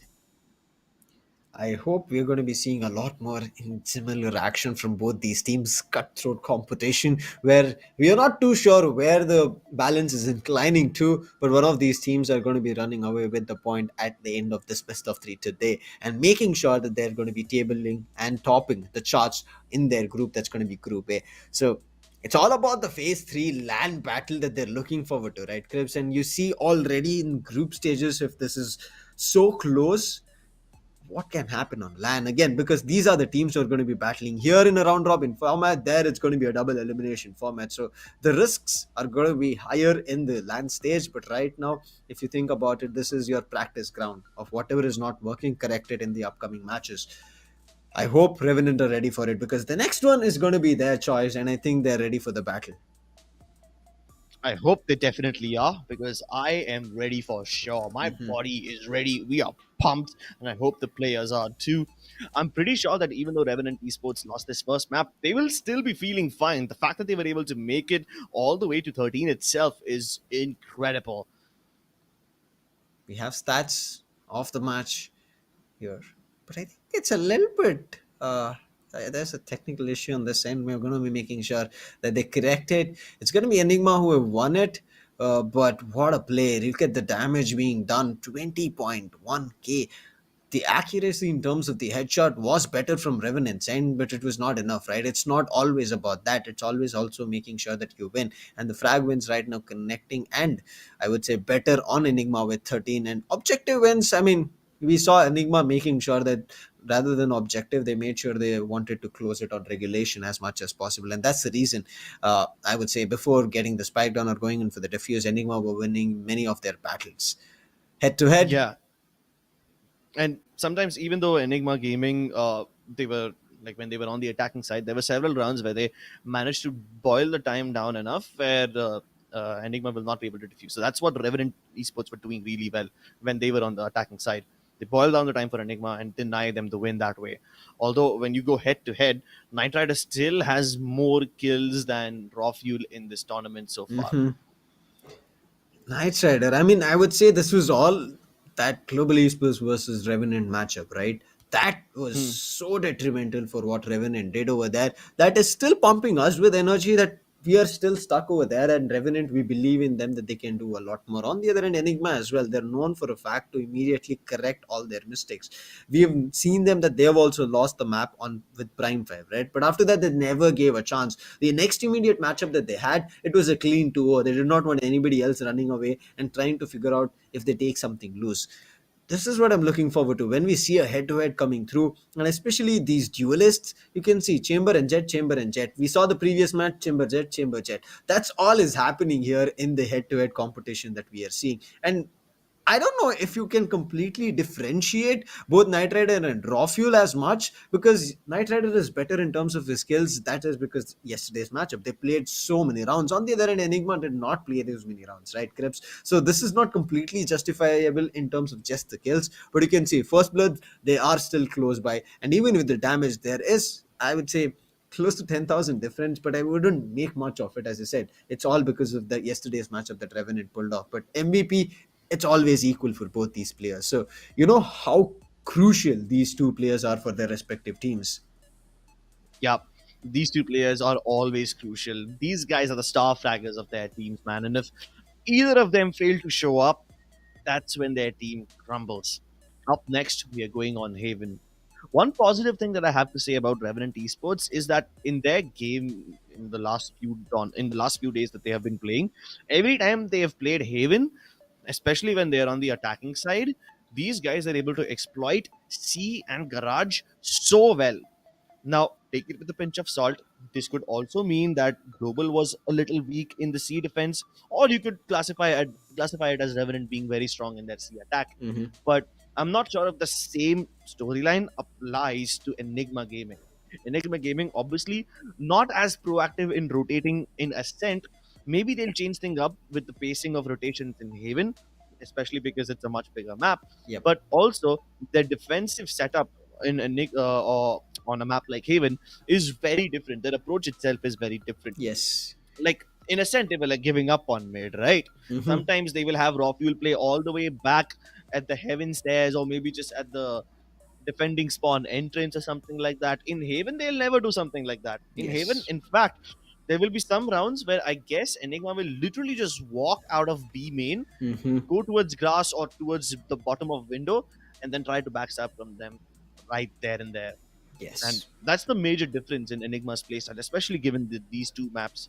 Even though mid control is important in both of them, the approach is just so radically different. It is attack favored map, right, Heaven? So they need the defensive side to be a little bit overpowering, and that's why they do one of those pushes and try to kind of gain control. Maybe not even kills, but at least some kind of control that they can be worry free of. Okay, this side can be cleared off. The less number of defenders here should be good because the others, there's no sound being heard. So they push up to the other side. But there's one thing I did miss to talk about is going to be the Fade play coming through. I would say of all the Fade plays till date, Crips, I want to know your opinion also on this, of how Wim played. It was more than effective. It was close to being one of those best Fade plays till date in Skyesports Champions Series. What's your opinion on that? I think I'm gonna have to agree with you. While there have been several people who have picked Fade, none of them made me come to the edge of my seat like Wimp did. Yes. He was spectacular. I mean, I was looking forward to a lot more, but jumping into the agent selection itself, Wait, what? Yeah, sure, we were talking about Fate, but I didn't expect this to come through in Haven. Crips. That too as a replacement for Sova of all agents. I think we were just talking about it, right? I mean, I know they cannot hear us. We were saying that Wimp would play it so damn good. Now RVK is like, you've not seen mine, and let's see what you say after this map is done on my Fate gameplay. Yeah, man, that's gonna be amazing. So, Antidote has picked up the Killjoy this time, and Rexy has picked up the Omen. That's a little switcheroo that Enigma Gaming have done. In Yes. the last game, Antidote was the Omen. RVK still playing as the Initiator, but man, I really thought that Fade will never make it into Haven. I thought that this is still a map where Sova reigns supreme, but apparently I've been proven wrong.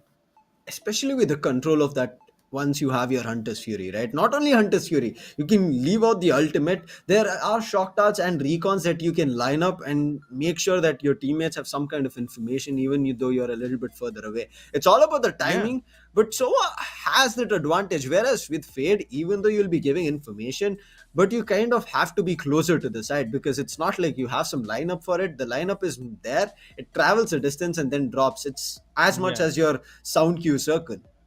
Yeah, exactly. And I mean, you spoke about the Sova gathering information, man. I have another theory. Sova can even deny information to the opponents. We've seen so many Sova lineups that are dedicated just to breaking the Killjoy utility, which is placed inside garage or placed at the mouth of the B site entrance. So many times you've seen players like Kappa use those lineups and instantly destroy whatever chamber traps or Killjoy traps might have been placed at the start of B entrance. Now, with no Sova in the game at all from either side, all the Sentinels can continue operating without any worries at all. I agree with you. I mean, I think this is an advantage that Revenant can take, that the information wherever Enigma will be getting is making sure that an agent is very up close. So they can try and push that agent and try to eliminate that. And also Knight Rider now coming in with that jet, he has the opportunity and starting off an attack. They can try and isolate a couple of sites with themselves. And as we were talking about Knight Rider himself, your camera, we can see him. He cannot see us, my bad. But the entire squad as well lined up from Logista's camera. You can see them. They're prepared. I mean, there is no sign of worry on their faces, right? Even though they lost it, it looks like they did. For them, they are confident because they pulled off something unbelievable for us also to witness, and that does keep a team going. You shouldn't take the loss to your mind, because if you're able to push a team which was already at match point to your own overtime and then lose it, it's still fine, meaning that you have a chance to push a lot more. But right now, 30 seconds on the clock, will be jumping into Heaven itself, and I'm looking forward to how they'll be doing it. It's going to be starting off with Ghost 2 for Enigma, whereas only 1 on Revenant's end. Oh, this is going to be huge. Let's see how it's going to be working out. I want to look at the setup coming through from Enigma. You can see it's 2 players at A. They're going to be looking forward to pushing up. RVK is going to be helping out another teammate of his, and I'll be looking forward to how he's going to be making that count. It's looking very aggressive. RVK is looking forward to trying and seizing them. I think it was the seize ability. He did hold them to ground this time, making sure them not pushing up, waste their time as well, and DK them for a little bit. But now they're back to full health. But look at this, Knight Rider, he's ready. He's already activated his tailwind. He immediately goes up, and now look at him. He's running around the boxes. He's making use of his teammates' flashes to try and make things work. But RVK, it did spot him, but does not matter. Antidote finds a trade over there, but Ember trying to still cause chaos, making sure Knight Rider does not fall, and Knight Rider had to retreat over there because his teammates are nowhere close. But look at that. Scully is looking for to push up, trying to eliminate Knight Rider, but Knight Rider tucks himself to a safety. Knight Rider is still tucked in towards the Ace Sewers region. Meanwhile, the rest of his teammates have already gone away from this path. If Knight Rider plays this perfectly, he can figure out when Antidote will be rotating away from the A site. If Revenant, in fact, do try to go towards either B or the C region, this man, Knight Rider, will be acting like a live recon dart, monitoring the movements of Enigma 30 Gaming. seconds left. No sound cues have been given away by Enigma yet, but because Knight Rider didn't hear any rotations whatsoever, he now assumes that Enigma have already gone back to their defaults. He makes contact once again. And luckily this time there's only 2 defenders available. Oh. Antidote swings and he gets them both. The captain stepping up in incredible ways. And Excali also chimes in. This So, defense. the biggest factor over here about Revenant esports is that they survived the initial contact. There were at least 4 members of Enigma Gaming who rotated onto the A side quickly enough the moment they saw Revenant esports try to move in. And Revenant, even though there were so many defenders against them, somehow managed to retreat back with 4 players still alive. Yes. That is a good thing. The fact that they managed to go towards A again proves that they are a little confident about what Enigma Gaming rotations and defaults will be like and what their mid-ground callouts are. It didn't work out this time, but hey, at least their theory was correct, and that's the silver lining over here. Exactly. I mean, they were close, but it's okay. That means that they will be trying a little bit better in the next upcoming rounds, but the weapon is going to be better on Enigma's end. Rafuel and Antidote packing bags and sending them home. Logista, he'll be able to take Rafuel down, but that's the last. RBK is going to be using his Prowler. He's going to be getting the information, but wait, I saw that is going to be the end, but Logista still proving deadly with his classic. He gets 2 players down. Vim gets hit with a Prowler. He backs off immediately. Things have slowed down right now. Enigma also a little bit worried because they did not think that they'll be losing 2 players. Okay, so what do they make of this now? They managed to get a couple of guns, but hey, it's on the hands of Loki, and he doesn't have any health. Oh, the moment I say that, he gets healed. Nice. Still going towards the B side. Oh, but this Trailblazer will figure out exactly where the remaining members of Revenant are. Oh. More delaying tactics by the Sky, and Excali is just trying to buy time. That was a brilliant flash to get more info and also, as you said, delay. 30 seconds Right now, left. they have to be worried that they need to find a way to execute. But still, it's an anti-eco round, right? So they managed to get another rifle dropped, meaning Enigma's economy is going to be bad. Alarm bot, it gets destroyed. I don't think there was a nanostorm over there. Vim trying to battle it out. He just has a classic riders now. Antidote trying to surround him. Logista with the 3k, but the spike has been dropped now. RVK, he has the opportunity right now to swing up, but Antidote has spotted a player. He's calling in, but it does not matter. Antidote's ready, and it's a 3k coming in. But Logista, this man just brings every round too damn close, Crips. Too damn close. Yeah, exactly. He's been doing that since Ascent. And these are just the first 2 rounds of Haven, man. Ascent, he was able to clutch out some of those. I'm pretty sure that this time, if he had some more resources, a little better gunpowder, he probably would have been able to clutch this one out. But the silver lining over here for Enigma Gaming is that Antidote is sitting on 6 frags. He's so close to his lockdown.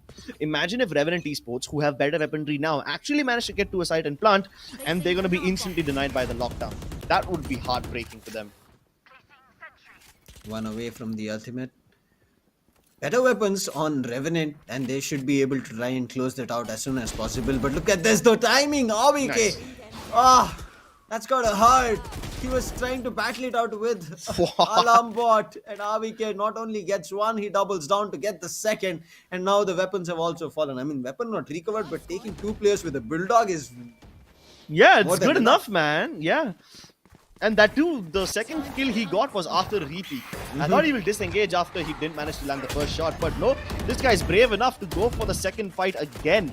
Loki supposed to fall back, but at least Skargod is able to fade away and kill RVK, turning things into a 4v3. They're still very adamant on hitting the ace side. They're gonna push right through the smokes where Rafuel is prepared. Excali also comes into the fray, and Revenant esports are falling apart right now. Yeah. But hey, it's not all bad. The clutch man is still alive. Oh yeah, expectations are high, but yeah, this time he looked worried, right? I mean, every time when he was looking closer to a clutch, he was the one pushing up. He was never in one particular spot. This time, he was worried not only because it was a full buy, but also his teammates quickly fell apart. I mean, without even giving him proper information. Anytime players from Revenant peaked or pushed up from A main or even A shot, it was always them falling one after another. So they did not have the clear-cut idea about how many of the players were there and what exact positions they were in. And Revenant lose their full buy, and that's going to be a free upgrade coming in from Enigma, and also their economy raking up.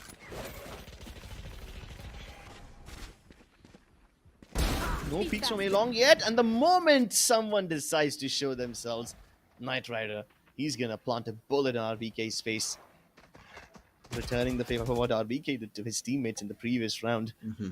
And after getting that pick on A, Knight Rider continues to encroach into that territory. Meanwhile, his teammates are trying to explore some options towards Garage. There's only a Nanoswarm in Garage, no alarm bot. So maybe they can actually make it into window. No, they back off. They don't want to explore that avenue just anymore. They might have heard the members of Enigma Gaming move towards C long, and that's exactly why they realize that if they continue going towards the C side, they will not have the positions required in post plant. They fall back from grass, hit C long, clear everything out, and only then they will continue going there. Knight Rider still revealing himself on the A side, but Rafuel realizes this is just a ruse. He's instructed the rest of his teammates to continue moving towards C, where they are ready to attack, and Rexy picks one through the smoke, even though he's blinded. A counter flash, that's gonna leave Logi blind, and Ember in dire need of backup. Knight Rider's the backup though. 31 HP. Can he actually make this work? Oh, even through the cloud burst, Antidote can see, and Knight Rider won't get any more frags for free. 4-0 being the scoreline. I mean, they are trying to get things closer, but Enigma are ready for any kind of shenanigans being pulled out, right? They are making sure they have better trades. They have the numbers up, and you saw that was a good push coming in from Knight Rider, only if it was only the one player Rexy on side and nobody else covering him. But right now, again, on a full buy is where Revenant are going to be. They are on an ultimate. Knight Rider is also having a chance to get his ultimate online. Others, most probably, yes, but you're seeing also another ultimate very soon getting activated from Enigma's and one far away from a kill or an ult top. Knight Rider again thinking of A, but I don't know, Crips here. Every time, why are they hitting A side after getting so many times denied and losing rounds? I mean, that's fine if they hit the A side. What's even more interesting is that this time Enigma, instead of rotating towards the A in order to back up and reinforce their existing players over there, they tried to push out C long.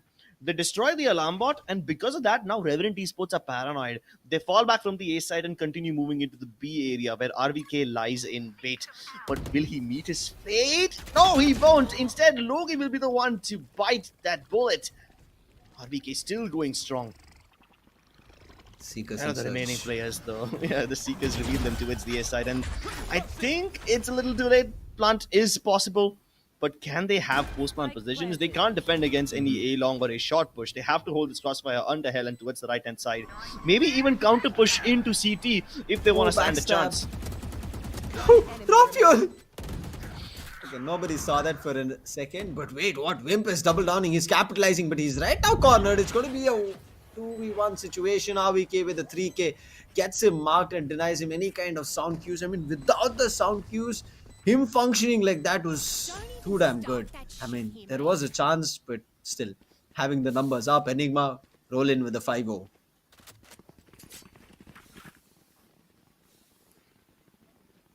Enigma Gaming. I mean, Rafuel over there. Can they continue this, though?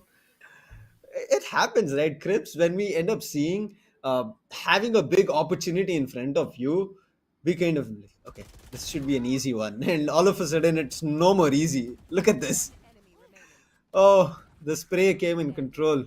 I mean, generally it doesn't, but players like Rafuel managed to control that.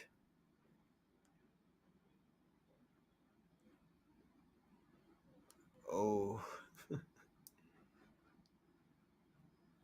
This is going to be good.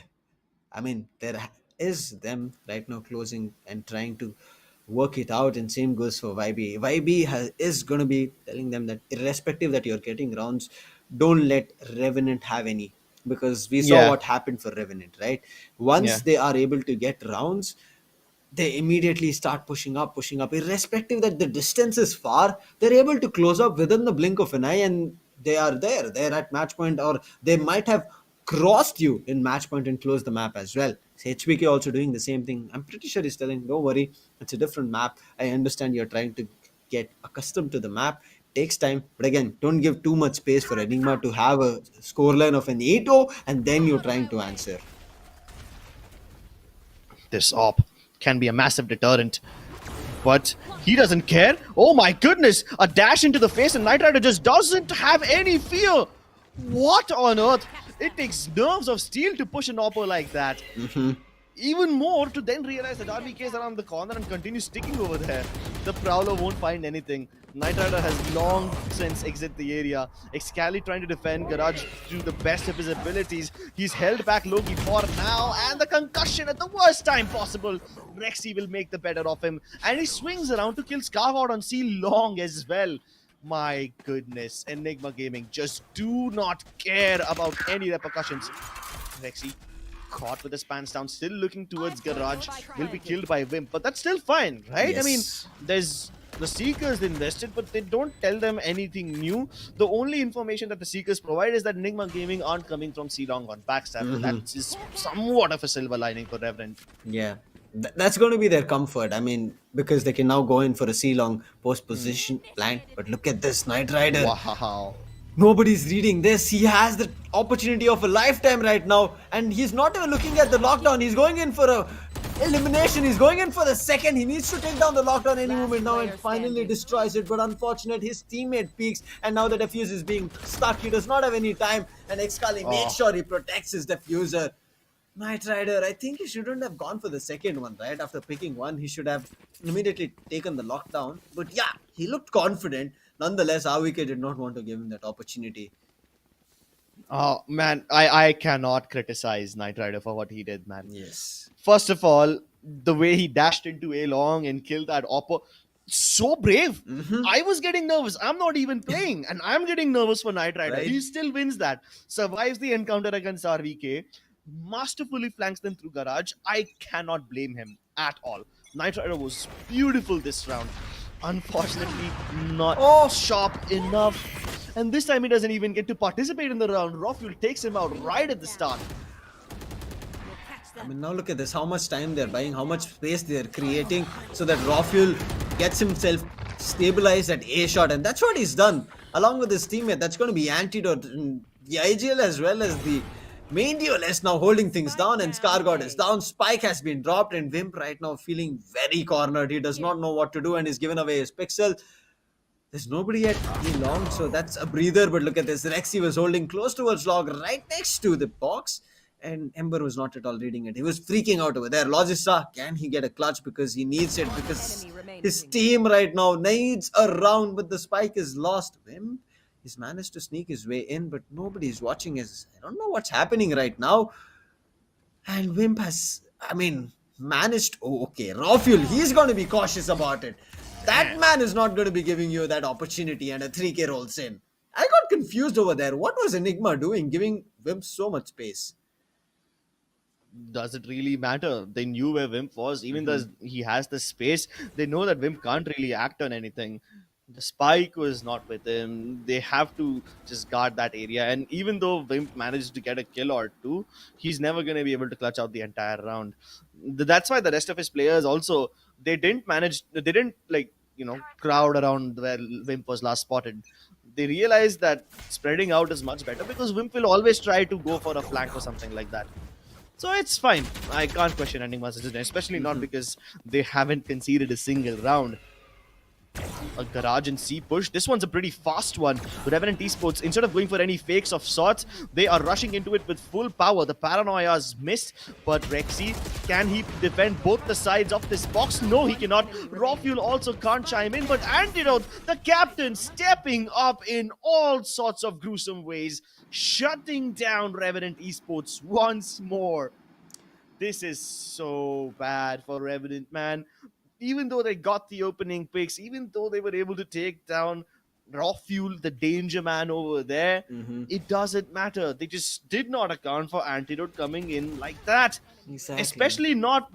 Especially not expecting him to push through the smoke like that, man. I mean, they pushed back of elevator over there to make sure Rofuel is down, and Antidote.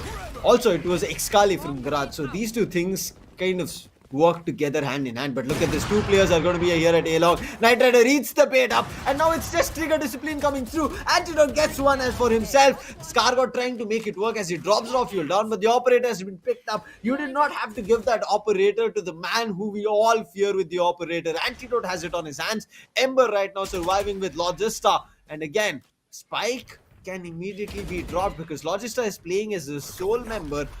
at A long, and you don't want that happening. You do not want to be isolated in a fight. But thankfully, nobody is pushing him up either from short nor from A main. Oh, can he sell this fake though?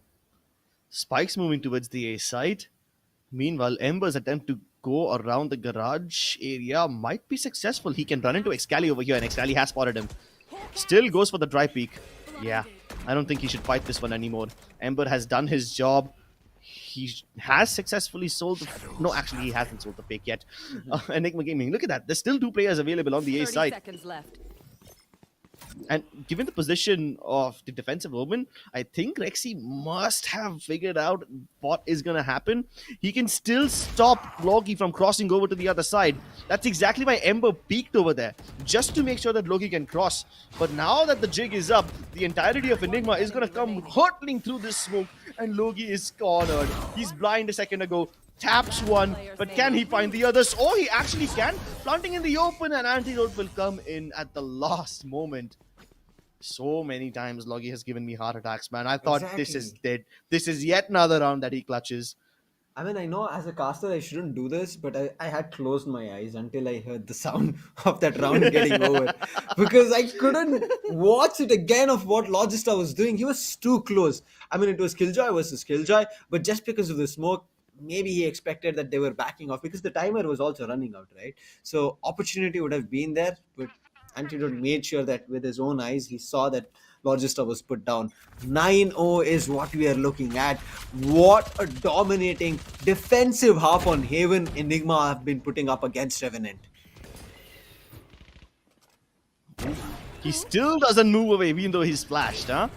And he doesn't even dash back. That's how confident Rockfuel is. Antidote just peeks out and sprays them both down. That's going to be a gut punch. Yeah. Enigma are on the verge of reaching double digits. Will we get to see yet another 13-0? Orangutan were the ones who did it on Bind, and now we're going to be seeing from an entirely different team, Enigma, on such a map where previously we saw it being overtime. Exactly, a double overtime. How do you go from having a 15-13 game to a 9-0 game, which could potentially turn into 10-0? Yes. Last player standing. This is just utility baiting right now. I mean, the way Enigma is just playing, right? They're trying to capitalize on either a double peak or most of their utilities. Now look at this Antidote again pushing up, trying to punish, and yes, with the 4K, closes the round for his team. 10-0 is what we are taking a look at. But that was just unexpected plays coming in from Enigma. They are timing it so perfect. They're putting a player up, trying to look forward to a fight, and that player, once he gets the information, what does he do? Tells his teammate as well, and you see another player swinging through. And that's what happened. Antidote wouldn't have swinged at all if Antidote did not, Rawfuel did not get contact with any of the players from Revenant. He would have stayed there. As soon as Rawfuel got an opportunity to grab the attention, Antidote peeked from Garage and grabbed 2 players, and then everything fell for Revenant. Oh. At this point, I'm not even sure what Revenant can do. The smoke that's been placed over there. Oh, that's a very creative haunt lineup all the way up there. Imagine if that is used as a bait and you have to force yourself to pull your aim all the way up there and then shoot back. That's going to be difficult to deal with. Rawfuel, though, everything's easy for him, isn't it? Just getting those 2 kills casually as if it's just another day at the office. The remaining members of Revenant also stationed just outside of Long. And I think what they're going to do is try to be patient, hope that Enigma Gaming focus on the other parts of the map, try to gather information, and then they can continue assaulting A-Log when the time is right. But then you have Excali. He's just thrown in guiding light towards Garage. He threw it towards the bottom of B as well. Figured out that there's nobody present, and the Seekers should reveal everything they need to know. Yeah, all the information. Again, AWK also looking forward to more such information, putting down some of his utilities, and they have not found anything. The banner hits at the right time, the opportunity is there, but both of them are tucked, and once the banner is cleared, Rawfuel is ready for a shot, takes and eliminates Logista. Spike is still on their back. Revenant will have a chance, but look at AWK pushing up. He should have the advantage over here, but no, the Spectre works for Vim better. But the Operator, wait, this time he misses. This was a leg shot. And Ember, he eliminates Rawfuel over there. Now it's a 2v3 situation, but the time is not that great of an essence, and he becomes the last player. Wimp is trying to capitalize. He just has 14 seconds to play with. If he isolates this fight and duel with Xkali, he should have an opportunity, but the paranoia chimes in, and I think this is going to be him going out. He's sticking in for the plan. Xkali will not give him the opportunity. 11-0. Wimp, he had to just take the fight, but who would have ever known that it was just one player, Xkali, on A side, and the last player, Rexy, who was coming a little bit late. But the paranoia, it bought more time. I mean, this was just another eco round for Revenant esports, and I think that the fact that they were waiting to sell that fake again, they move towards a wait a little bit more, hope that Enigma Gaming second guess themselves. That strat would have been successful towards the first few rounds of this half, but because Xkali had the Seekers, their patience was just not rewarded. Last round, what could potentially be the last round over here, and so many ultimates available. I think we're going to see a lot of explosive action this time. Oh, yes. Xkali pushing out all by himself, doesn't get traded. They're reading this right. He doubles up. That is amazing. Rexy and Xkali, both of them moving in one by one, is the disaster that Revenant esports were waiting for. And with this lockdown, it should be a cue for Rofil to move out, but instead he's going in deeper. Are you serious? This man has no fear. Finally, it takes a very enraged Logi to stop his killing spree. RVK puts that killing spree to an end, but it is down to Ember. He spots out RVK, but he doesn't know what Antidote was. He gets swung on so hard. What? It's coming true, man. It's coming true. The 13-0 dream. It might just happen right here, right now. This is just unbelievable of how we are seeing today's matches pan out. I mean, the play was good over there. The lockdown came through. Logistar took 2 players down from Enigma, and then he had gotten the space. But just like how Knight Rider pushed up, right? Rofil had that confidence, and with that confidence, his teammates started pushing up, not caring about the lockdown. And that's what Rofil needed. Just a little bit of a confidence that somebody is there to help him out. And Rofil started eliminating players. And the paranoia also came in from Rexy to help out over there. Even though he fell, but it does not matter. I'm sorry, not a paranoia. I think it's a prowler from RBK, which bit someone, and he was paranoid. He did not have any cue of what was happening. A 12-0 right now, starting off. Revenant on the defense this time. Attack, they could not do anything. Knight Rider's position is known. Ember's position is marked. He has nothing that he can do better here. The Prowler is also going to be hitting him, but he is successfully fighting one. Making a second for him. Antidote, he successfully pushes up Garage and takes a player down. They're not going in for a 13-0. They're battling for this. They want to make sure Enigma don't have a clean map. And look at the positioning on Wimp. So many players of Revenant esports rotate towards the C side quickly. And when Enigma hear all these guns blazing over there, they realize that they have successfully managed to pull the rotation. So they are the ones who are now going to wait outside C-Long. They will be the ones who pull a page out of Revenant's book and make them second guess themselves. Wimp, does he ring the alarm bells just yet? He doesn't need to. He's killed Antidote. The other players are not present in this region. Knight Rider has heard them encroach this place, and he is ready. His teammates are approaching here as well. Rogi hasn't revealed himself, but now he's flashed. The burst from the Classic, not enough. They've boiled it down to a 2v2. No, not like this. It was going in the favor of Revenant, but Enigma might just be able to swing right back. They can plant towards the back of site, but it seems like they don't have time for it. They're going to make a run for the B site. No, not even B. They're going all the way around the defender spawn and going A. They need to race now. Scargod trying to kill them as they cross this little gap, but they have made it through successfully. They have enough time to plant, but not enough time to go for the post-plant positions. If Revenant esports can hightail their way over here, they can potentially stop before Rexy gets into a worse position, and they kill him right through the smoke. Xkali on top has to pull off the clutch of a lifetime if he wants to make this 13-0 dream come true. But Revenant are the ones who are shaking in their boots right now. The fake tap, both of them trying to make this kill work, but Xkali has boiled it down to a 1v1. Scargod finally pulls off the impossible with 1 HP left. What was that round? It was a chase. Yeah, man, this is like playing NFS Most Wanted all over again. The cops right behind you and Enigma trying to run away with the stash that they've just stolen. Oh, that was just too close. I mean, Scargod was pretty dented up way long back. He was the first one who should have fallen. But Wimp was the one who falls there, taking a lot of those bullets, and then Scargod gets the opportunity to spray. Ah, what a close round. 12-1, 13-0, Incredibly not a close, flawless. man. Well, it's fine, man. I'm pretty sure that Enigma Gaming don't really care. When you have these many map points, it's just not gonna bother you. Oh, forget map point. This is the match point right now. Keep in mind, Enigma Gaming already won this previous map.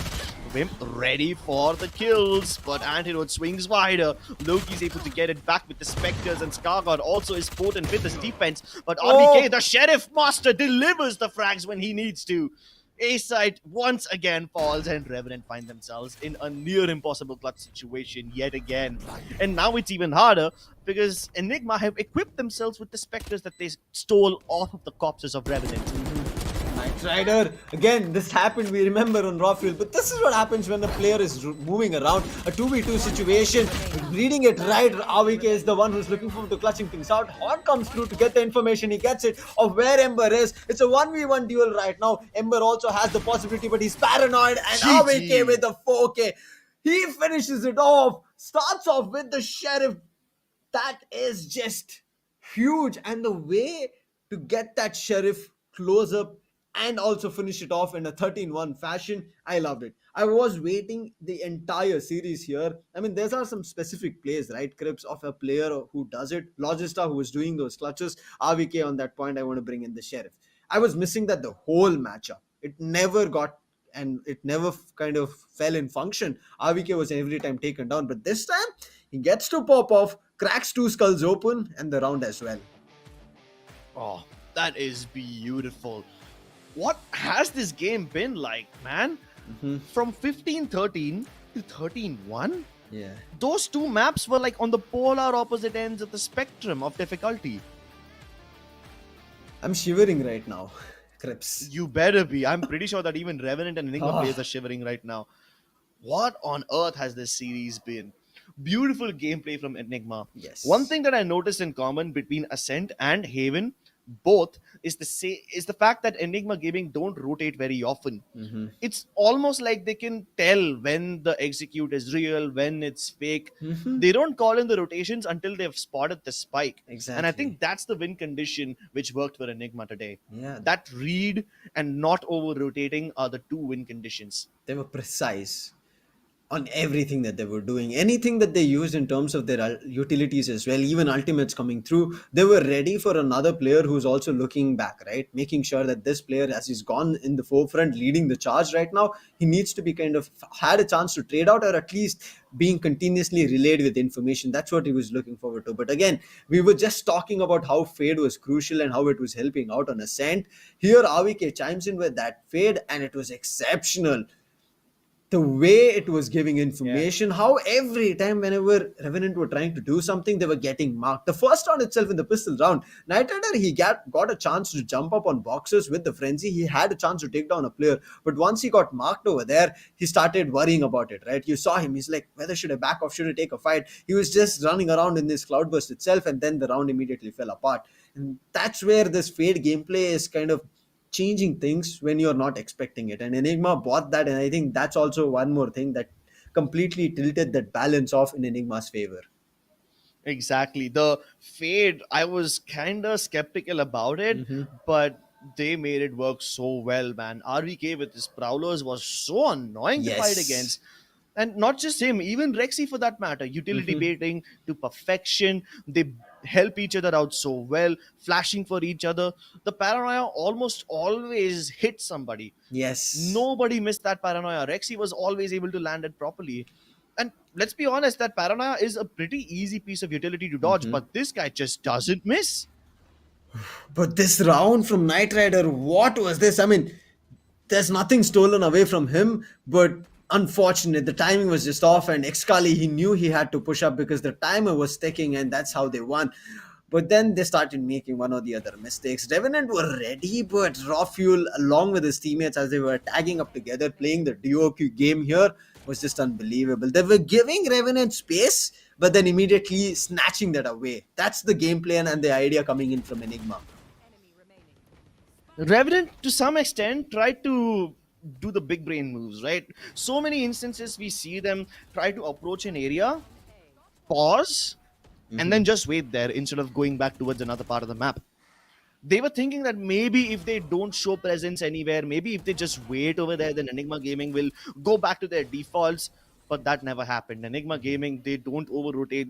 They figured out that Revenant esports were always just trying to do that same tactic again and again. And as a result, they had absolutely no trouble reading the movement of Revenant esports. But Yes. even though this was a pretty one-sided victory for Enigma Gaming, I have to point out the amazing contribution of Logista and Knight Rider. Knight Rider bravely making those entry frags work for them, especially that one round where he had to break the lockdown. That's always going to remain in my memory, man. It was such a Yes. risky move what he did, but he went for it regardless. And Logi, he had several clutches in Ascent. Sometimes he got close to clutching it out in Haven as well, but as they say, it's not over until the fat lady sings. And unfortunately, Logi, he just couldn't find that voice today. Yeah. I mean, it was done. As Knight Rider pushed up, even Rafael got an opportunity as he had a teammate also helping him out. And then everything started falling apart. They could not do anything. The last player surviving, Antidote timed it perfectly, eliminated, got the match point. But look at this. This is the annoyance that we were talking about. But yes, they got that first round under control on the pistol. They did read Enigma, but that chase then happening was just a sight to be looked on to. I mean, even if you stop talking about that and just let the chase happen, it was interesting on its own. But how close Excali bought it, eliminating Vim first and then had to just connect one bullet. But I think just getting stopped over there for a second, he froze, and that's the reason got an opportunity to push it a little further, but that's the last that they got, nothing else, and immediately Enigma closed it out. But again, look at this round, they managed to get a couple of players off, but RVK, once he started popping off with the Sheriffs and got the Spectre under control, nobody could deny him. And you saw how he was playing around with Ember, right, as soon as he was marked, and that was the close, where 13-1 was the scoreline that we saw. And who would have predicted the MVPs are just going to be killjoys from both the sides? I mean, I can't really point out who the MVP is on the side of Enigma. In dominant victories like this, Yeah. everyone lifts their weight equally. But you certainly can't deny that Logista was the better player over here in his team. His clutches, his contributions, just so impactful. Knight Rider had some amazing entry frags, but unfortunately, because he was dying first almost every time, he can't live to see the tail end of the round. Look at the KD ratio of Antidote 4.2. Exactly. Bro, are you playing deathmatch or something here, bro? That's a question to be asked truly to him. I think I should do that later. But Antidote. I mean, today I think this is not the only matchup where we saw the Killjoy popping off. Yes, Persia as well on Orangutan's end. Oh damn, he popped off on the same map, Haven, where he was the MVP. So Killjoy is doing a lot of the heavy lifting on Haven, and I think that's something that we'll be looking forward to as in the upcoming matches of how it's going to be working out. But yes, I felt like here it should have been a double duelist setup coming in from Revenant, especially on Scargod and the Neon. I think that switch up maybe kind of helped Enigma where they were ready, right? That Fade gameplay came into action and there was nothing that Revenant could have countered with, even though they had flashes and all. But annoying was those abilities from Fade. Oh yeah, definitely very annoying. You remember that one lineup that made the haunt pop all the way up Yes, on the box on Along. Yeah, and it went up so high. Yeah. That's gonna throw your aim off so bad, man. So yeah, I'm really looking forward to what the Fate can do. At this point, we're just starting to scratch the surface of that character. I'm sure that as more time passes, the experts in Enigma can figure out something or the other where they can push this character to its limits. Yes. I mean, right now every team is exceeding limits, right? Especially with the first map on Ascent on an overtime. That was Revenant exceeding their limits, and now Enigma making sure they close off flawlessly. Revenant did not give up. They knew they had the fighting chance. And that's why we say you should never give up until you see a victory or a defeat on your screen. And that's what Revenant were trying to do. But right now, look at this head-to-head from a different perspective of the agent and the player playing. It's Logista as well as Antidote right as now that you can see. Yeah. And Logista, man, he was so instrumental to his team's success in Ascent. If it wasn't for him, that match would have been over way longer ago. Um, even though his most big character is Killjoy, Antidote has a little more versatility that way, right? He was switching around Yes. between the initiator and the controller role between him and Rexy. Um, it was just the better day for Antidote over here. His calling was on point. He made sure that his team has all the information they need, even Excali for that matter. He was getting so much information for his team, whether it's with his Yes. flashes, whether it's with the seekers, or sometimes it's by just walking into an area, shoulder peeking, and spotting something. I agree with you. I mean, every player from Enigma on Haven, they were playing very good. There was no questions on that. Every utility worked. Their peaks were brilliant. There's one thing I still want to point out on Antidote's end is the first blitz. I mean, he's left out that duelist part, but I don't think from his veins that is ever going to go out. 16 first blitz, still being that controller, IGL, initiator, sentinel, playing all these versatile roles. He's still able to get first blitz and also prop up an operator certain times and also make rounds happen for his team.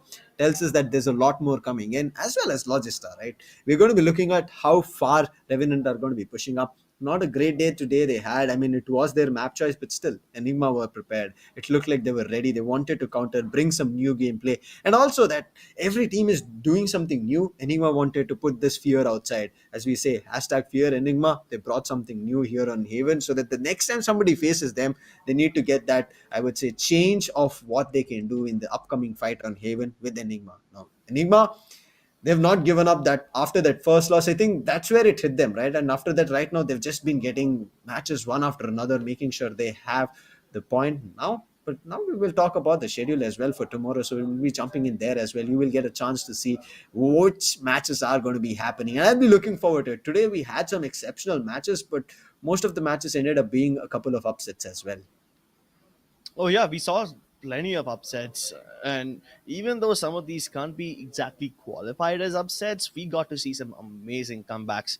I think Revenant esports are getting synonymous with the word comeback right now. Yes. Whether it's the performance yesterday against Global Esports or whether it's the performance today on Ascent, even though they didn't win it, they definitely won our hearts when Oh, they yes. performed like that. This was just, I mean, I don't know how to kind of, even though we Enigma has won this victory and will be having also table topping on the charts, I'm still trying to figure it out how Revenant, as you said, they've stolen our hearts. The way they were able to keep pushing, especially Logista to be specific, on both the maps. He was just brilliant for the entire team. But again, Enigma, they were ready and they had understood what they had to do better to how and when they have to figure out of what's happening in every round of Haven. You saw when the new Knight Rider was here, everybody else started coming in, making sure Knight Rider would not have a chance to push up or prop up, and they were able to push him back, right? Numerous times Knight Rider was trying to enter fag. If he found one, they were immediately either taking him out or either making sure that he pushes back, and he started worrying about it. He was trying to go back and trying to figure out a new strategy.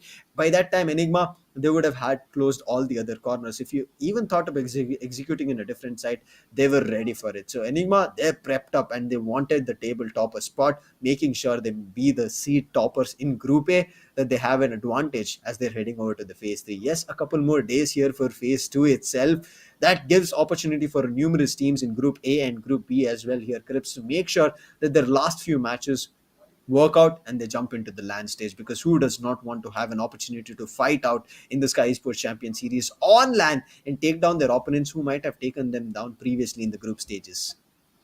Yep, that is right. Revenge stories can be plotted over here. Anything that happens in the group stage will have repercussions in the land stage as well. And at that point, all the data that you gathered over here, the teams, whatever they learn from this place, they can use it on the other side. Sure, Team Revenant are not in danger just yet because they've won enough and they should be in the top three somehow or the other. But obviously, getting into the number one seed is an advantage of its own. This on your screen right here, ladies and gentlemen, is the schedule for tomorrow. We have Orangutan versus Reckoning Esports, then we have Velocity versus Full Power Gaming, and last but not the least, Enigma versus Global Esports. It's kind of poetic, right? How Revenant beat Global yesterday, They almost beat Enigma today on one of those maps, and now Enigma and Global will face each other. I'm sure that Global must have been watching this game, and tomorrow Global will be like, you know what, we should pick up Haven again. I agree with you. Haven is something that they want to watch out now from Enigma after they've done close to a clean sweep. Interesting matches up ahead, not for the teams I would say who are already looking good in points, such as Orangutan, Velocity, as well as Enigma, but it's going to be a very crucial day for Reckoning, Full Power, and Global Esports. They need to get points, but the last match of the day is what I'm even more keen and interested on, is because after Suini's defeat, this is the first time Enigma and Global Esports are facing off against each other. Oh yeah, I forgot about the souvenir, bro. This is the revenge story of Yes. sorts, right? Enigma Global Esports, they met each other on LAN a couple of weeks ago already, and Global Esports beat them 3-0 over there. So this is a long overdue revenge story for Enigma. Even though Enigma were completely flawless in their starting stages of the first 3 days, they never took a defeat to any of those three teams. And after that, grand finals, Global were just a new force completely, and nobody even had the idea, and that's the upset. I feel like the entire Valorant scenario throughout the global stages as well is just filled with upsets in these recent times. I'm really looking forward to some of those upsets, man. Revenant upsetting Global yesterday was a big deal. Now, luckily, Revenant won't be playing tomorrow, so they can have a little bit of rest. But whatever happens after this one is going to be the last few stages of phase 2. Yes. If your team hasn't been able to perform up until now, you better make sure that they do so in the last 2 days. Keep in mind that out of the 12 teams over here, 6 teams in each group, only the top 3 will make it to the land stage. And if you're in that bottom half of your table, then I'm sorry, my friend, doom has been spelled out for you. I hope right now they're prepared for it. Yes, the prize pool right now in front of the screen, we've been talking about it a lot. But Crips, there are 2 matches I do also want to let our viewers know. You were looking forward to Valor and Prime 5. That is going to be happening a PoE stream on Router exclusively, so you can check that out if you want to know. Alongside that, there's going to be XLE as well as Union Gaming, which you will be looking forward to. So these teams are still looking forward to their points in the overall standings in the group stages. It's going to be tough. Union also on the bottom, XLE as well in the last, and Prime 5 at the 5th position. So goes for Valor in the 4th. So these teams are looking forward to getting points and trying to get to that threshold of the 3rd place. If they reach, they're going to be jumping into the land stage. If not, they're going to be missing out the opportunity of getting these prizes, both individual and team prizes. And while the money is lucrative and necessary to sustain human life, that's not what the teams care about here. Exactly. I'm sure they care more about the fact that they get to represent their country and participate in the VCT APAC. That's the bigger piece of the prize of the year. Exactly. The stakes are getting higher and higher, and every team wants to put their best foot forward to show the world that South Asia has some really, really powerful Valorant teams. I'm looking forward to how soon we are going to be jumping into the next upcoming days here, Crips. Oh, I'm excited, but this does bring us to the end. This is going to be me, Lucifer, as well as Crips, being excited and signing off of this day of group stages. Looking forward to an exciting one tomorrow. Until then, take care and see you soon again.